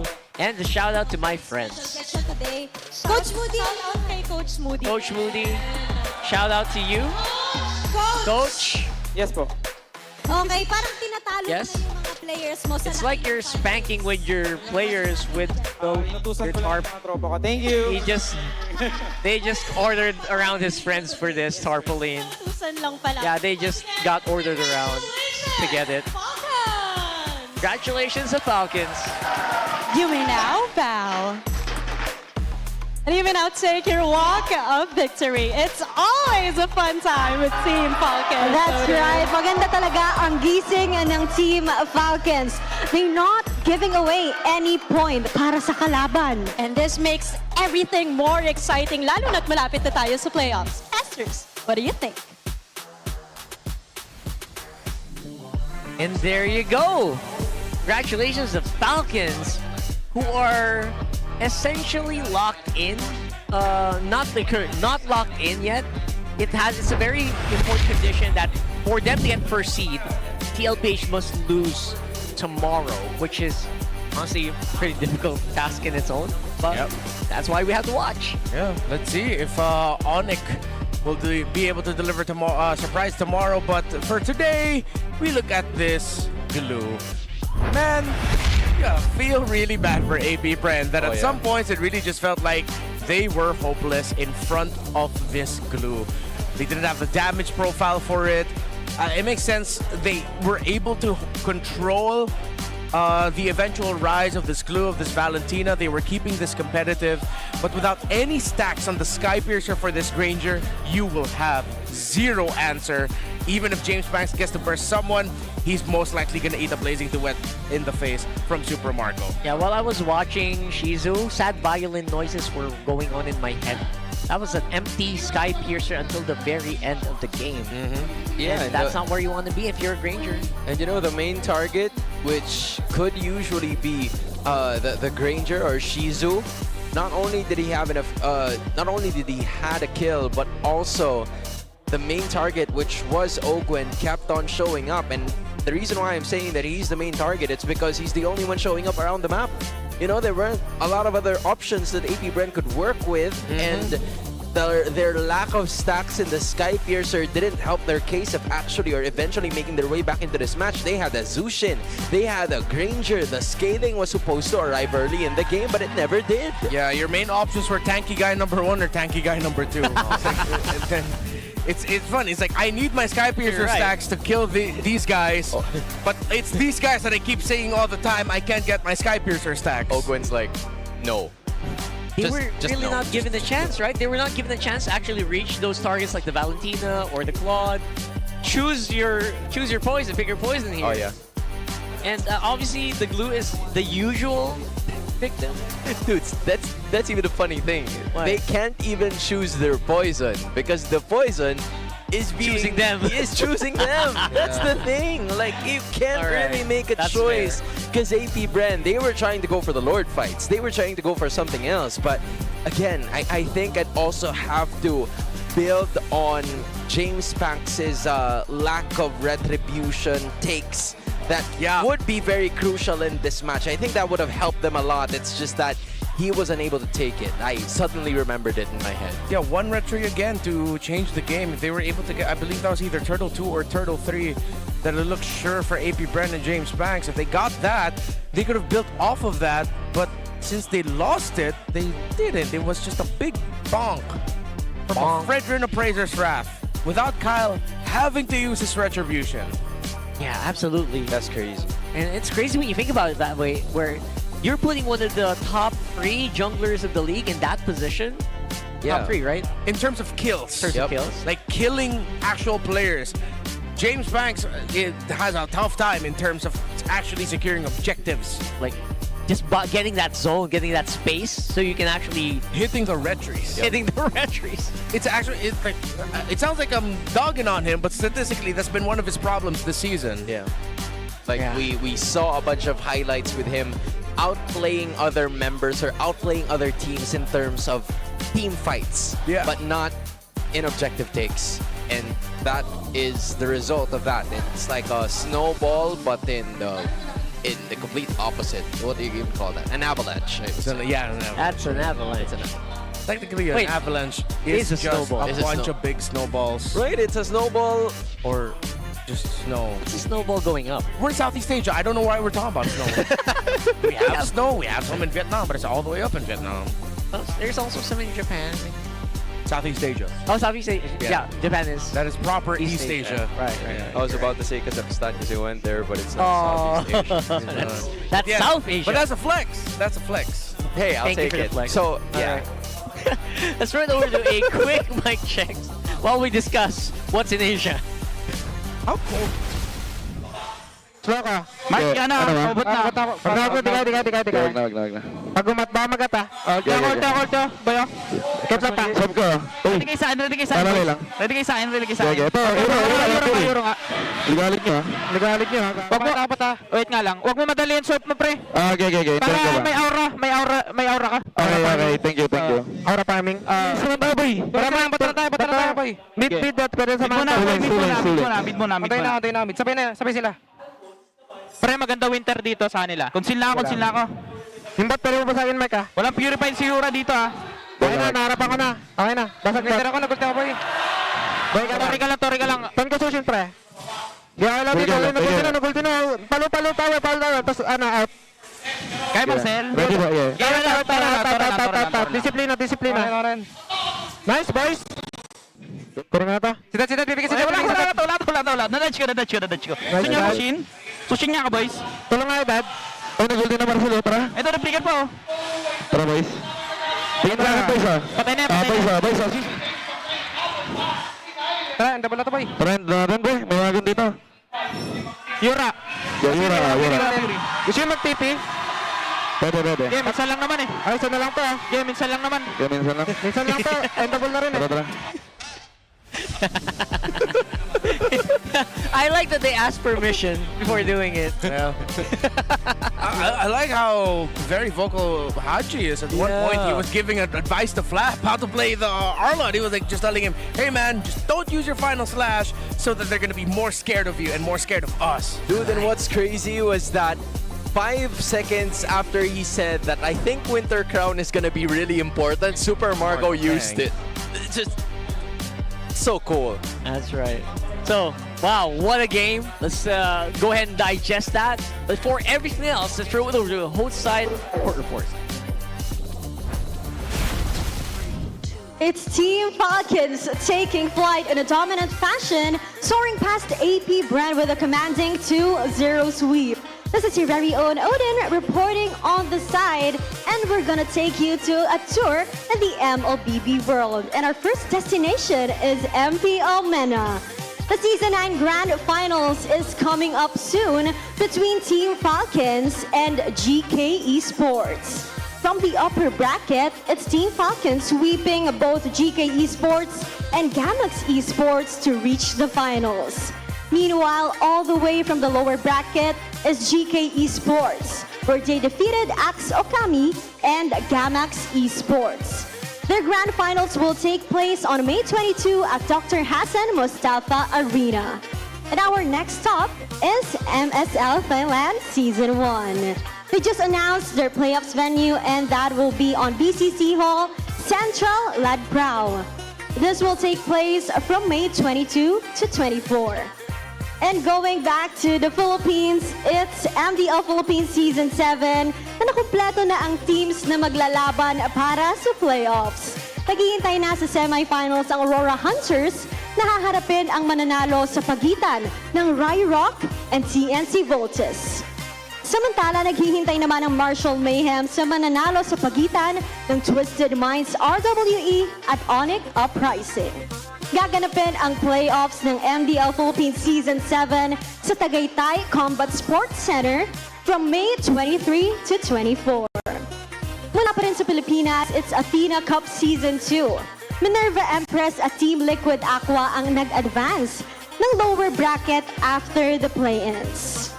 Naghihintay naman ang Navi PH at Team Liquid Aqua or Navi PH at Team Falcons Vega rather sa upper bracket. Athena Cup Season 2 will also take place in Tagaytay Combat Sports Center at mangyayari yan on May 21 to 22. And going back to where we started, it's MPL Philippines Season 17 Week 8. At natapos na kahapon ang tapatan ng gold laners na the pressure na si Savero at si Netsky na self-proclaimed best gold laner in the Philippines. Ang hihintayin naman nating laban ay sina Savero at Teddy na magtatapat bukas para sa Golden Rivalry. Official release na din ng ating anthem ng MPL Philippines, Palag na To by Janine Berdin. Oras na para pakinggan nyo yan habang naglalaro kayo ng rank games. At syempre bukas, mangyayari din ang tapatan para sa last spot ng playoffs between Aurora Gaming and APBR. And before anything else happens, mamaya ay aabangan natin ang matchup between Aurora Gaming and Smart Omega. That's all we have for our side report. And now, MPL Arena, we ask for a moment of silence. On behalf of the whole MPL Philippines community, we mourn the passing of Kelra's father earlier today. Our thoughts and prayers are with him and his family.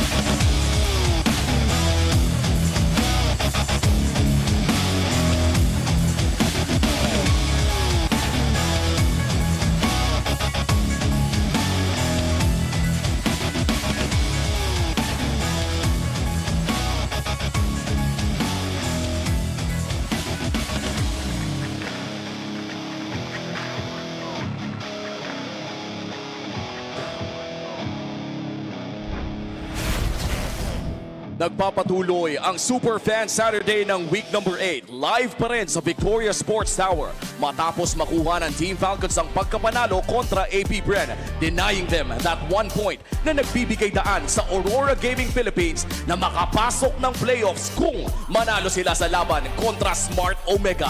Ito ang pinakahuling serye ng ating Super Fan Saturday of this regular season.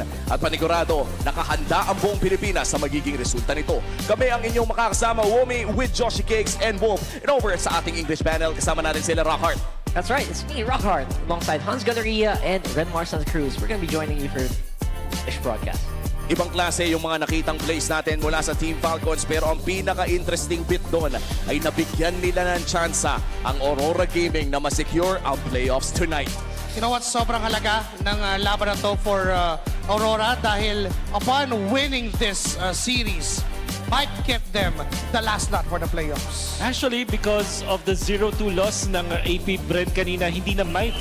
They will secure yung kanilang playoff spot kung sakaling manalo sila dito, be it a 2-0 or a 2-1. That's right, and it's so it feels like fate because I feel like the win of Omega really started when they were facing off against RORA way back then.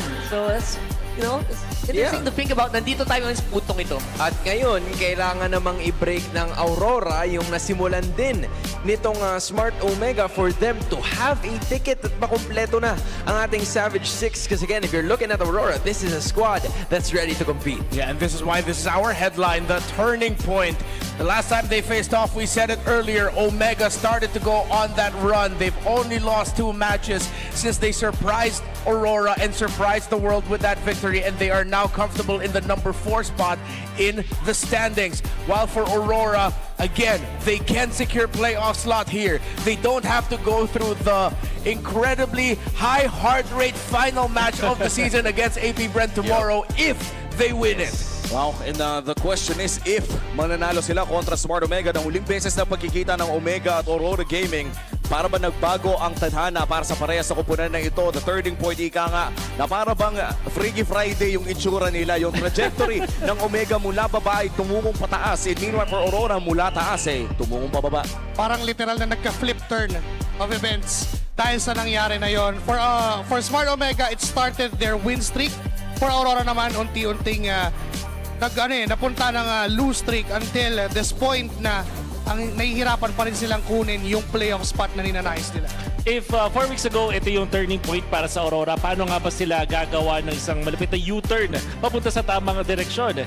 They just have to win versus Omega or APBR actually. To be fair naman sa Aurora, ang dami din nagtatanong kung ano nga ba yung chances nila to get into playoffs. It's pretty simple, guys. Basta manalo sila ngayon or bukas. Ganun na lang kasimple.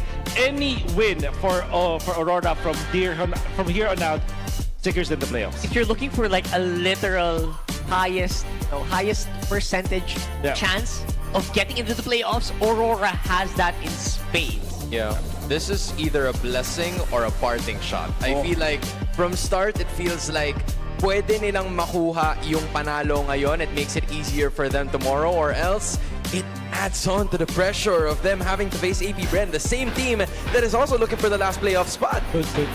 Parang kung pumunta ka sa confession, tapos tinanong mo, ano kailangan ko gawin para ibahin yung buhay ko? Ano po? Putihin mo lang. Galingan mo lang. Ano kailangan namin gawin para umabot ng playoffs? Manalo kayo. Manalo ka. Tama naman. As easy as that. At ito na ang sagot.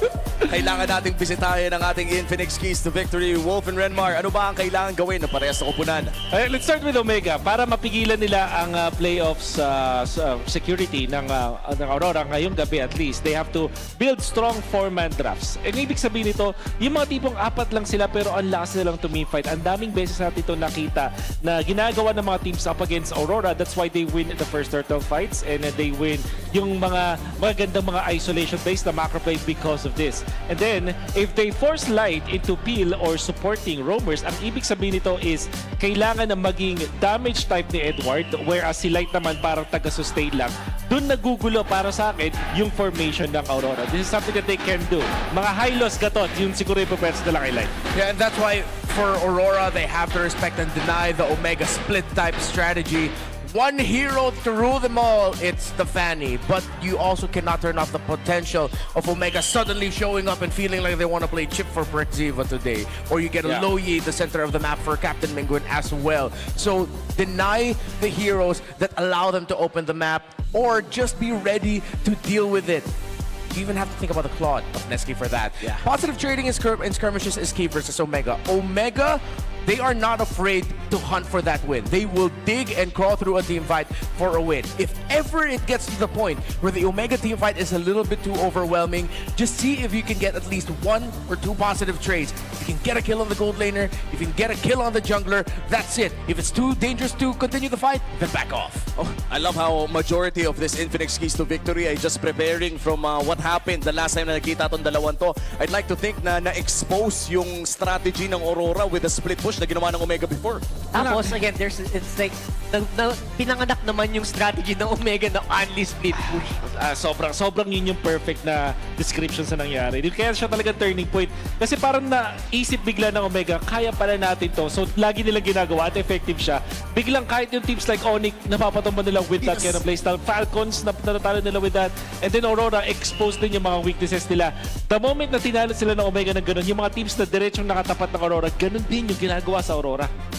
It's something na talagang masasabi natin na brilliant mula sa side ng Smart Omega. And now against Aurora, I think the question remains, kaya ba nilang ulitin o kailangan ba may bagong ipakita ang Smart Omega? And mind you, playoff secured na ang Omega dito. And for Aurora, mismong yung team pa na nag-expose sa kanilang kailangan nilang talunin para makapasok ng playoffs. I feel like for any sort of team na meron tayo ngayon, this is a squad, Aurora, na maganda yung pinakita against Sonic. I think they're gonna be banking up on that kind of playstyle na kahit hindi nila nakuha yung serye, pakiramdam natin unti-unting bumalik yung Aurora. Meanwhile, for Smart Omega, it's a team napataas lang yung trajectory. So it kind of is a struggle for Aurora to either chase that or even match that in this series.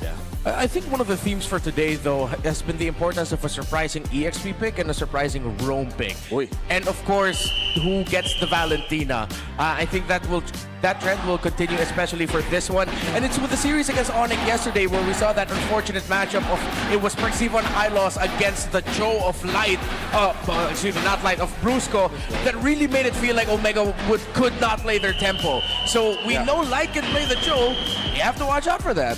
And sa tingin ko at this point for Omega and Aurora, dito na natin makikita yung preview or prelude, kumbaga, papasok ng playoffs natin. Makakapasok nga ba ang Aurora Gaming sa ating playoffs ngayong gabi? And kahit pa sabihin natin hindi pa na rin ang Aurora, may chance pa rin sila bukas dahil sa nangyari kanina. But you will also have to take note yung performance ngayon ng Aurora kung gaano kaganda yung kanilang mental capacity laban sa Omega. Kasi hindi sila pwedeng magpa-intimidate dito sa Omega. They have to be very sturdy in this scenario because if not, madali sila maka-counter. At parang simula pa lang nung laban, parang pwede na sila matalo agad kung sakali magpapa-intimidate sila. Well, with some of the Aurora fans, actually, grabe yung helping hand ngayon ng Northern Lights na kompletos recados pa rin papasok dito sa laban nila against Omega. This is perhaps one of the most important matches na mayroon ng Aurora to date.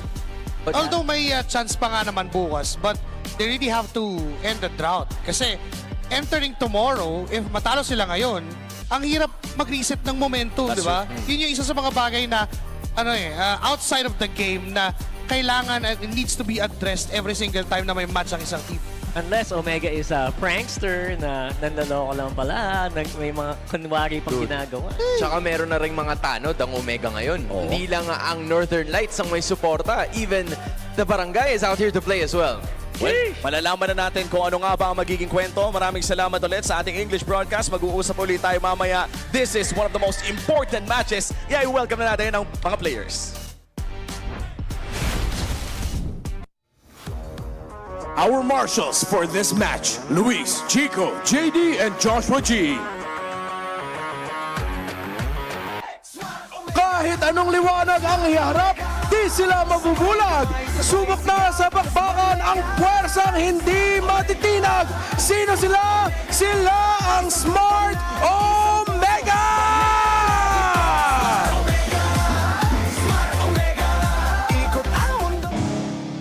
backs against the wall. Let the fight back begin. Find the lights within. Awaken the champions to seize the win. Give way for Aurora Gaming Philippines.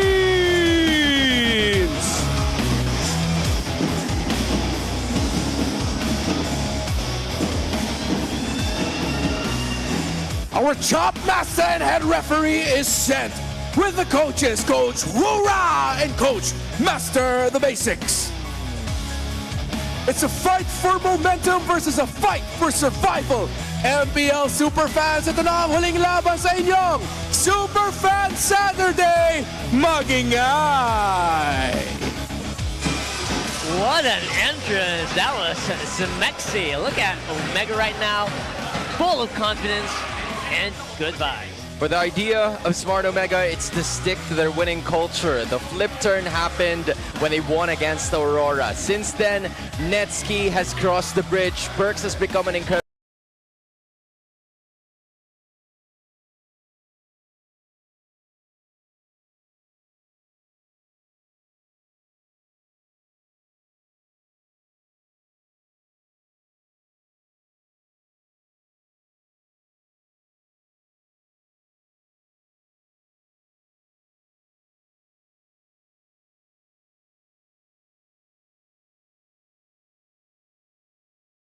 player, and Mingwin is now a Rookie of the Season candidate. The same could be said for Ryzen and James. Further improvements, but against an Aurora team, I wonder what's going to happen. Their problems have been glaring. Their issues, the topic of many comment threads online. It's time for you to nut up and shut up and just play the damn game and remind us who you are. You cannot belittle Omega.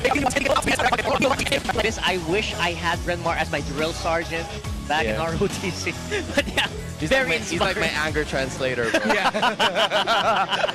But yes, absolutely. They gotta really lock in, because even though the stats really kind of just lean towards Rora most of the time, they're just not translating into wins. I kind of wonder why though. Dude, this is surprising. You know, to think that Omega is 4th and Aurora is 6th. The pie is that close. Oh, it's actually, most of it is actually in favor of Omega. Huh. Oh, this is fun. It just goes to show how much of a better team Omega has been recently. With all of their victories, yes, it hasn't been a perfect run. They went through a good streak. But the fact that they beat one of the 3 top teams of the season so far. They got that victory over Falcons, that 2-1 win. They fell to Onyx, but it was a 2-1 result. So Omega really strong. Yeah, let's go ahead and throw it over to a smart 5G ping test. See if their head is in the game. Balitaan mo na mukhang maraming galit sa'yo na message mo sa kanila. Huwag kayo magalit sa akin kasi yung mga nakikita nyo hindi totoo. Pero ikaw yata ang best rage baiter ngayon no? Sim. Share mo naman, anong best moment ngayong season 17 bukod sa eng-engan? Yung nanalo kami nung Falcons. Kasi ayun yung namin napasok kami ng playoffs kasi sobrang ganda ng namin ng laro namin. Para kami yung pinakamalakas sa buong mundo. Anong favorite memory mo ngayon? Isa lang. M7. Aurora, let's go. Ano yung favorite moment mo with the team? Dikit namin sa Falcon. Bakit ito? Wala. Kahit po talo kami, maganda po yung laban. Message mo ngayon sa kalaban nyo? Sa Omega, message ko lang, good luck po, pabawi po kami. Anong message mo ngayon sa mga kalaban nyo since feeling mo ikaw ang pinakamalakas sa buong mundo? Lipitan nyo kasi sobrang gigil din namin na di kayo mapasok sa playoff. Damn! Nesky straight up said it. Denise asked him, what's your message for them? I didn't hear the first part, but the second part was clear. You guys are not going to make it to the playoffs. Oh Where's your mic? Where's your mic? Bro, Yeah, bro, the rage baiting has never been more rage baiting. The raging. The rage. Oh, whoa. Hey, yo. That's perfect, but I don't know if we can use that. I guess the raging bait. The raging bait. The raging bait. Oh damn, bro. Gosh, Netski, bro. Omega gonna be picking up expanding rivers here for game number 1, just enabling a lot more of that skirmishing style they've got. Get to the objectives faster and get to your opponents quicker.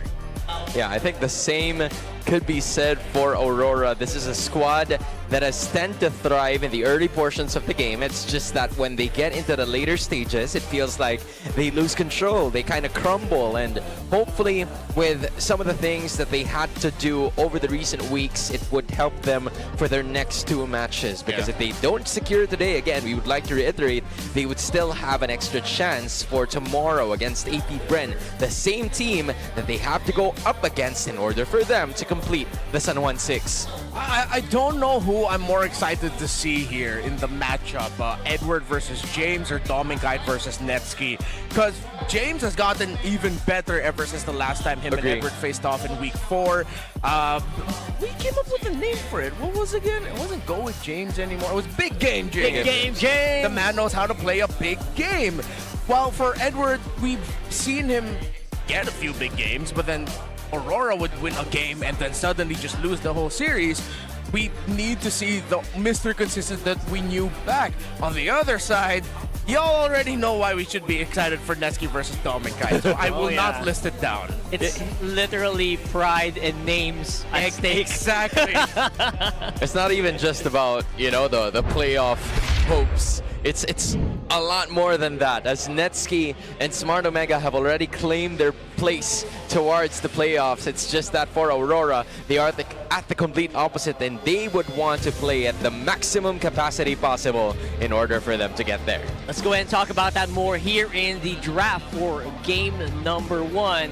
We're already seeing the Fanny banned out immediately, and there's a very good reason why.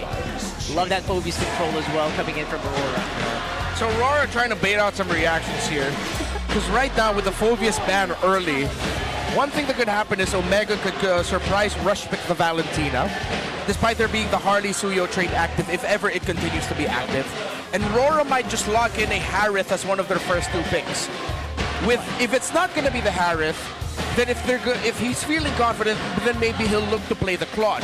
Problem is, you have to think about a Bruno that can suddenly come out from Omega as one of the first 3 picks. I don't think they'll even be shy about rushing the Bruno right away as one of the first 3, and then just taking out some really great options for that. So Aurora have to be very careful with this last ban, whether they'll keep the Suyo Harley trade active, whether it's going to be a Valentina Harith trade, Suyo Harley trade inactive. Omega will have to decide whether they get the Suyo or give it to Dominkite. I wouldn't be surprised if they just give it.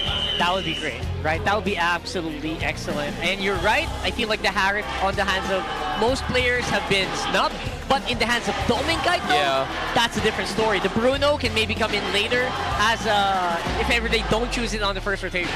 But now the Suyo might be a prime choice here for Smart Omega. It could be another Ryzen hero. It doesn't, you know, necessarily apply towards the speed push that they would want to go for, but it's still a strong hero to start with. Yeah, they also have to think about a Juice in, but it's going to be a Claude rush pick. Wow. So they do go ahead and pick that up. It's them saying that they're okay with most likely Domin getting the Harith, and the thing is they don't even need to rush the Harith right now. So there's a weight to this of whether or not you're going to look at either the Juicin, the Valentina. Yep. You have to consider those picks first. But then the Sora, which has been quite snubbed in some drafts, still could be active and needs to be taken into consideration. It's kind of amazing, right? That they're bypassing most heroes that you would want. The Zushin, the Valentina, just for the Claude. That's just how big of a priority it is for Omega to get Netsky in a good position. This is a great set of picks coming down from Aurora. Now Omega's turn to actually answer with the Marcel and the Claude, which is a pretty good combination if you ask me. I know Valentina's great, Kimmy's alright too, but I would want them to consider a Zetian early, unless they just want to play already for the EXP lane. Oh, and yeah, in just a bit we might be hearing some of our very familiar friends at the Talent Academy to share their piece in the draft. Oh, that's right. Cool. Request backup, as they say. Yeah. Yeah. But that's just in the Do you use that in like the game? In the game? Yeah, I use that You one. always go for request backup. That's what I spam to people who decide not to join the team fight. Whoa! Whoa, whoa, whoa! I'm chill. Penguin! All right. I'm chill. Renmar, I'm chill. bigger picture. Yeah, bigger picture. I just don't see it. No, I'm kidding. Not yet. Yeah, we were disproven in match 1, so we're gonna give it the benefit of the doubt today. Is this them trying to stop Light from getting into those weird, crazy angles with things like maybe the Cho or something like the Grok? Maybe the chip. I don't know. That's just crazy. It really preempts a lot of those heroes that really love to go for those ganks. Rock is a great one that was actually preempted by this, right? Yeah. Phew. Now the RORA final pick. Are they gonna go for a gold laner here, or did they just prioritize a light hero? Okay, that's a light hero to me. Yeah, we discussed this in the pre-game panel earlier that surprising roam pickups are something that we have to watch out for. All right, let's go ahead and see if we can request backup now from our Talent Academy. Talents right there with our host. Right now, we are gonna know some insights from our students of Talent Academy.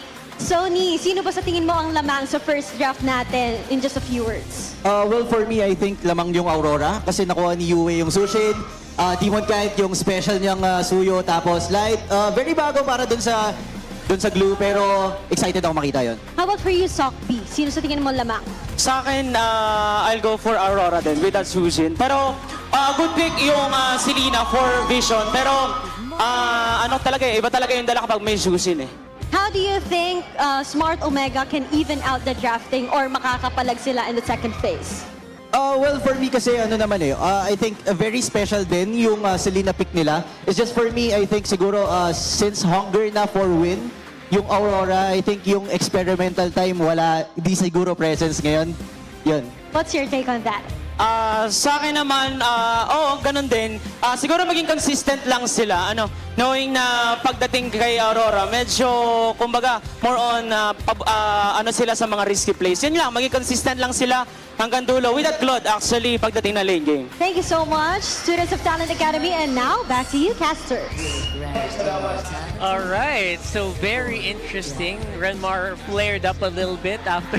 I was kidding. I mean, it's a fair point. The glue so far has been really good in the roam role. Right now, you don't see the answers on the side of Omega. The Claw's there. So they just made a point, also our Talent Academy students, that they are putting a lot of weight looking at the Juicin, not even just looking at the Suyo. It's a US favorite pick, which does beg the question of how this mid lane trade is going to be handled by the Marcel and the Selena, by Perkziva and Mingwin.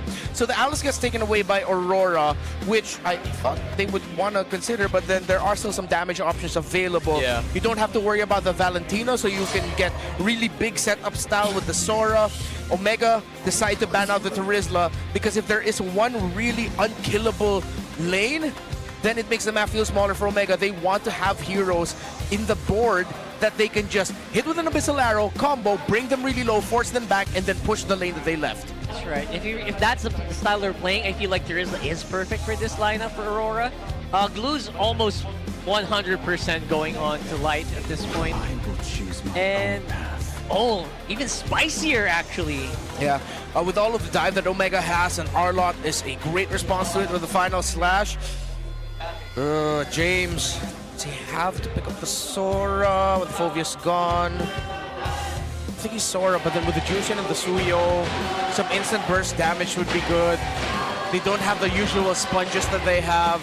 They don't even have their jungle pickup. I don't think they can afford to play for 4 Protect 1 with the Claw. They need just another option. They get the Yuzhong, but they will be going for Protect 1. They play through the Claude, but they get big impact with the Petrify. Dominic gets a Clint. Woo-wee. Undefeated so far this season, but going up against the Petrify and the Golden Hour could be tough. Might be tough here, to be honest. And of course, if you guys think that's going to be tough for them, go ahead and predict. Scan the QR code and predict the match winner correctly for a chance to win 1,000 MLBB Diamonds. So far, predictions are leaning a lot closer than I thought they'd be. 9% for RORAs. Let's dive into this draft here. Game number 1 feels like RORA did kind of, get on top here. Yeah, the numbers could probably say that, which is definitely going to help them moving forward, because they want some answers towards the Yuzhong, the Fredrin, and the Selena that could be really troublesome in terms of the early game. So at least they have early game damage towards that. But I'm just wondering, as soon as Omega reaches level 4, how will Kite be able to evade every single skill? I think that's the main issue here. But before heading into that, I'm also looking at the laning phase. This could be a difficult time for Netsky. He needs to make the most out of his BMI, because one of the tough things about trying to trade with a Clint in the gold lane is that even if you have the BMI ready, just one hit from his first skill plus that basic attack takes you down a good amount, which is why it does benefit Netsky that the current metagames asks for Claude to pack a fighter emblem with Spell Vamp. And that's right, they'll be able to get back into the fight even easier. Maybe you don't even need to go back to the base, right? Just go ahead and regen off of the little jungle creep right next to you. And look at what Mingwin is also doing. In order for Ryzen to roam around the map a little bit faster, he's been leashing him countless times. So that creates a little bit more opportunities for Omega to stay in pace with Aurora, as Demon Kite is already in level 3. Same could be said for Ryzen, who's holding utility. So first rotation is top side, trying to stop James. They want to play for the EXP Crab. Get an advantage for one of the roam mids. It looks like, based off of their gold, still very close. Netsky might have gotten the last hit on the Crab? Or they just gave that to Demon Kite. Forgive me, I missed that take. But the last thing that we saw is that Demon Kite is playing the lane around his own gold Crab. Bringing it low, dragging it back out, and then clearing minion waves as well. Yeah, just look at James simply denying Edward of what could potentially be an avenue for him to get to level 4. That's not going to happen just yet. Omega gets the tides of the gold. Even if it's 100, it's going to be coming a bit for them. This is what Renmar was talking about. The laning stage is going to be a problem for that Claude entering this first hurdle. But hold on, Light got down to half HP. Now it's going to be Ryzen holding on to that major objective. The Black Dragon form is going to be here as well, as Yue just continues to put the pressure on the others. Light's going to be doing the same. But there goes the cape, and Ryzen is going to be easily taking that first hurdle of this game. The fight ensues. It's going to be James stuck. And that is first blood going to the hands of the Northern Lights. James brought back and stopped. He was able to use the Petri. Make a walk away with the turn, but Aurora, one more kill. Look at that. They're now setting their sights on Perks. But quick thinking, just making sure to use that flicker to be able to get away. That's really exhausting all of these battle spells here for Omega, and of course exerting more pressure down bottom. Even though they did get that hurdle, the fight looks... An arrow connected! Coming out from the super rookie, Mingwin makes it happen. And with that, Aurora's gonna have to protect the purple buff, because now it's Omega that's raining on their parade slowly but surely as Perks. It feels like the Northern Lights won't do anything about it, or they can't even do anything about it. SpongeBob, we're getting our purple. Oh, that was close. But Demon Kite is stuck, and this might clinch the end. Netsky, through the help of two friends, living it up for the barangay. Omega are so good, man. They're quick on the react. Because what Aurora did after that turtle made so much sense. They pressured down the bottom side. Domikai thought that he'd be able to stop Netsky from getting some farm, but Netsky's handling the lanes well. That even with the minion waves pushed in and a threat of Aurora tower dive on him, he still had two cards that he could last hit safely under turret. Now, after that, you see Perxiva and Mingwin playing around the river bottom side. They land the Abyssal Arrow, then they continue that play as Dominkite's overstretched, while Netsky came down from the river with a BMI Blazing Duet. The chef's kiss, Omega. I think that right there is key, like landing the Abyssal Arrow first, and then just following up, not really doing anything crazy here. Oh, they're going to have to be really careful here. And I'm talking about Netsky because he's been shoved out of the base. Light was waiting for him on the other side. Nowhere else to go. Using that flicker to be able to get away, saved it up until the end. Now it's going to be Light having to run back to his teammates, but Mingwin for 3 lands it on for a 3-1 kill score. What seemed to be an initiation for the Northern Lights turned out to be better for Omega. It's like this day is trying to teach me how to be more patient towards Selena. And I think we have to accept now that when we play our ranked games, Burrito is just never going to let go of his signature hero. Oh, and this... It's hitting, man. Man, in addition, this was the same set of heroes, if I remember correctly, that this Omega squad has used in the Cebu National Qualifier, so they are very familiar with how the mechanics of this Selena works, and Mingwin is putting it into good use. This is true. Again, Mingwin, despite being a rookie, technically, just hitting everything, and it kind of makes you forget. No Demon Kite, wait! This is James now on the chain. There goes another arrow. But the thorns surrounding James places him back to his place. So good. That's so good, man. As the kids say, it's very giving. Oh, there's going to be another taunt and another arrow coming out from Mingwin. You should call him Mingwin Curry at this point. Landing arrow after arrow against Aurora. Bang after bang. 2-0-2, but the impact of the Abyssal Arrows have almost always led to kills. It flew to the purple. That's not going to get the last of the purple buff, but that would have been crazy if it did. It's just these rotations by Aurora. They're getting outpaced right now by Mingwin. I like how from time to time Perxiva and Mingwin are actually playing away from each other, applying more pressure all across the river. So that's why Aurora is having a hard time getting a good and sure footing here. There's a lot of slippery members from the side of Omega. Even if you catch the Fredrin, there's most likely either the Selena or the Marcel nearby, excuse me. So they're slowly running out of map and running out of options. Dude, it's been 6 minutes in, and the Selena is still assisting Ryzen in terms of getting the major objectives. That is, you know, Mingwin putting in so much work from the start, but look at the positioning of Light, though. That's right, 80% kill participation so far for Mr. Mingwin himself. Failing to miss so far. Only misses like 1 or 2 arrows. Light covered in darkness. Now he's going to be pushing forward. Same could be said for James, but look at the conceal. He's coming from behind. Mingwin evades that. Omega takes the turtle and another kill. Now they're going to be diving inside, but this is biting him off more than they can chew. Rice is going to be able to stay alive, but not for long, because he will not be taken down just yet until Aurora deals the clap back that was necessary. And Yue comes up next. It's going to be James. The Dragon falls, and Aurora lands the fight back that was needed for them to stay place in this game. One of the keys to victory we had, Aurora needed to be ready to trade against a very aggressive Omega. They dived a little bit too deep. Yue held on to his Crimson Beacon for the perfect moment, and it all worked out. Aurora gets the first tower break in the center of the map. And that is huge, right? Because earlier, it's been over and over again, Omega, who are the ones who are trying to invade this jungle, and maybe, because of that tower break, we'll be able to see Aurora finally giving them back, you know, returning the favor to them. And right now, Demon Kite, despite all the downsides, despite all the slips and grips, he's still actually pretty close to Ryzen in level. They're actually dead even. Yeah, he's even on the lead in terms of the gold. And that is probably the reason why, you know, Mingwin has been assisting him so many times in order for him to stay in pace in terms of the scaling against Demon Kite, who now is 2-2-1. Right. So now we're looking for another moment here. Edward was caught by a huge energy eruption earlier. Let's see if he can pull that off again.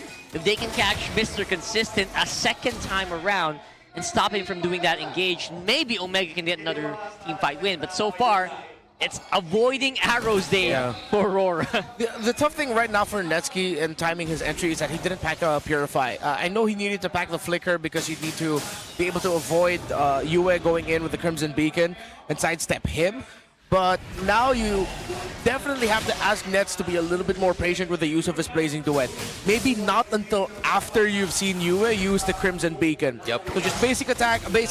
Just when Rora thinks that they have a clean team fight for them, go in with the Blazing Duet to see if they can turn things around. Here's the team fight you were talking about. 60% HP for the first Lord of this game. Light is going to be tanking that arrow like a boss, and Yue is just going to be looking out for Perxiva, and the same could be said for everything else. Ryzen holding on to this Lord. Not much is happening. It's just that Rora is clearing waves in mid. Yeah, I think they kind of know that these traps are everywhere, so they need to clear them first before they go for a fight. That's what they're trying to do. Core items locked in for the Clint. Meanwhile, top side, there's minion waves of Omega pushing in. If Demon Kite shows himself, Omega might go ahead and pull the trigger. Yeah, they're gonna plan to blitz this as soon as Demon Kite shows himself smiling in top lane.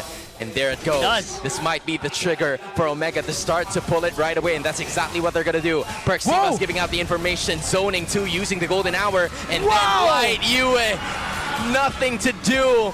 And then it's an immediate retreat for Smart Omega, and even with a conceal, that's just clean coming out of the barangay. And on the other hand, it's actually pretty dirty. Clean golden hour.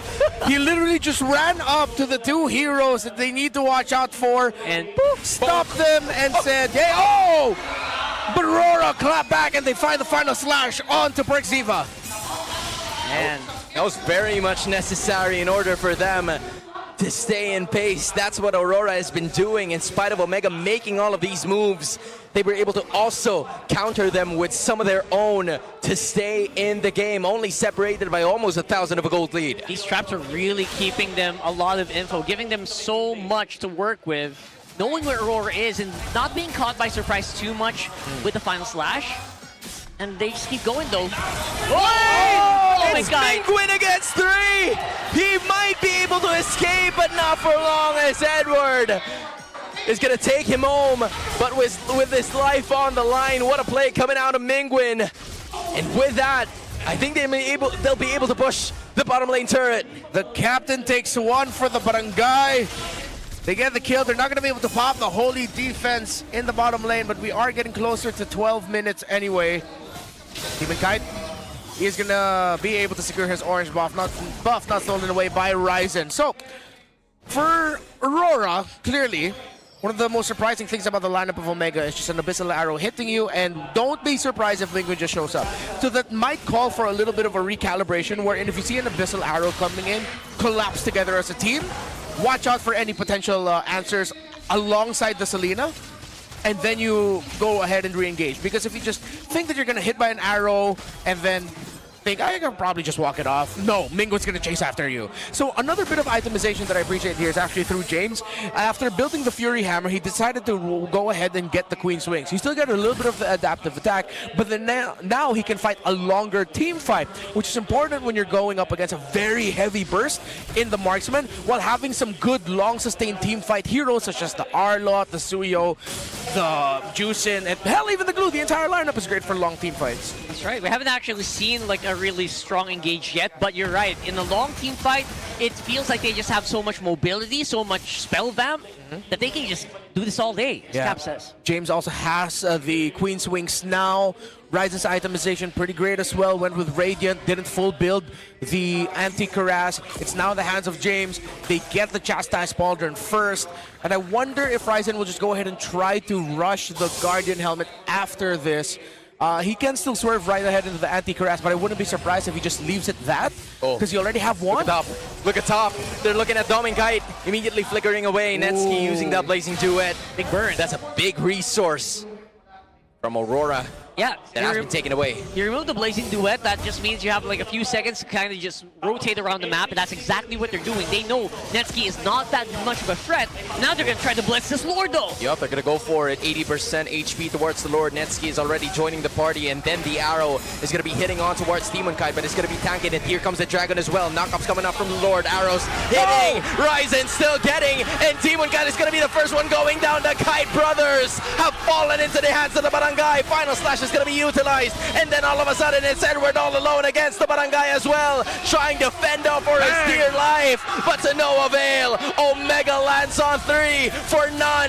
Netsky breaks up another turret for their side, and with Yue and Light, the only Northern Light standing, how will they be able to defend? Uh-oh, we got time. 10 seconds, 13 seconds on Dominkite. Can they clear this? No more energy shield. Spark is going to be there. Light is going to go down and save for Yue. The Barangay styling at the spotlight of the Northern Lights. Game 1 is secured. This isn't the same team that Aurora faced off earlier in the season in week 4. They're better, they're better, and they're on the way to sweeping the series. They're match point Omega. And they've got a lot on their side. They got the buffs. They've got the best. They've got Talent 1. And they've got skills. And the biggest one, in all seriousness though, is their confidence.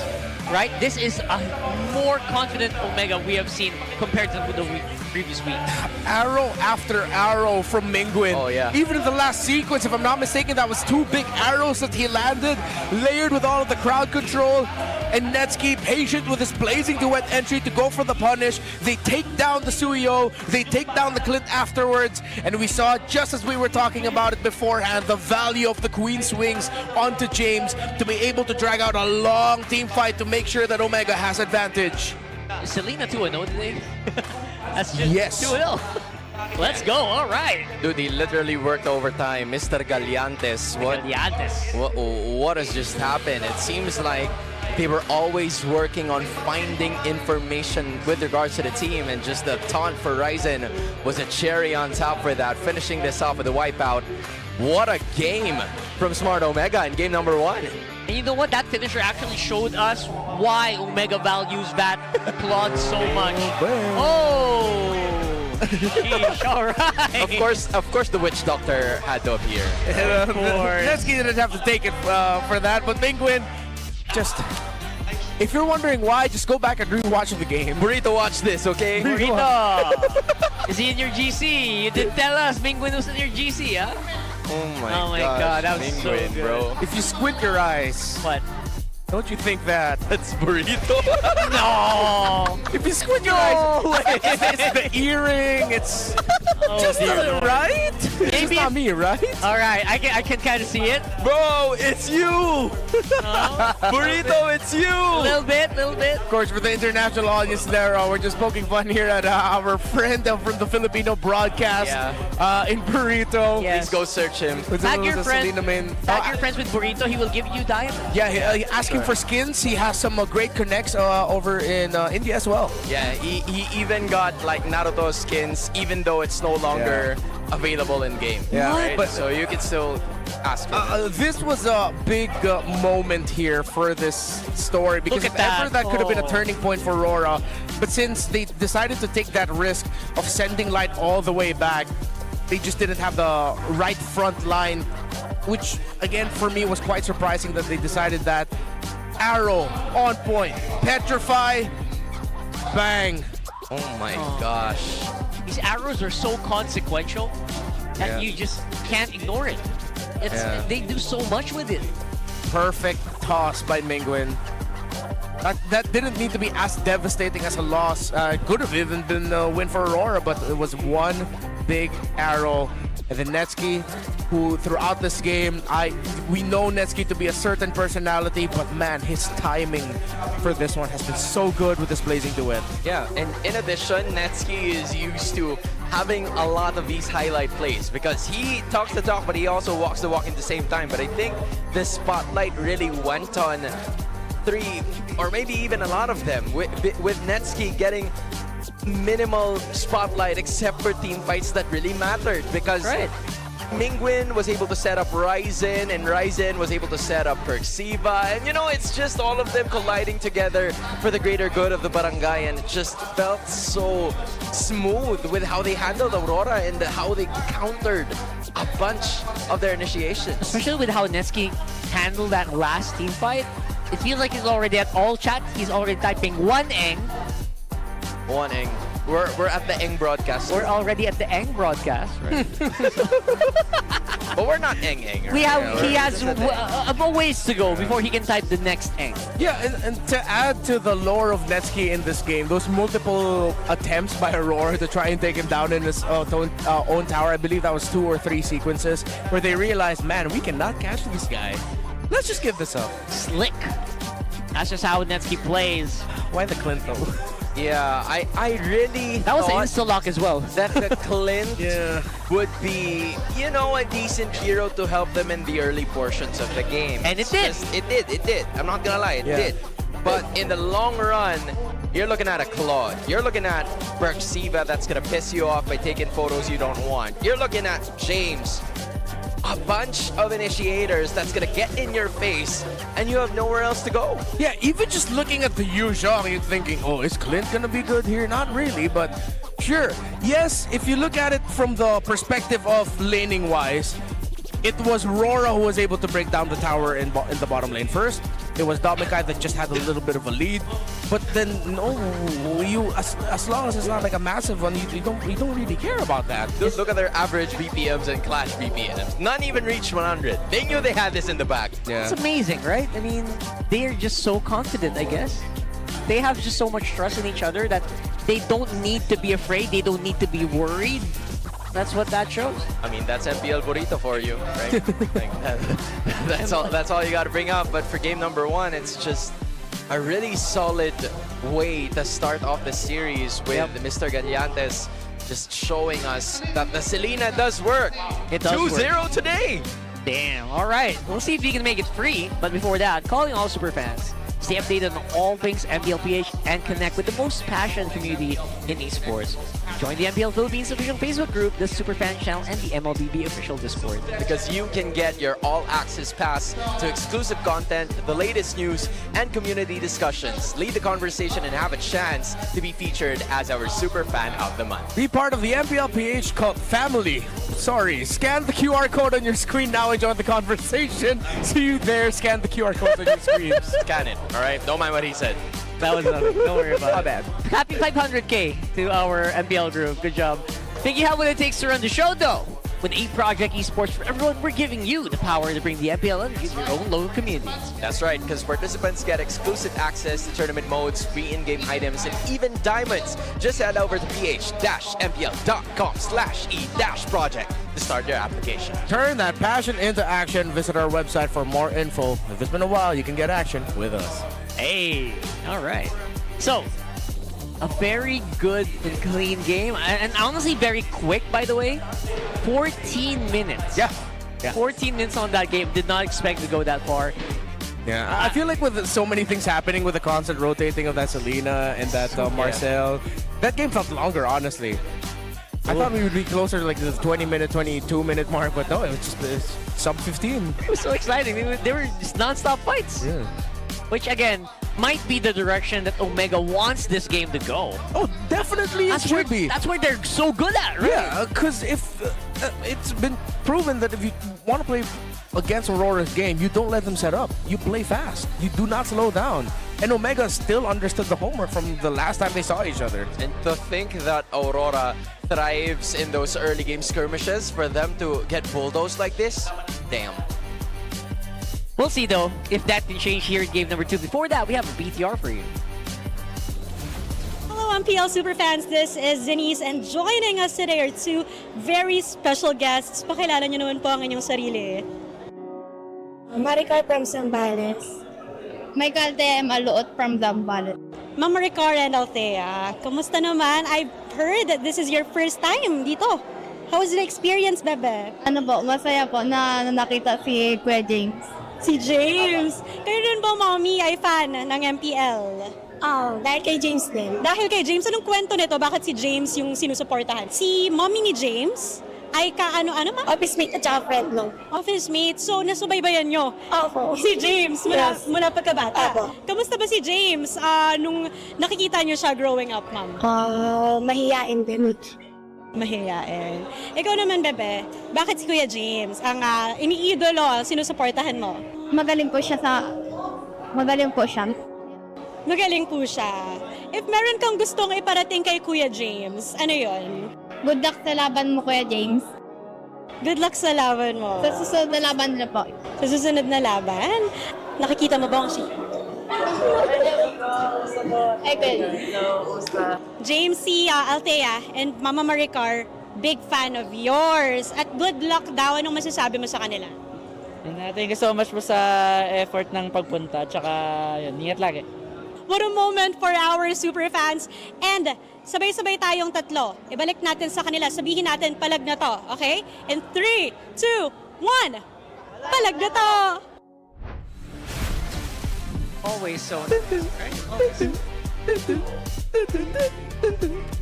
No, you gotta keep talking. Oh, I gotta keep talking. The background music. Yeah. All right. That was so nice. As usual, a small perk, a hidden perk of going here to the venue. Yeah. Just get to hang out with your favorite players. Oh, yeah. Randomly. Yeah, no, like they suddenly pass by and say, hola. Yeah, you could just be in the toilet, suddenly you get a knock on the stall, like knock. Who's there? Hey, you want to meet your favorite player? Sure. Yeah. The And next then thing you gotta know- give him perfect dap. Yeah. Of course, the perfect dap should. After washing your hands. Of course. Properly. So, Or even- going this one, and look at that. What is this? These are the... What are they called? Are these cards? Did they make cards of just these? some highlights of them. We got Rai Zendable, blocked by James. May napindot. He pressed something, Perks Viva. The barangay. Netsky, and Tanod number 1 dances. Yeah, the barangay is like a witch doctor. So Netsky, you witch. I love this. You could make this a card and print it out. Yeah. And give it I hope away. they do. I hope they do. This is honestly a really good, very simmered down summary of what Omega season has Right. been. W whoever did that, bro. Good job, man. Oh, man. And it's also really, really nice. It's like there's so good vibes in all their matches right after that RORA win they did. And now... It's like a movie poster for the boys, bro. I know! I know! Same visuals and everything. I know. Your season's That's ending, cool. by the way. But hey, we gotta bring this up in a serious note. Aurora might be on the verge of fighting till the death. Not really till the death, but like tournament death, you know. Against AP Brent tomorrow. And Dominkite has to step up big time. Yeah, Dominkite, the big question in that last game was, why the... Okay, I think now you can crash out if you Can want. we dig deeper into that? What were the options that were available? I feel like there were so many others that could have actually gone better in that slot. Let me see. Did I note down anything? No, I was too busy yapping mid-broadcast. Maybe... I don't even remember a Harris getting banned out. Let me revisit and look for the draft. You know again. what? That's right. We got Give you. me a sec, folks. We got you. We got you. I really feel like the Clint ain't it, fam. Yeah, that was also the last pick. Huh? That was the last pick That was too. the last pick. Right? They again. I'm sticking with the thought that it's gonna help them in the early game, which again, it did. It's just like that 5 for like minutes. 5 minutes. Yeah, but when it got into 6-7 minutes, you know, it kind of made it so difficult for them to maneuver against the Black Dragon form, against the taunts, against the arrows, against what else? Everything. Man, Brother Carry was open. No way. It was. Oh man. No way. That feels like a very glaring hole. Very glaring chink in the armor there. Oh, and look at this. Broken Walls is going to be the choice. 1-5 Aurora, 3-3 Omega. They love that. Oh my gosh. Netsky loves that, so that's why that Fanny's being banned out. Oh, sorry. Ryzen does. And now, with all that's said and done, we are not really getting any gold lane bans. That's been the trend since game 1, right? Yep. So these gold lanes are usually very wide open. Now I won't mind if Omega kind of bans it out here because I don't want to give that plot over to Dominkite as well. Yeah. Or Demonkite rather. Domink, yeah. So instead of banning out the Harley, which right now it seems like that's going to be the pick for Aurora, Omega still go ahead and respect the Guinevere. Don't have to worry about that now. The Harley does show up. Harley Suyo trade active. They get the Claude for Nesky. He's feeling it. While James gets the focus. Ooh, I like some this. really great drafting right now. RORA cannot go ahead and pick up something like a Valentina. I think they should double down on one of the strats that's been working and consider picking up a Gord right now. You don't have to worry about a Sora. But a good pairing with a Gord in the center of the map with Light and Yue should be a good start for the Northern Lights. Oh my goodness, look at this. I don't even know what I'm gonna do for like XP here at this point. What's a good XP against this? Maybe an Arlon would kind of go toe-to-toe. I know it's really bad, but you need that set, right? Yeah. Where's it gonna come from? It's not gonna come from your jungle. Maybe a Cho on the roam can work somewhere here. Oh, there you go. That's better. Yep, as expected, it's going to be Gord plus something. They get the Kalea. Some good healing trading might be difficult here early on. I would suggest that Omega doesn't end up picking the high loss that they picked yesterday. Right. If ever, I think I'd rather suggest that they go ahead and pick up a Gata Kacha or something. Ah! On the dot. Let's go. Yeah. But whenever they go into this mode, it's a little bit more, you know, despite the Gatot Kacha being a very hard engaged hero, it feels like they're more passive if they go on the Gatot route. you're kind of just waiting and you're hoping for, wow, it's really loud in here. Sorry, guys. Yeah, can I just say it's bonkers here. I had Really to bonkers. like double down on holding onto my headset There you go. just so I can hear you guys. But hey, Turisla's gonna be kicking things off in terms of the bats today. And in addition, I'm just wondering what Aurora is gonna have here because they're still missing a hero for Dominkai. They don't want to make the same mistake as picking up a Clint in Blue 5. They still have a choice of actually turning the tides in their favor.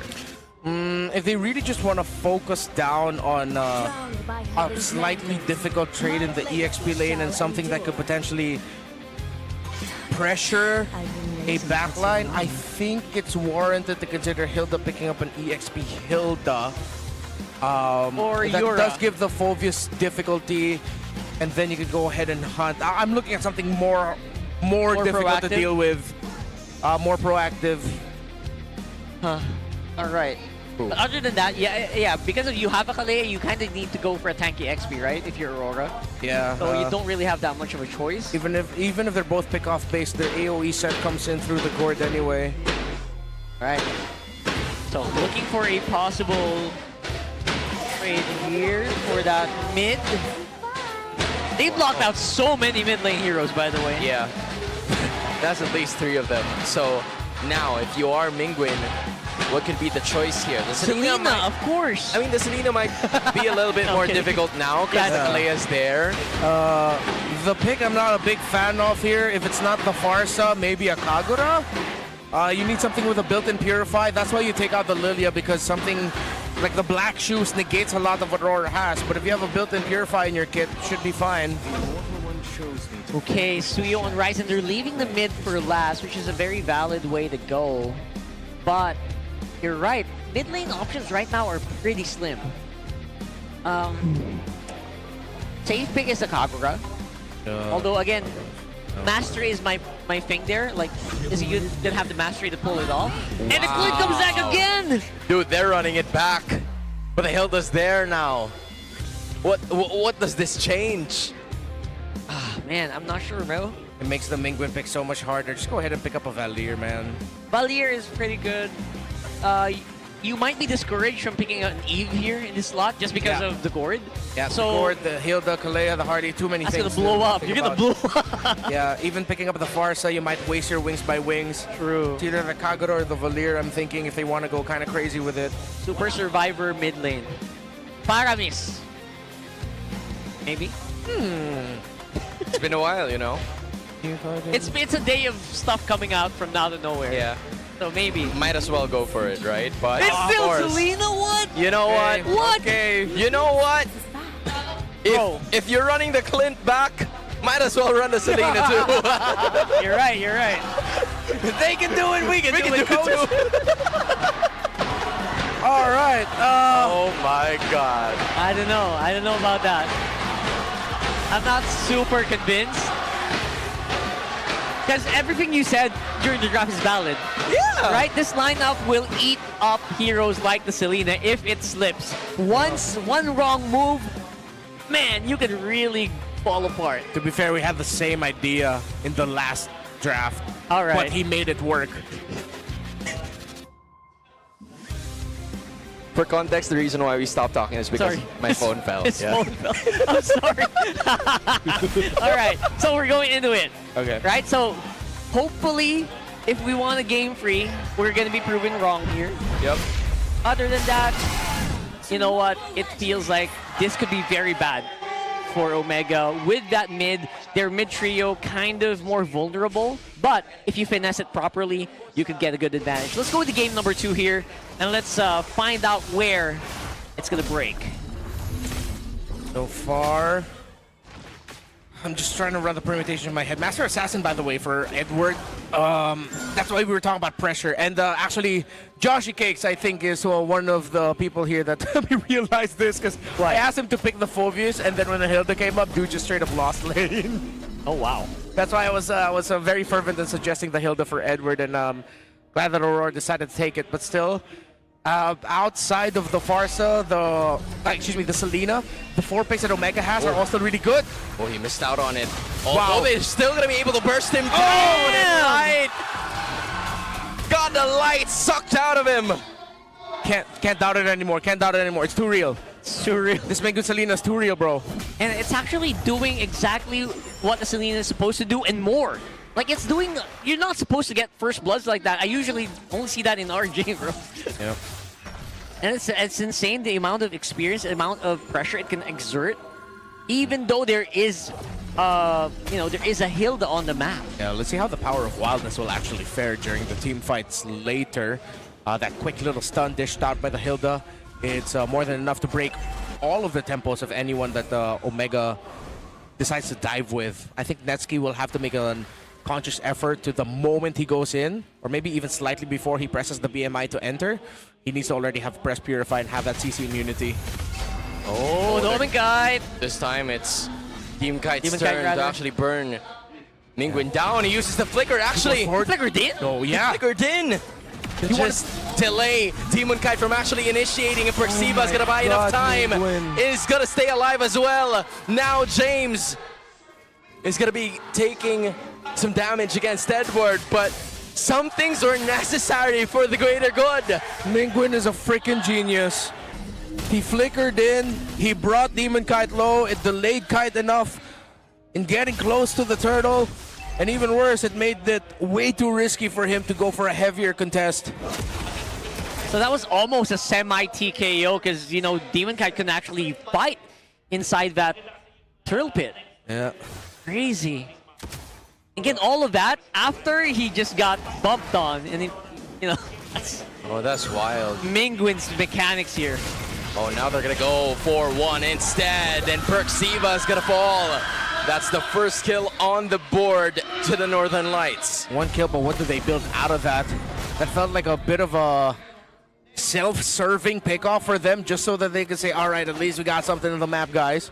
But in the big picture, it also means that it's a little bit more dangerous right now. Ryzen up top and RORA have room to proxy waves and pressure Netsky.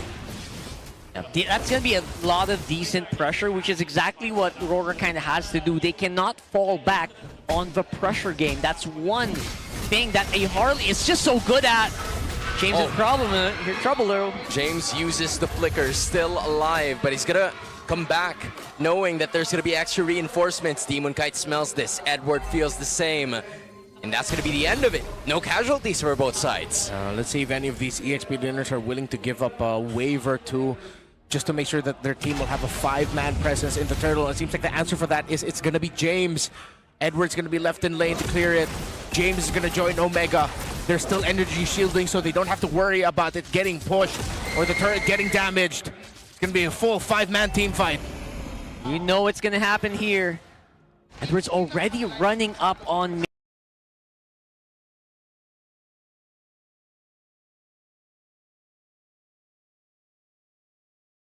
They're trying to get into their positions, trying to clear out all of these, traps, making sure that, at least it's going to be even Stevens. Yeah, James has no flicker, so there's no flicker Darkwave surprise entry for Omega. Only choice here is to fight. Perxiva finds the light, and they're going to be the ones to burst him down, and then all of a sudden, it's going to be a revitalized Perxiva from the back. He's going to dish out some damage and tank a bit more, and Perx is going to stay alive, taking some HP.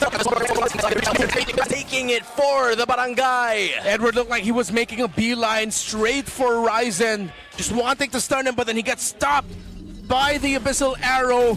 Another great team fight played by Omega. A fantastic initiation from Aurora. Gonna have to give them that.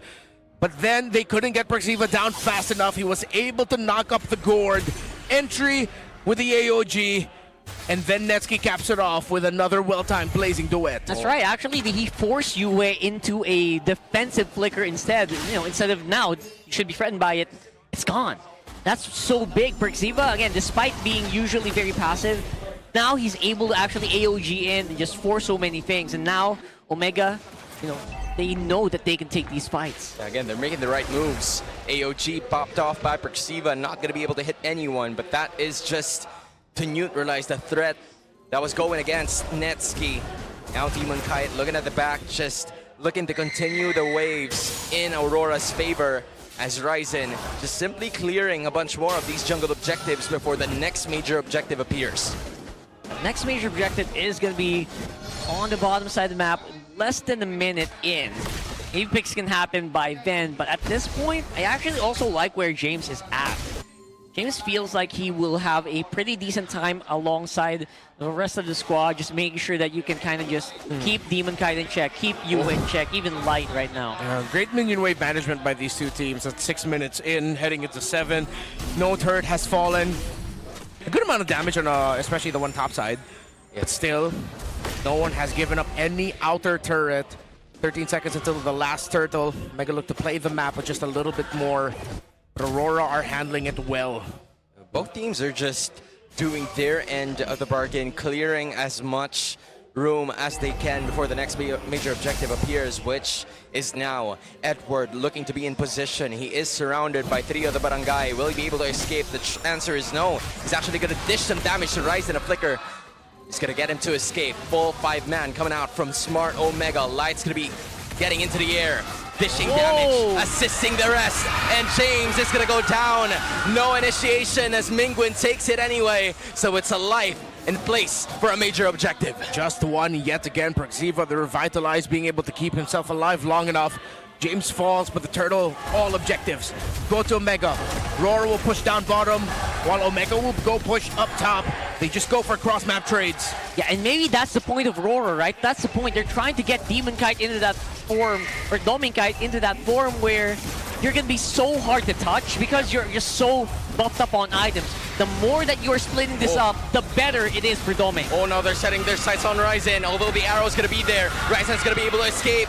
It's still James dishing out some damage against 3 of the members of Aurora's. Yu is going to be joining the party now, throwing the ball, dishing the gush. Whoa. And then a stun coming out from James. An immediate block. And this is going to be round 2. Dominguez is going to be joining the party as well. The ball's going to be thrown again. And Omega is going to take Light downhill once more. That was 3v4. While all of that was happening, Netsky split up, Ryzen was split up. They still got a better trade there. Yeah, but they timed it really well with minion waves because it's not like Netsky was able to push the tower, the inner turret up top, but still that could have been so much cleaner for Aurora. You got to give it to Omega. Of course, Mingun again on the Selena. They are answering all of Aurora's forced sequences incredibly well. Yeah, and we're literally seeing Perks in front of our eyes just doing some magic.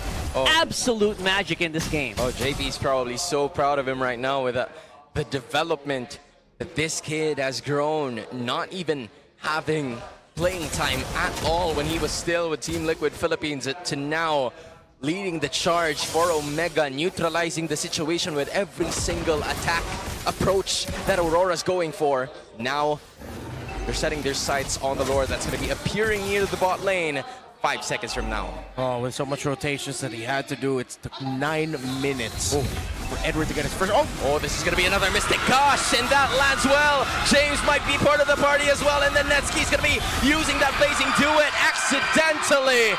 -2. Aurora finding the right targets as they work their way towards the Lord. Yeah, -2 is big. This is going to be such a difficult Lord to push back here. Mingwin can only watch while the rest of his team is just struggling to maybe get the consolation prize on the other side of the map. They're not even gonna fight for it anymore. It's the first major objective that they have gotten, but now Netsky's gonna have to fight Edward. Ryzen is gonna be joining them in just a bit, but look at the damage coming out from Agent Zero, using that flicker to be able to get away.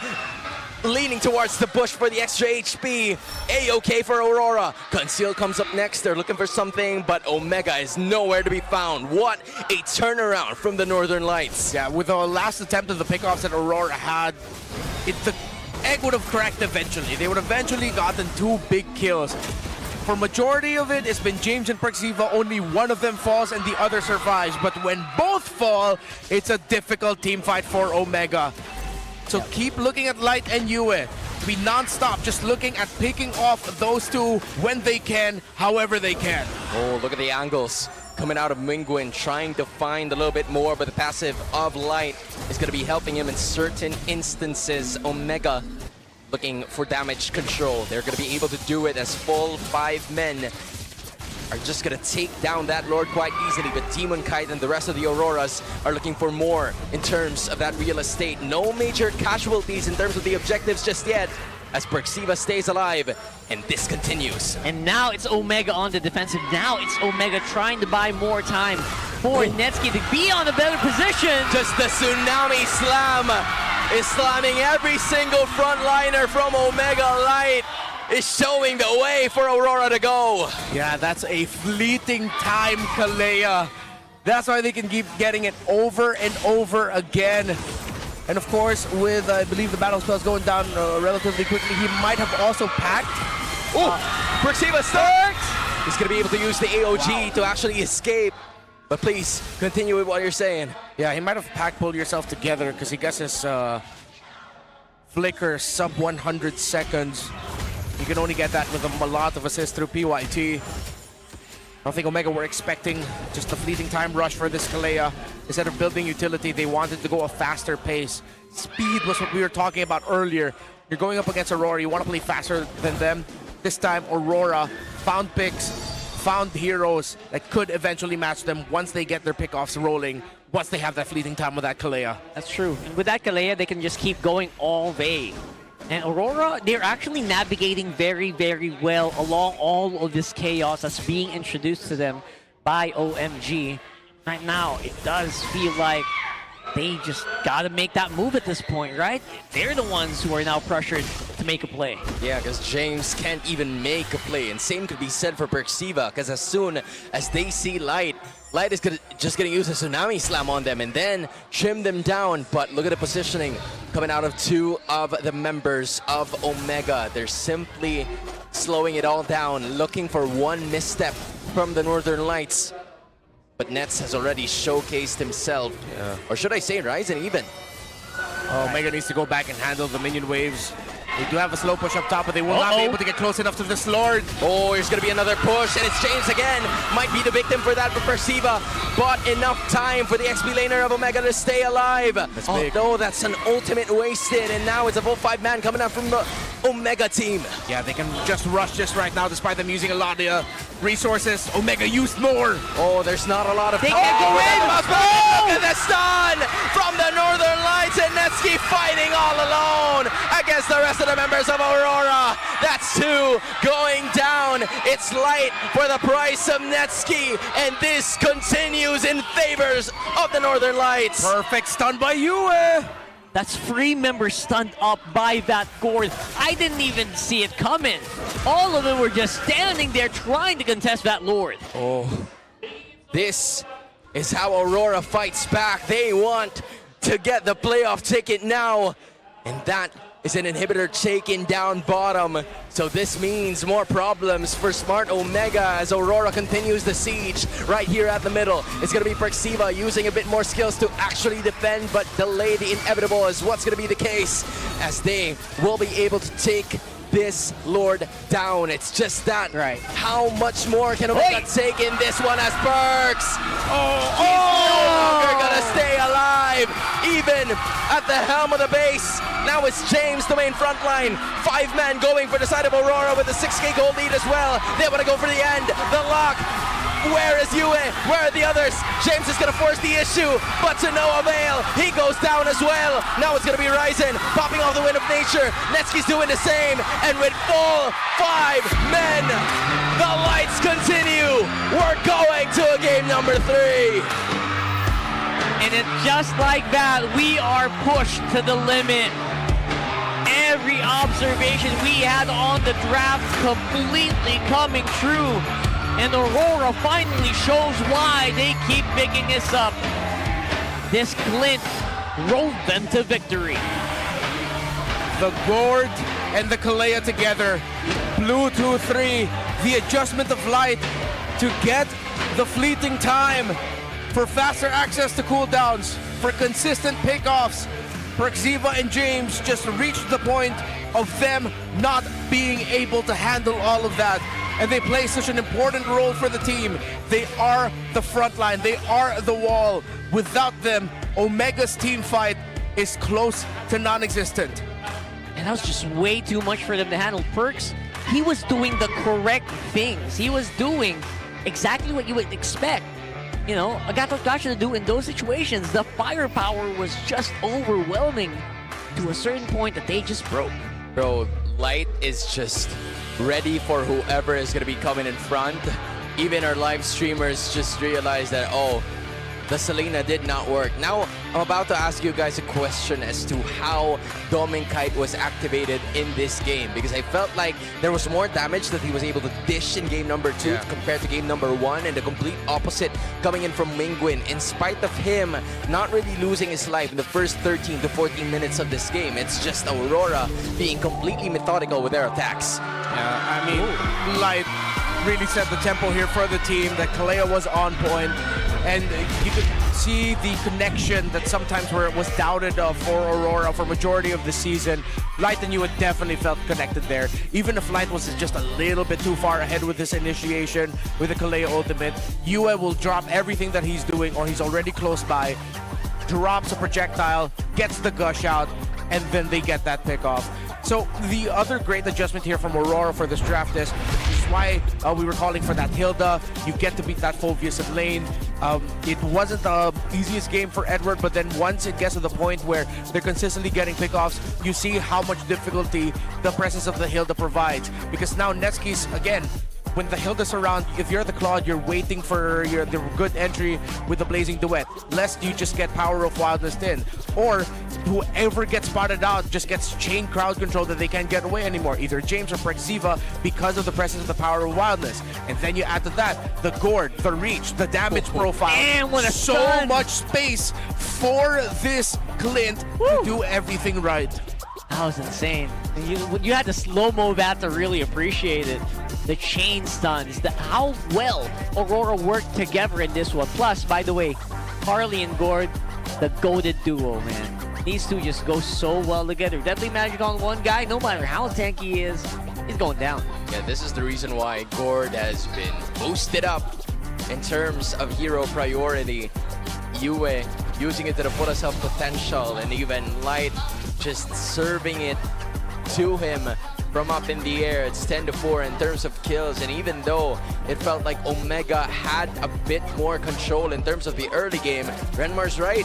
Edward just showing out vision, looking for at least some sort of way for Light to be activated, and there he goes. Tsunami Slam, one after another. Yeah, and if he's not the main first contact guy, he's the peel guy. He is helping you and Kai survive. Of course, a difference maker of just having the Surge of Life around. Prexiva did pack the Revitalize, and it did help him and James in the early pickoffs, but then you just reach that point where it's too much. You won't be able to handle it anymore unless you really get that Gord down first, which, credit to Yue, made it difficult for him to target him, and because Light was also getting to position much quicker. Yeah, against a lineup like this, there is that critical mass that you just reach where the damage threshold, when you were hit with Deadly Magic, you can't get away from it. You cannot survive from it anymore, because sometimes that amount of damage the Deadly Magic will bring in one pop is more than your HP altogether. Yeah. So I think we just reached that here in this game so often, like even against one of the highest HP heroes in the game. And that's a sight to behold. And that's why, again, the Harley, if you're gonna let the Harley open, I feel like, come on, let's ban out that Gord for once, right? Yeah, that I agree with. It's a really major difference compared to the Suyu that Demon Guide had, and not even about it. I feel like one thing that really created so much space was Yue picking up the Gord. It's just an easy 1-2 combo when you pair it up with a Kalea. It felt like I was watching a Kalea carry, you know, but it's just the Gord this time. And I'm starting to sense why this hero is so present in the first phase of the draft, because he could do things like this. Yeah, it was an amazing sight to see, honestly. Despite, you know, some very strong assassin heroes on the side of Omega, you got a Suyo, right? You've got the threat of a random abyssal arrow hitting you. But if you pilot it well, like you did, you can do your job and even more. Man, we're going to a game 3. 2 out of the 3 series today have went all full games. Yeah. And this is, again, a very poetic way as to how Aurora would be able to get their playoff spot. It's Omega, where the tides have shifted. I wonder if they can get it right now. Yeah. Remember, if Aurora wins the series, that's goodbye to the playoffs for AP Brennan. Hello for the playoffs. for Aurora. If Omega win the series, that means the very last series of the regular season tomorrow, AP Brent versus Aurora, will be the decider match for the 6th seed. That's crazy. That is saying something. So we gotta take a breather here. Let's throw it over to our host for the meantime. See what they got coming up their sleeves. All right, MPL Superfans, I know things are getting heated up, pero pahinga muna tayo sa ating match-up. This is Denise, I'm with Odin, and we are with a very special guest. Sir, pakilala mo naman ang sarili. Hi, good evening. My name is Kevin Sanchez from Zamboanga. Napakalayo ng pinanggalingan mo, Sir Kevin. So, kumusta ba ang iyong biyahe papunta dito? Mabilis lang. Almost 1.5 hours na naman yung biyahe. Pero I've been here for almost 2 months na. Medyo matagal ka na rin dito. And is that for work or just watching MPL? For work, then sideline itong pag-visit or pag-attend ng MPL din. Sideline. Oo, sideline. Oo. Hello po sa work. Tigita pala. Pero kita naman natin dito sa jacket ni Sir. Sino ba ang sinusuportahan mo? Baka iba pala no? Pero Omega. Omega, napakaganda ng iyong sweater ngayon. At sa Omega, sino ba ang iyong bias na player? Gusto ko rin si Penguin. Believe talaga ako sa kanya. Kapitan Mingguin in his rookie season. At pinik niya yung Selena. Ano bang tingin mo doon? Grabe nga, hindi kasi madaling gawin yung technical skills ng Selena. So, believe talaga ako paano siya nag-replacement ng skills niya, paano rin siya pupwesto in terms of team fight. So, magandang mechanics yung nagagawa niya. Diba? Analysis tayo. Game 1 pa lang yun. Nakikinig ako dito. Pinakitaan tayo ni Sir Kevin. At kasi analyst din talaga siya sa work. Yes! Oo, di ba? You got it. Tama. Kaya naman pala magandang mag-explain si Sir Kevin. Pero I wanna ask, kamusta yung experience mo together with the Superfans, Sir? Grabe yung nag-enjoy ako kasi iba yung feeling talaga pag nandito ka sa venue. Talaga ramdam mo yung fans na sumusuporta. Maingay talaga sila. Maingay daw kayo. Oh, okay. Okay, Sir Kevin, ano ba ang mensahe mo sa buong barangay ng Smart Omega? Para sa buong barangay, kapit lang, mananalo pa yan, 2-1. Exactly, yan ang energy talaga basta mga kabarangay. But for the meantime, balik muna natin sa ating casters. All the way from Zamboanga. That's like way down south here from the Philippines. Way downtown. Way downtown. I was like, for context, like 1,000 kilometers. Yeah, Almost. It's like I don't know. It's a 2-hour or maybe 1 hour and 30-minute plane ride. There you go.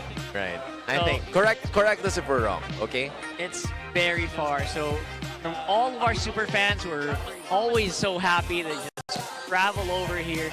Join us. We appreciate each and every one of you and everyone watching on stream. Yeah, for sure. We love each and every one of you guys. But hopefully we get to see more from different parts of the country or maybe even different parts of the world go here at San Juan. You know, all together, we're just gonna have lots of fun.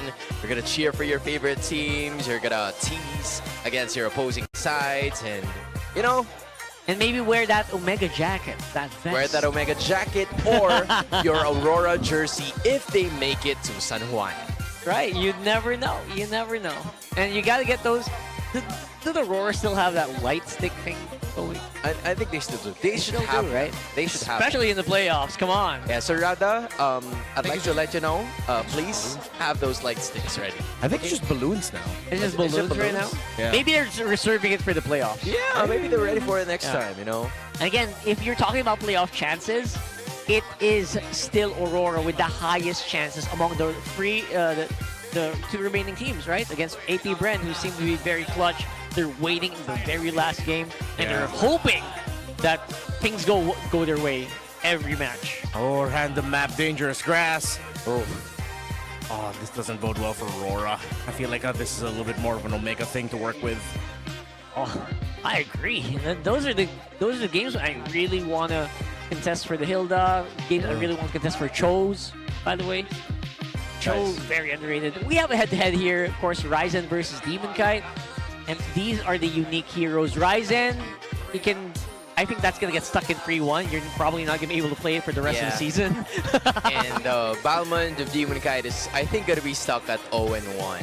You know, they tried it from the start. We saw that. Yeah. Right? We tried it from the start. It's just that it did not work. But one thing that's really glaring to me is that the Baksha pick. It's 0-3 for Ryzen and 5-0 for Demon Kite. So that should be on the chopping block here in this next one. And it always has been. Always will be. Always has been, always will be. Oh man. Aurora, I don't know if they're feeling the nerves or maybe even excitement because they're just one game away from not only eliminating APBR, but also making it easier for them tomorrow because they do not have anything to worry about once they win this game. But if that's not going to be the case, then Smart Omega says, guys, what more poetic way for you to finish the regular season than going out and all-out brawl against APBR? That's right. And if Omega does that, it's 0-2. Omega versus RORA. So Yep, for the season. And that's when, you know what, Aurora's going to say, we'll try to fight the playoff just to look for you and hunt you down. And you know, for Aurora and APBR, of course, they're going to do their best to make their way towards the playoffs, but I think who they're going to go up against is Onyx, first of all. The 3 and the 6 seed. So tough. This is a really tough sequence for both Aurora and APBR. APBR just lost 0-2 from the last match, and Aurora, they're kind of one up right now. They want to keep the momentum going after that Game 2 win. Yeah, and momentum is something that, you know, Aurora really kind of feeds off of. Omega, they don't mind coming from behind though, right? Like, that's just Omega for you. They want to play scrappy, they want to play as close to the ground as possible. That's where they strike. I wonder if Aurora are going to consider going for the Clint yet again. They got the Harley. Most likely the Suyo will end up in Aurora. I don't think Omega should go ahead and rush that. Yeah. I agree. Could be a Khalid Suyo or a Millionaire na Suyo as one of the first 2 picks. Huh. Claude's not getting banned out here. Yeah. Maybe Nesky wants to pick that up again. First pick. Maybe a reconsideration and just save the gold lane later. But it looks like it really just might be the Claude. But now they get the juice in. Oh, good start. Wow, a safe mid laner for Mingguin. Who would have thought? I would have played free games of Selena after that. Dude. What? I would. You know what? If you would, He's on fire. Burrito probably would also. And for Aurora, they have a chance to go for Claude here if they want to, and even pick up the Suyo on their side. That's if Claude gets picked up by Aurora here, or the Harith, one of those two, I think you got to get the carry right away if you're Omega. You get the carry now because there's a risk that there might be another glue pickup for Aurora. Glue Red 4, Glue Red 3 has been a big surprising pick so far today, and they're going to need to get their meltdown damage ASAP. Yeah, I'm pretty glad they're not forcing that lane for a third time, because to be honest, it was a little difficult to get launched. Like, you know, the moment it launches, it's fine. Yeah. But, you know, getting it off the launch pad is very difficult. Yeah, and it might be even tough to rush the Bruno right now. I know that was something I suggested in the first series, or in the first game of this series, excuse me, but it might be too early to show up Bruno and just be safe and pick up the carry. Interestingly enough, they did not saving go it for for later. it. All right, I don't mind this. The Leomord here has not really been showing up today as much as I thought it would. Yeah. Guys, you did mention the Bruno to still be available. Is that part of the consideration for now? A little bit worse, but maybe it depends if you see the mid laner. I think Sora needs to be in consideration here for Aurora. It really messes up the attempts of Leomord for wanting to secure objectives. Do these picks kind of just discourage Valentina for UN? Yeah, because there's a Phoebus on the other side. Yeah. It's workable, it's doable, it's not impossible, but it's discouraged. Right. Wow. Excellent, excellent.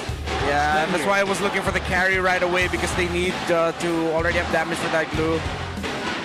But if Aurora might not even ban out the carry because he can just pick up an even red 4 if it's open for them.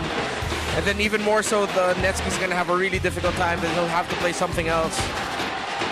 Oh boy. All right, so gold lane is still up in the air for Omega. That's probably the primary concern here of RORA. And as for RORA, they're just leaving the mid lane up for grabs here.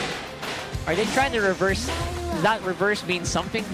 Yeah, they wanted to reverse sweep the series. I think that's what they're trying to pull out. But now it's a Gord taken out. I think finally, you know, it's a Gord. I can't believe a Gord is now a problem, and it's now a bannable hero in this current meta. Yeah, they have to ban out the Gord. They have to consider banning out the Eve, but the Zetyan would be open. Even a Kimmy for the alongside the glue would be all right. You force Perceiva to rush into a Radiant Armor, potentially negating the damage of the Suyo. Zetyan definitely super underrated in this whole day, to be honest. Not even just in this series. So... they ban it out. Bruno's out. They saw it coming. Right. So now the carry is still available. Now, if you're forcing your opponent into a carry, what does that mean for you, right? Like, what are you looking for? You play the Eve. What's They picked their poison. They knew that the Zetyan with the glue is worse. Eve, maybe even the Gimme, but then I don't think they show it here now. I think they just make the most of showing whether the Roam EXP is going to get locked in. Let's focus, bro. Focus. Okay. We mentioned the Sora earlier also, so... No, he says his heroes. It could be anything he doesn't like. But he doesn't have his hero yet. Yeah, that's what he can be anything. So that's why he doesn't mind. Yeah, if it's a static mid laner, he ends up with something like a Moskov. Moskov is like perfect, to be honest, for Netsky.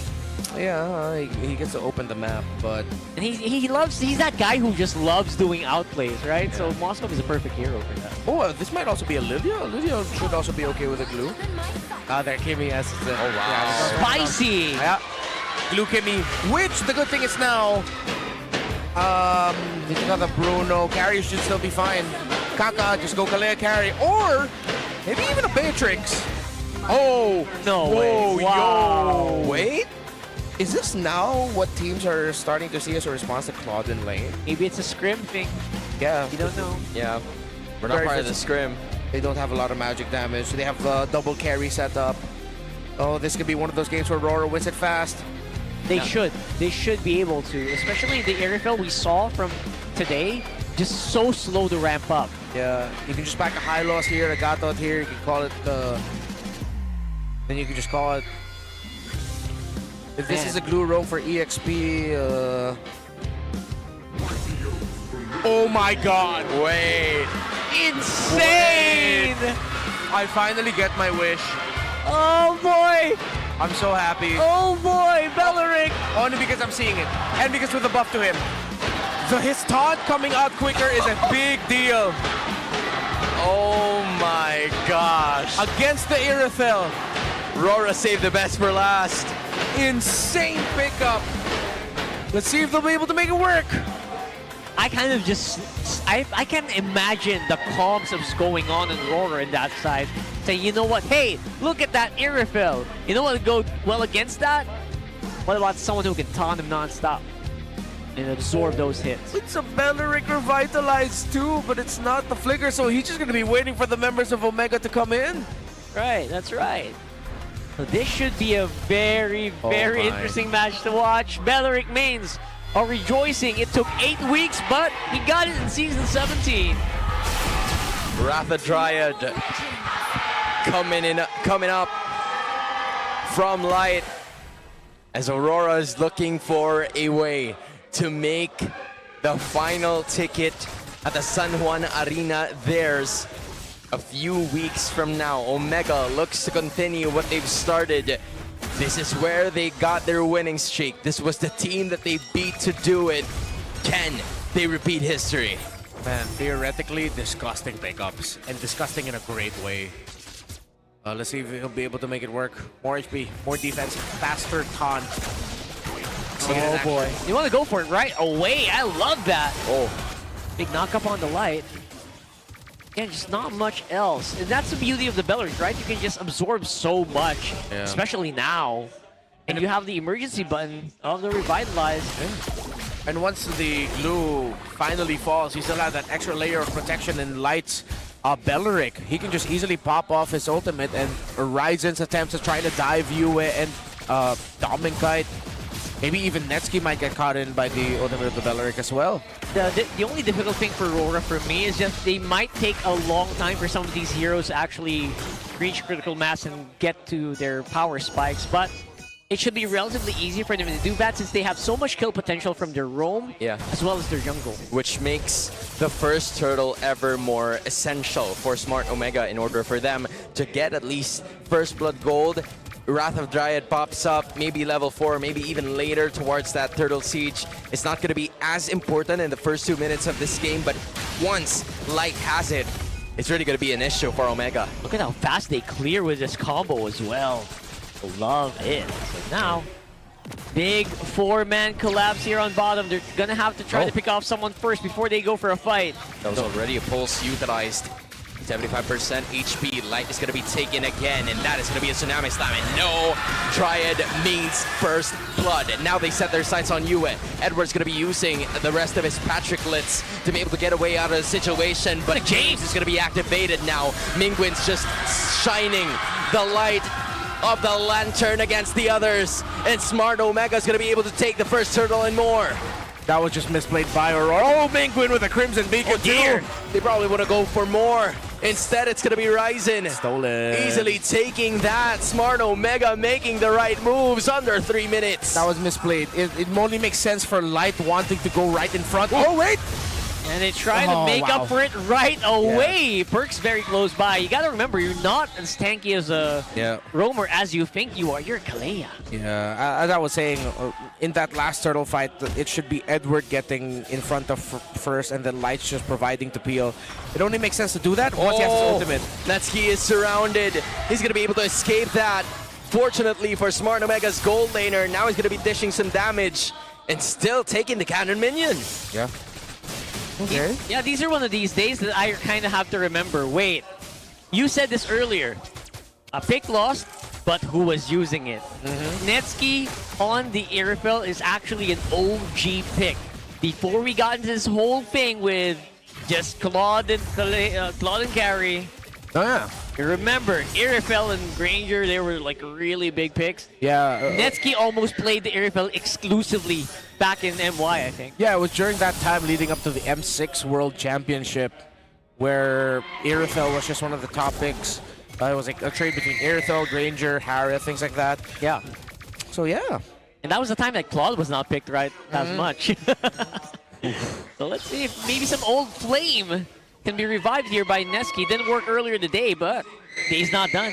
Yeah, it's still a new flame now in this current patch, so I would say it could still work for them, but now it's going to be another Tsunami Slam, and they're looking to burst Edward down, but Edward is still alive. The Triad's going to be missing. Light doesn't catch anyone with the roots. What do you think about that, Red? I'm sure he's missing the flicker. But I get why he wanted to bring the Revitalize, but you missed the flicker in that scenario. Look at James now, kind of stuck in the middle of Aurora members. Perksiva is just right at the back, and it's going to be James being bursted down. Mingwin has to retreat immediately, but he's being down as well by Dominkite, who BMI's out of that situation. Now it's going to be Netsky looking at the back. Perksiva's going to be doing the same, and Mingwin cut 25% of his HP, is still alive and kicking. There goes the Steed, but Dominkite gets the turtle, and the rest of the members is actually going to be attacking. It's Omega transitioning, going for the kills again. Dominkite with no BMI is going to be falling as well. Mingwin, the rookie captain, making it happen for the rest of the barangay, as Dominkite is going to be falling too. What a turnaround from Smart Omega. Omega, bro! They are accelerating this game at such a fast pace. That was an insane trade back and forth. It was an audition. I don't care. It was fun to watch. They spent so much getting the turtle, getting James beforehand, bringing Perksiva low. But Surge of Life coming in the clutch. Ryzen, though, eats a blazing duet. Ryzen bit a little bit more than he could chew. Now with everybody surrounding, Dominkite's gonna get the bullets into his body for another kill for the gold laner. He forced out the blazing duet, but still overstepped is what Ryzen did. Meanwhile, the bottom lane, it's Perks and Netsky who gets to push down bottom. Now they're looking to transition towards this purple objective as James cannot do anything to protect that. But fortunately for them, Netsuki was able to get a turret down bottom. Aurora making some necessary moves, and Omega's doing the same. Yeah, that's a big error there for Ryzen. Still, though, they have the lead. 2 turrets over Aurora, so 1. The last time he was played, yeah, Season 14, Week 8 RSG, Chaknu. Remember that? That's Not when we as had that old. little couch set up. Oh, Yeah, right. back when, in Green Sun. When a standee fell on me. I missed that couch. I don't. I kind of don't as I well. was parked there for an entire season, man. Same. Did not Yeah, we miss that were. couch at all. And literally, a standee fell on me. Someone pushed a stand. Yeah. Okay, now I feel Remember bad. that? Now I feel bad. I don't miss it anymore. You know, yeah. You know what I miss there? What? Fast elevator, man. I like it. I like the fast elevator. Yeah, because it was like, what? Because it was just only 3 floors. Yeah, it's only 3 floors. You can even take the stairs. You can get priority too. Yeah. That's pretty cool. Oh, Anti-Cuirass already secured for Light. Still no Skypiercer for Ming. Oh, Still on the way. And they're looking to prioritize here. Light is not Dryad? yet popping off the ultimate just yet. Phantom Fleet is going to be appearing. James is at the back. And it's actually going to be one hero from Omega falling. But they're still fighting. Rise is going to be catched in the middle of it all. James falls down as well. Now it's Aurora fighting back. Berxiva's being chased with Demon Kite. But to no avail. He still was able to escape. Sasuke was able to get another turtle in the favor of Aurora Gaming. Wrath of Dryad, perfect from Light. It was all about timing in that last one. Light really held on until the very last second when the retribution was needed. Yep. And he pulled it off in the perfect instant. Game finally slows down just a little bit. It swings towards Aurora's Oh, look at this. favor. They catch him.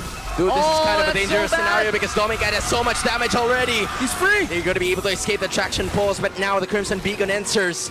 James, nowhere to be found just yet, but in the middle of all of that happening, there's Demon Kite slowly trimming the base down for Omega. If Edward didn't hold on to his grab and decided to play it, Omega would have won that fight.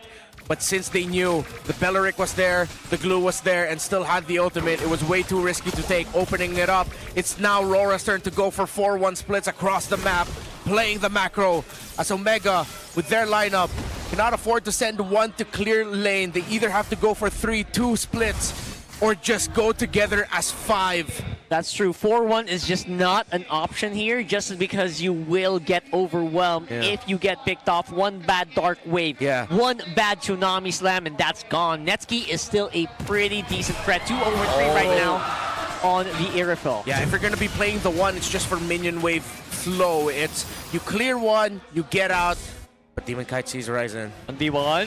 1v1? Oh. No, that's not going to happen. Especially not 5 seconds before the Lord.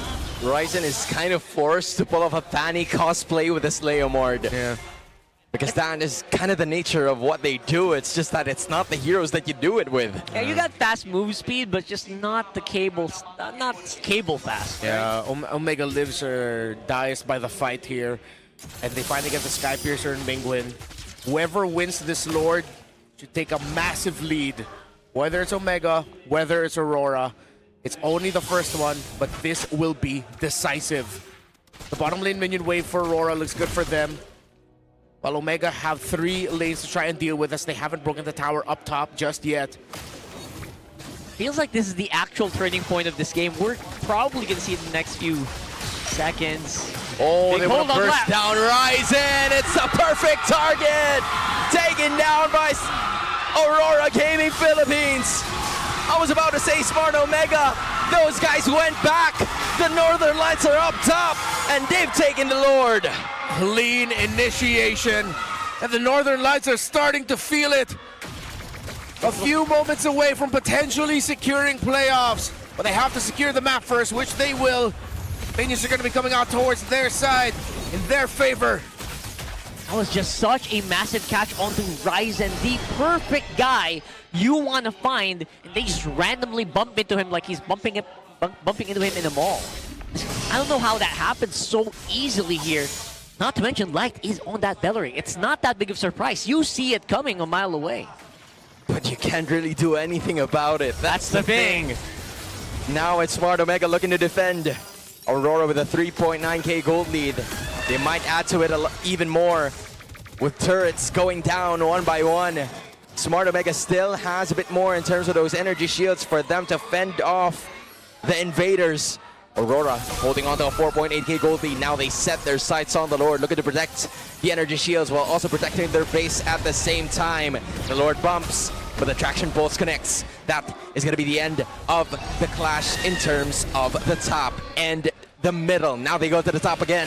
It seems like Aurora's not letting them breathe. The fight ensues, and Light is going to be using the Dryad again. Now they fight under the turret, and it's going to be Light going down, but a lot more from Omega goes down with them as well. Look at Netsky trying to fend them all off. It's 3 going down for the side of Aurora. It's still going. Netsky doesn't have a big defensive item yet. If he only had something like a Wind of Nature, he might have been able to commit a chase onto Demon Kite. But he's only up to 3. He has Berserker's Fury, Haas Claws, and the Malefic Gun. He still can't get the Wind of Nature. He needs just a little bit more damage. Knowing Netsky, he would have just trampled all over them in that moment if only he had that Wind of Nature. Imagine just like one item making such a big difference in that fight. Dude, and that's the thing. That's Netsky too. You would realize that you're right, but even he had the trigger discipline to like, you know what, I'm gonna back away. It's not my place to just dish out the damage because I don't have the defensive items to go ahead and tank it all to myself. So it's just dangerous waters that he's treading here. That's right, and you can't even say that, a late game game is going to be able to give Netsky the advantage. No, you've got 2 marksmen on Aurora. They're going to hit twice as hard. They're going to get so much DPS. So honestly, at 20 minutes, you might be at a disadvantage here if you're Omega. Already up to a Malefic Roar for Demon Kite. So the damage is going to get even harder for the front line to hold. James is only up to a Blade Armor, Radiant Armor, and a Dreadnought. While for Perk Ziva, it's Radiant and Chastise. It's going to be a long hill and long road for Omega to climb. Oh, they're wrapping around. Look at this, they want to go at it, but it's an immediate burst down from James. Now they're transitioning on actually bursting down Yue, but it's not going to be enough damage as Perxiva falls as well. What seemed to be a start for Smart Omega. The conceal was a major blunder, and Aurora is not even going to chase them back. They're just looking for the Lord, and they're immediately bursting it down in the name of the Northern Lights. That is going to be such a big thing you're going to review later on. That insert, that pincer maneuver did not work out as intended, despite being them on the position they wanted it to be. Belleric. Belleric is just the answer. It was Omega, it was a Chakno-led Omega that picked Belleric the last time, 3 seasons ago.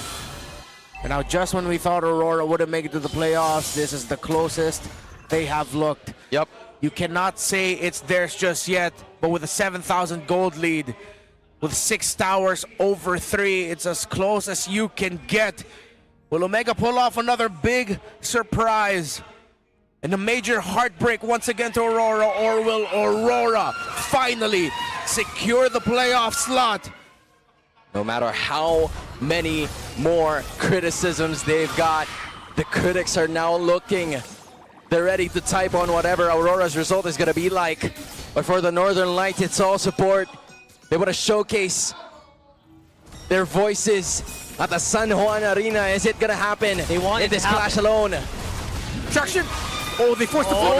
Okay, but look at another Tsunami Slam. It's going to be like going down, but they were able to take it. And Edward with a flicker again. Now it's going to be Netsky actually bouncing away, but he was able to get Netsky. In the end, it's Tommy Geiger again. Demon Kite as well. And with Mingwin left to protect, it seems like it is now happening. It is possible. Aurora, the Northern Lights will be able to do it. Aurora completes the Sun 1-6.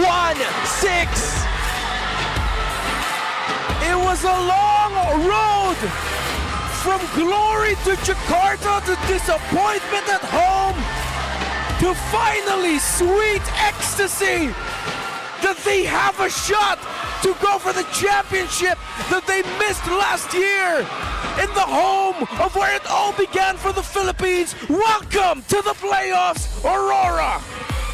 8 weeks being doubted week after week. They finally lock in their slot, and they get the chance to prove once more what a world champion's heart can do.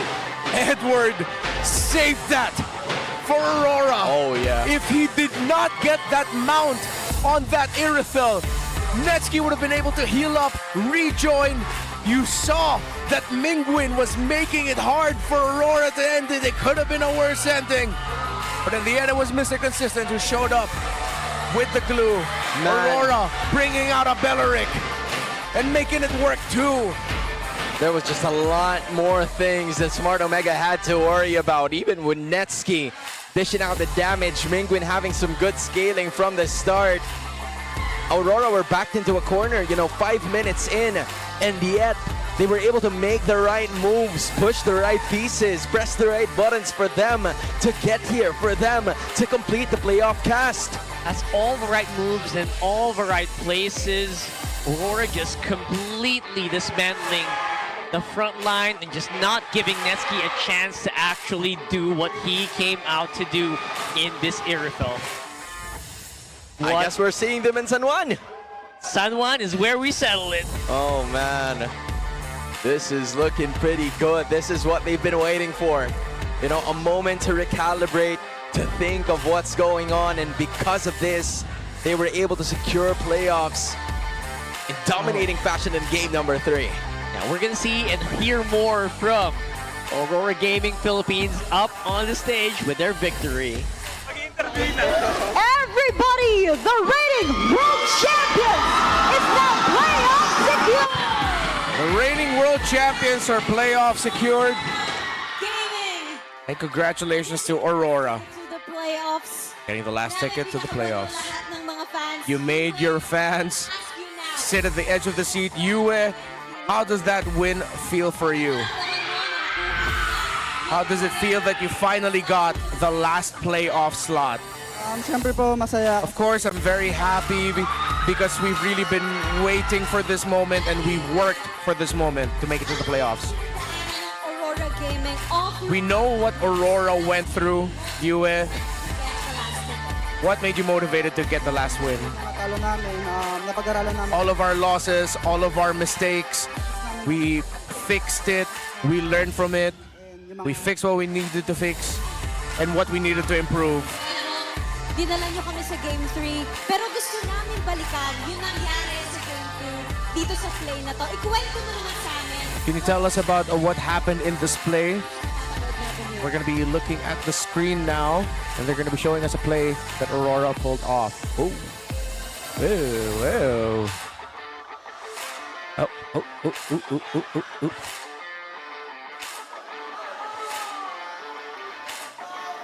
What was happening during those moments? Ano yung pinag-uusapan nyo? Ano yung nagiging call ng team? What was the call of the team during those moments?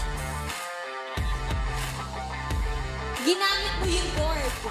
Ano lang po, na-stun lang. So that's really just what happened. He just stunned them. That's it.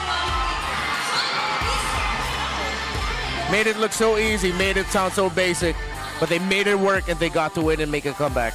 The basics. Coach Master of the Basics, hello. Mataas yung heartbeat ni Coach dito. His heartbeat has been really high since earlier. But Coach, kidding aside, Coach, kidding aside, ang huling makakapasok. you're now the last team to make it to the playoffs. It's been a really rough ride. But setting aside all the doubts and the challenges, how were you able Stay motivated. to stay motivated and shake up all the doubts? I think number one yung mindset talaga ng players. I think number one is the mindset of the players, because even though we are on a lose streak, the hard work is still there, the dedication is still there, and I think the goal is still one. Mindset namin And all of us, our mindset will know once we make it to the playoffs. The goal next, we'll just continue what we're doing. I hope you guys can see the improvement of the players and the team, and we're just going to continue that until playoffs. Nila ang last lot. Pero ngayon, gusto ko din tanungin si Light. Now I want to ask Light, because they were just talking about earlier in the casting desk, Match, pipiliin mo ba yung... if this is the last match, are you going to pick up the Belleric? What made you decide to choose Belleric? Yung partner ko po kasi gusto mag-Belleric daw. Jokingly, he said his partner loves to play Belleric. Tapos napansin po na But they realized after the patch, because of all the fighters, because of all the dive, they really tried to check in scrims if they can make the Beller work, and it was able to work. Pwede naman palang gamitin ang Belleric at nakakatuwa na gumana yun for them. You know, hindi talaga nawawala yung trust. Kanina, grabe pa rin talaga yung kulitan ng Aurora. Good thing that they didn't lose the trust, and they are still battering a lot with each other. What can we look forward to from Aurora? Yun. Siguro mas, disiplinadong A more disciplined Aurora when we get to the playoffs, because we still have time to prepare, and it's a good amount of time. So yeah, that's it. Kung makakita ba tayo ng mas pinalakas na Aurora in the We play? look forward to seeing if we're gonna get to see an Aurora that looks much stronger in the playoffs. And now let's see who our match MVP is. Our match MVP is... Live! The Kalea the Belleric was massive. Great performance. Light, what a great performance. From game 2, you carried everyone who you could carry. And now you guys are getting carried by your community all the way until week 8. What is your message for them? sa lahat ng To all, everyone who show up, and despite all the disappointments, continue pa rin sila mag-show ng support mo. Punta sila sa venue dito. they continue to show their support and keep shouting for us, Sa coaches na for our back end, for our coaches, the management that continues to guide us, our family. Thank you all for your support. Thank you so much. Once again, congratulations to Aurora Gaming! You may now take your bow. And take your rock of victory. Odin, Aurora just keeps on getting better. They tried to dim the Northern Lights, but they can't because grabe yung backbone nila, their community. They keep shining at katulad nga ng sinabi mo, hindi nabawasan ang fans ng Aurora in the venue, always full house. And I think it what's keep them motivated dito sa ating round na to. And they will stay motivated dahil pasok na sila sa playoffs. Casters, what do you think? It's been a long grind for these folks, and they were able to reach their number 6 slot, the San Juan 6, as Hans Galleria does say. And yeah, I think they're the world champions for a reason, right? You can never really count out the hard they're champions. They proved it here at the very clutch. With all the space provided for this Kimmy, we talked about how it'll be difficult to even access it because of the Belleric right in front. He gets the MVP of the game here. It's the easiest game in the world for the Kimmy to make work. Not impossible for Omega to cash him, definitely, but Yue was just able to find some really good spots, held on to Spearfire at the right time, his jetpack at the right time, and he still walked away with a 3-0-10 KDA. Kimmy was massive here. Traction pulses, the momentary suns with the second skills. Great job here by Yue. Yeah, and I think it goes heavily unnoticed, but the way Coach Master the Basics and Dexstar really planned out for this draft, you know, denying Smart Omega with some of the picks, making it harder for the Selena in game number 2, and then now picking up the Belleric, which is, again, in the preference of Light, and at the same time, Yue having his hands finally towards that Kimmy pick really paved the way for them to get a lot more of these victories in order for them to make it towards the playoffs. So just kudos to them. What an incredible way to make it into that postseason round. That's true, absolutely deserved, because it's also just not easy to play a Kimmy in this game when there's, again, so many things that could have gone wrong there for you. You know, if a taunt fails for a Belleric, they could bypass Belleric completely and then just take it down. So a big trust on Light is also very crucial to make that work, and they had it. So we're able to do it. So we're the opposite sides of the spectrum. I said earlier that this is a really easy game for a Kimmy, while you were thinking that this is a really difficult game for a Kimmy. Okay. Yeah, because I feel like it's just, you know, as a Kimmy, as you know, I used to play Kimmy a lot as well, it feels so difficult to actually just put full trust on your teammate to make it, especially considering there's a Kalea on the field. Those are the biggest ones for me, especially if you can't dodge, you can't dash too much because of the phobias as well. All these factors just, you know, combine that you make this work so easily because of your trusted. And I'm just here, you know, on the middle of the spectrum. But yeah, anyway, figured it up again. Smart Omega really had a difficult time, given that Ryzen is, of course, with a hero that he isn't really, I would say that he's not super comfortable with. It's just that this is not part of their composition. There is a reason why Smart Omega kind of, I wouldn't say despise, but really prioritizes the Leomord less. It's the Fanny, some of those assassins, even the Harley, the Suyu, that goes inside Ryzen's wheelhouse. So for them to pick up, what was the first pick again? I think that was the Phobius, right? For them to, or Zushin rather. For them to pick up the Zushin first and not give the Suyu to Ryzen was already a concern for me, because that didn't fit their 4-1 capacity, in which it isn't really uncomfortable, or it isn't really comfortable for Smart Omega moving forward. I think because of that, I think a playbook is starting to be written for Omega. Like, deny these super mobile split push heroes. You should be fine for the most part. Which is, again, part of the infinite keys to victory.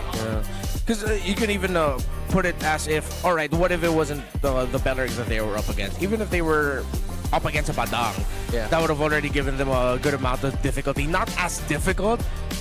It would have been much more doable for sure, but a lot of that tempo-breaking stuns and the combos from the Badang would have stopped them. But really, I still just really feel like Omega were just a huge victim of a surprise pick out of nowhere that they did not see coming. That it was just the perfect pick at the scenario. The Belleric was so good. Usually you see that in the playoffs. Yeah. Oh, I thought they had to get that to get to the playoffs. The trust to let the players play that hero, right? Like, that's amazing in the, again, a very important game. Yeah. So amazing work from Aurora. Let's try to hear what they were talking about all that was happening here in Infinix mic check. Malayo pa si Ryzen, namumukhaan ko na. Ready? Dito ka lang word, ha? Alam niyo sa amin, ha?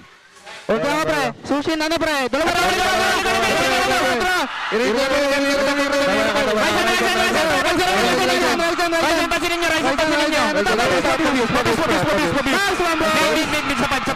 Basta pabigay kayo, pre. Legit. Ito, harapan nyo nga, boy. Dito ako. Alalay lang, ha? Baka buhatin na kayo. Okay. Basta wag over. Alam nyo naman yan. Okay. Next wave pa niya, magsasacrifice. Tara, magsasacrifice. Pre, pasok din kayo, aming. Lalo pag naultihan ko, dalawa sa harap. Ready, ulti ko, dalawa. Ito, Mingwin, mamamatay. Minus ko sila. Nice guy. Minus ko. Okay lang, ward. Tatlo na matay, ward. Okay. 13. Ingat sa balik. Nasa ano, pro, nasa likod sa 3. Abante tayo. Abante. Ito, saan ko? Saan, pre? Bumat na. Ready, boy, may purify na ako. Tara, nandito pala si Perks, eh. Ito, pabis, pre. Pabigay na. Ay, nabuhat ako. Ay, wala ka sinasulit, pre. Nice one. Patay.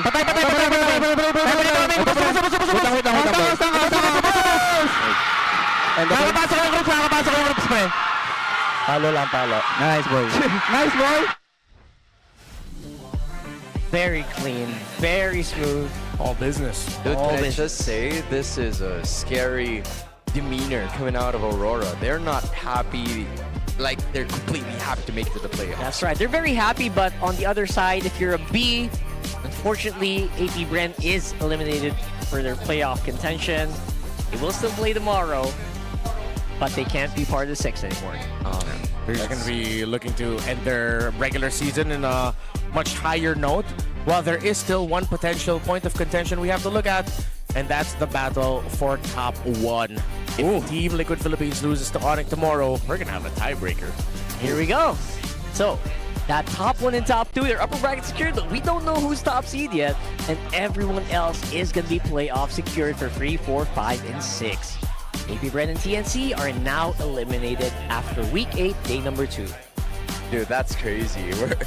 There's still something to look forward to until the end of the day. It's TLPH against Falcons, but again, major props to the other 4 for making it here. Aurora unlocking the last playoff spot. Couldn't come at a better time, and we're happy to see their peak form today. If you look at the top side, it's both 12 match points. If Liquid win the series against Onyx tomorrow, they're for sure top 1. If they both end at 12 and at equal footing for their game win-loss, then yeah, tiebreakers. Are y'all gonna be here tomorrow? I am. We will be. All right, good luck. You don't want to be here? No, I wish you all the best. Of course, our week 8 day 2 Infinix Fancy Klaban standings are showing the RORAs actually on top. As usual, very, very strong attendance from the RORAs every time there's an Infinix Fancy Klaban. Dude, they never run out of players. Like, there's always a full 5-man roster that's just ready to, you know, square up against other fan bases, but that's it for the Infinix Fancy Klaban, man. Looks like we might be getting an Aurora Sonics finals there. Sheesh. All right. That's very solid, by the way. Very far gaps. Yeah. And again, these are casted by our Talent Academy aspirants. So watch out. If you're in the venue, check them out. Any last thoughts for that one? What a day. Belric. Selena. Blue. Clint. Oh, Clint. Yeah. Yeah, that's it. Fun times. Renmar Santa Cruz, Hans Gallery, and Rockhart. We're done for today. Let's throw it over to our host to close out the show. What a roller coaster of a super fan Saturday, and what an ending to Aurora. Pasok na sa playoffs after beating OMG 2-1. Wow. Talaga namang matindi ang mga kaganapan dito sa MPL Arena. Pero super fans, kumapit lang kayo dahil bukas, we are in for another treat. Dahil second round na ng ating golden rivalry, and that is between Team Liquid Philippines and Onyx Philippines. Odin, the stakes are getting high. Ang tanong lang lahat, mauulit kaya ng TLPH yung ginawa nila nung unang leg or re-rest back sina Savero, ang Onyx, at makukontinue nila ang win streak to 5 matches. Kaabang-abang ang mga mangyayari bukas, and to cap off our regular season, ilalabas na rin bukas ang pinakabagong anthem ng MPL Philippines, Palag na To by Janine Verdil. Abangan natin ang lahat ng yan bukas. This is your host, Denise. And this is your very own Odin. Magkita-kita tayo muli bukas dito lamang sa tahanan ng pinakamalalakas. Ito ang MPL Philippines Season 17. Palag na To!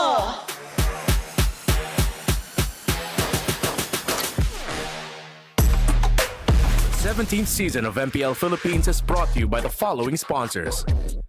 Infinix, the official gaming phone partner, the power behind every Madlang gamer. Smart, the simply reliable connectivity partner of the MPL. Our partner in esports, Clear Men. And our strategic partners, TT Racing, Ferry, and SIP. Don't miss any MPL action by following our official Facebook and subscribing to our YouTube channel. Follow MPLPH on TikTok for more content. Experience the lakas ng Pinas of MPLPH Season 17 live at Victoria Sports Tower. Grab your tickets now via the official MPLPH website. MPL Philippines is monitored and supervised by the Games and Amusement Board.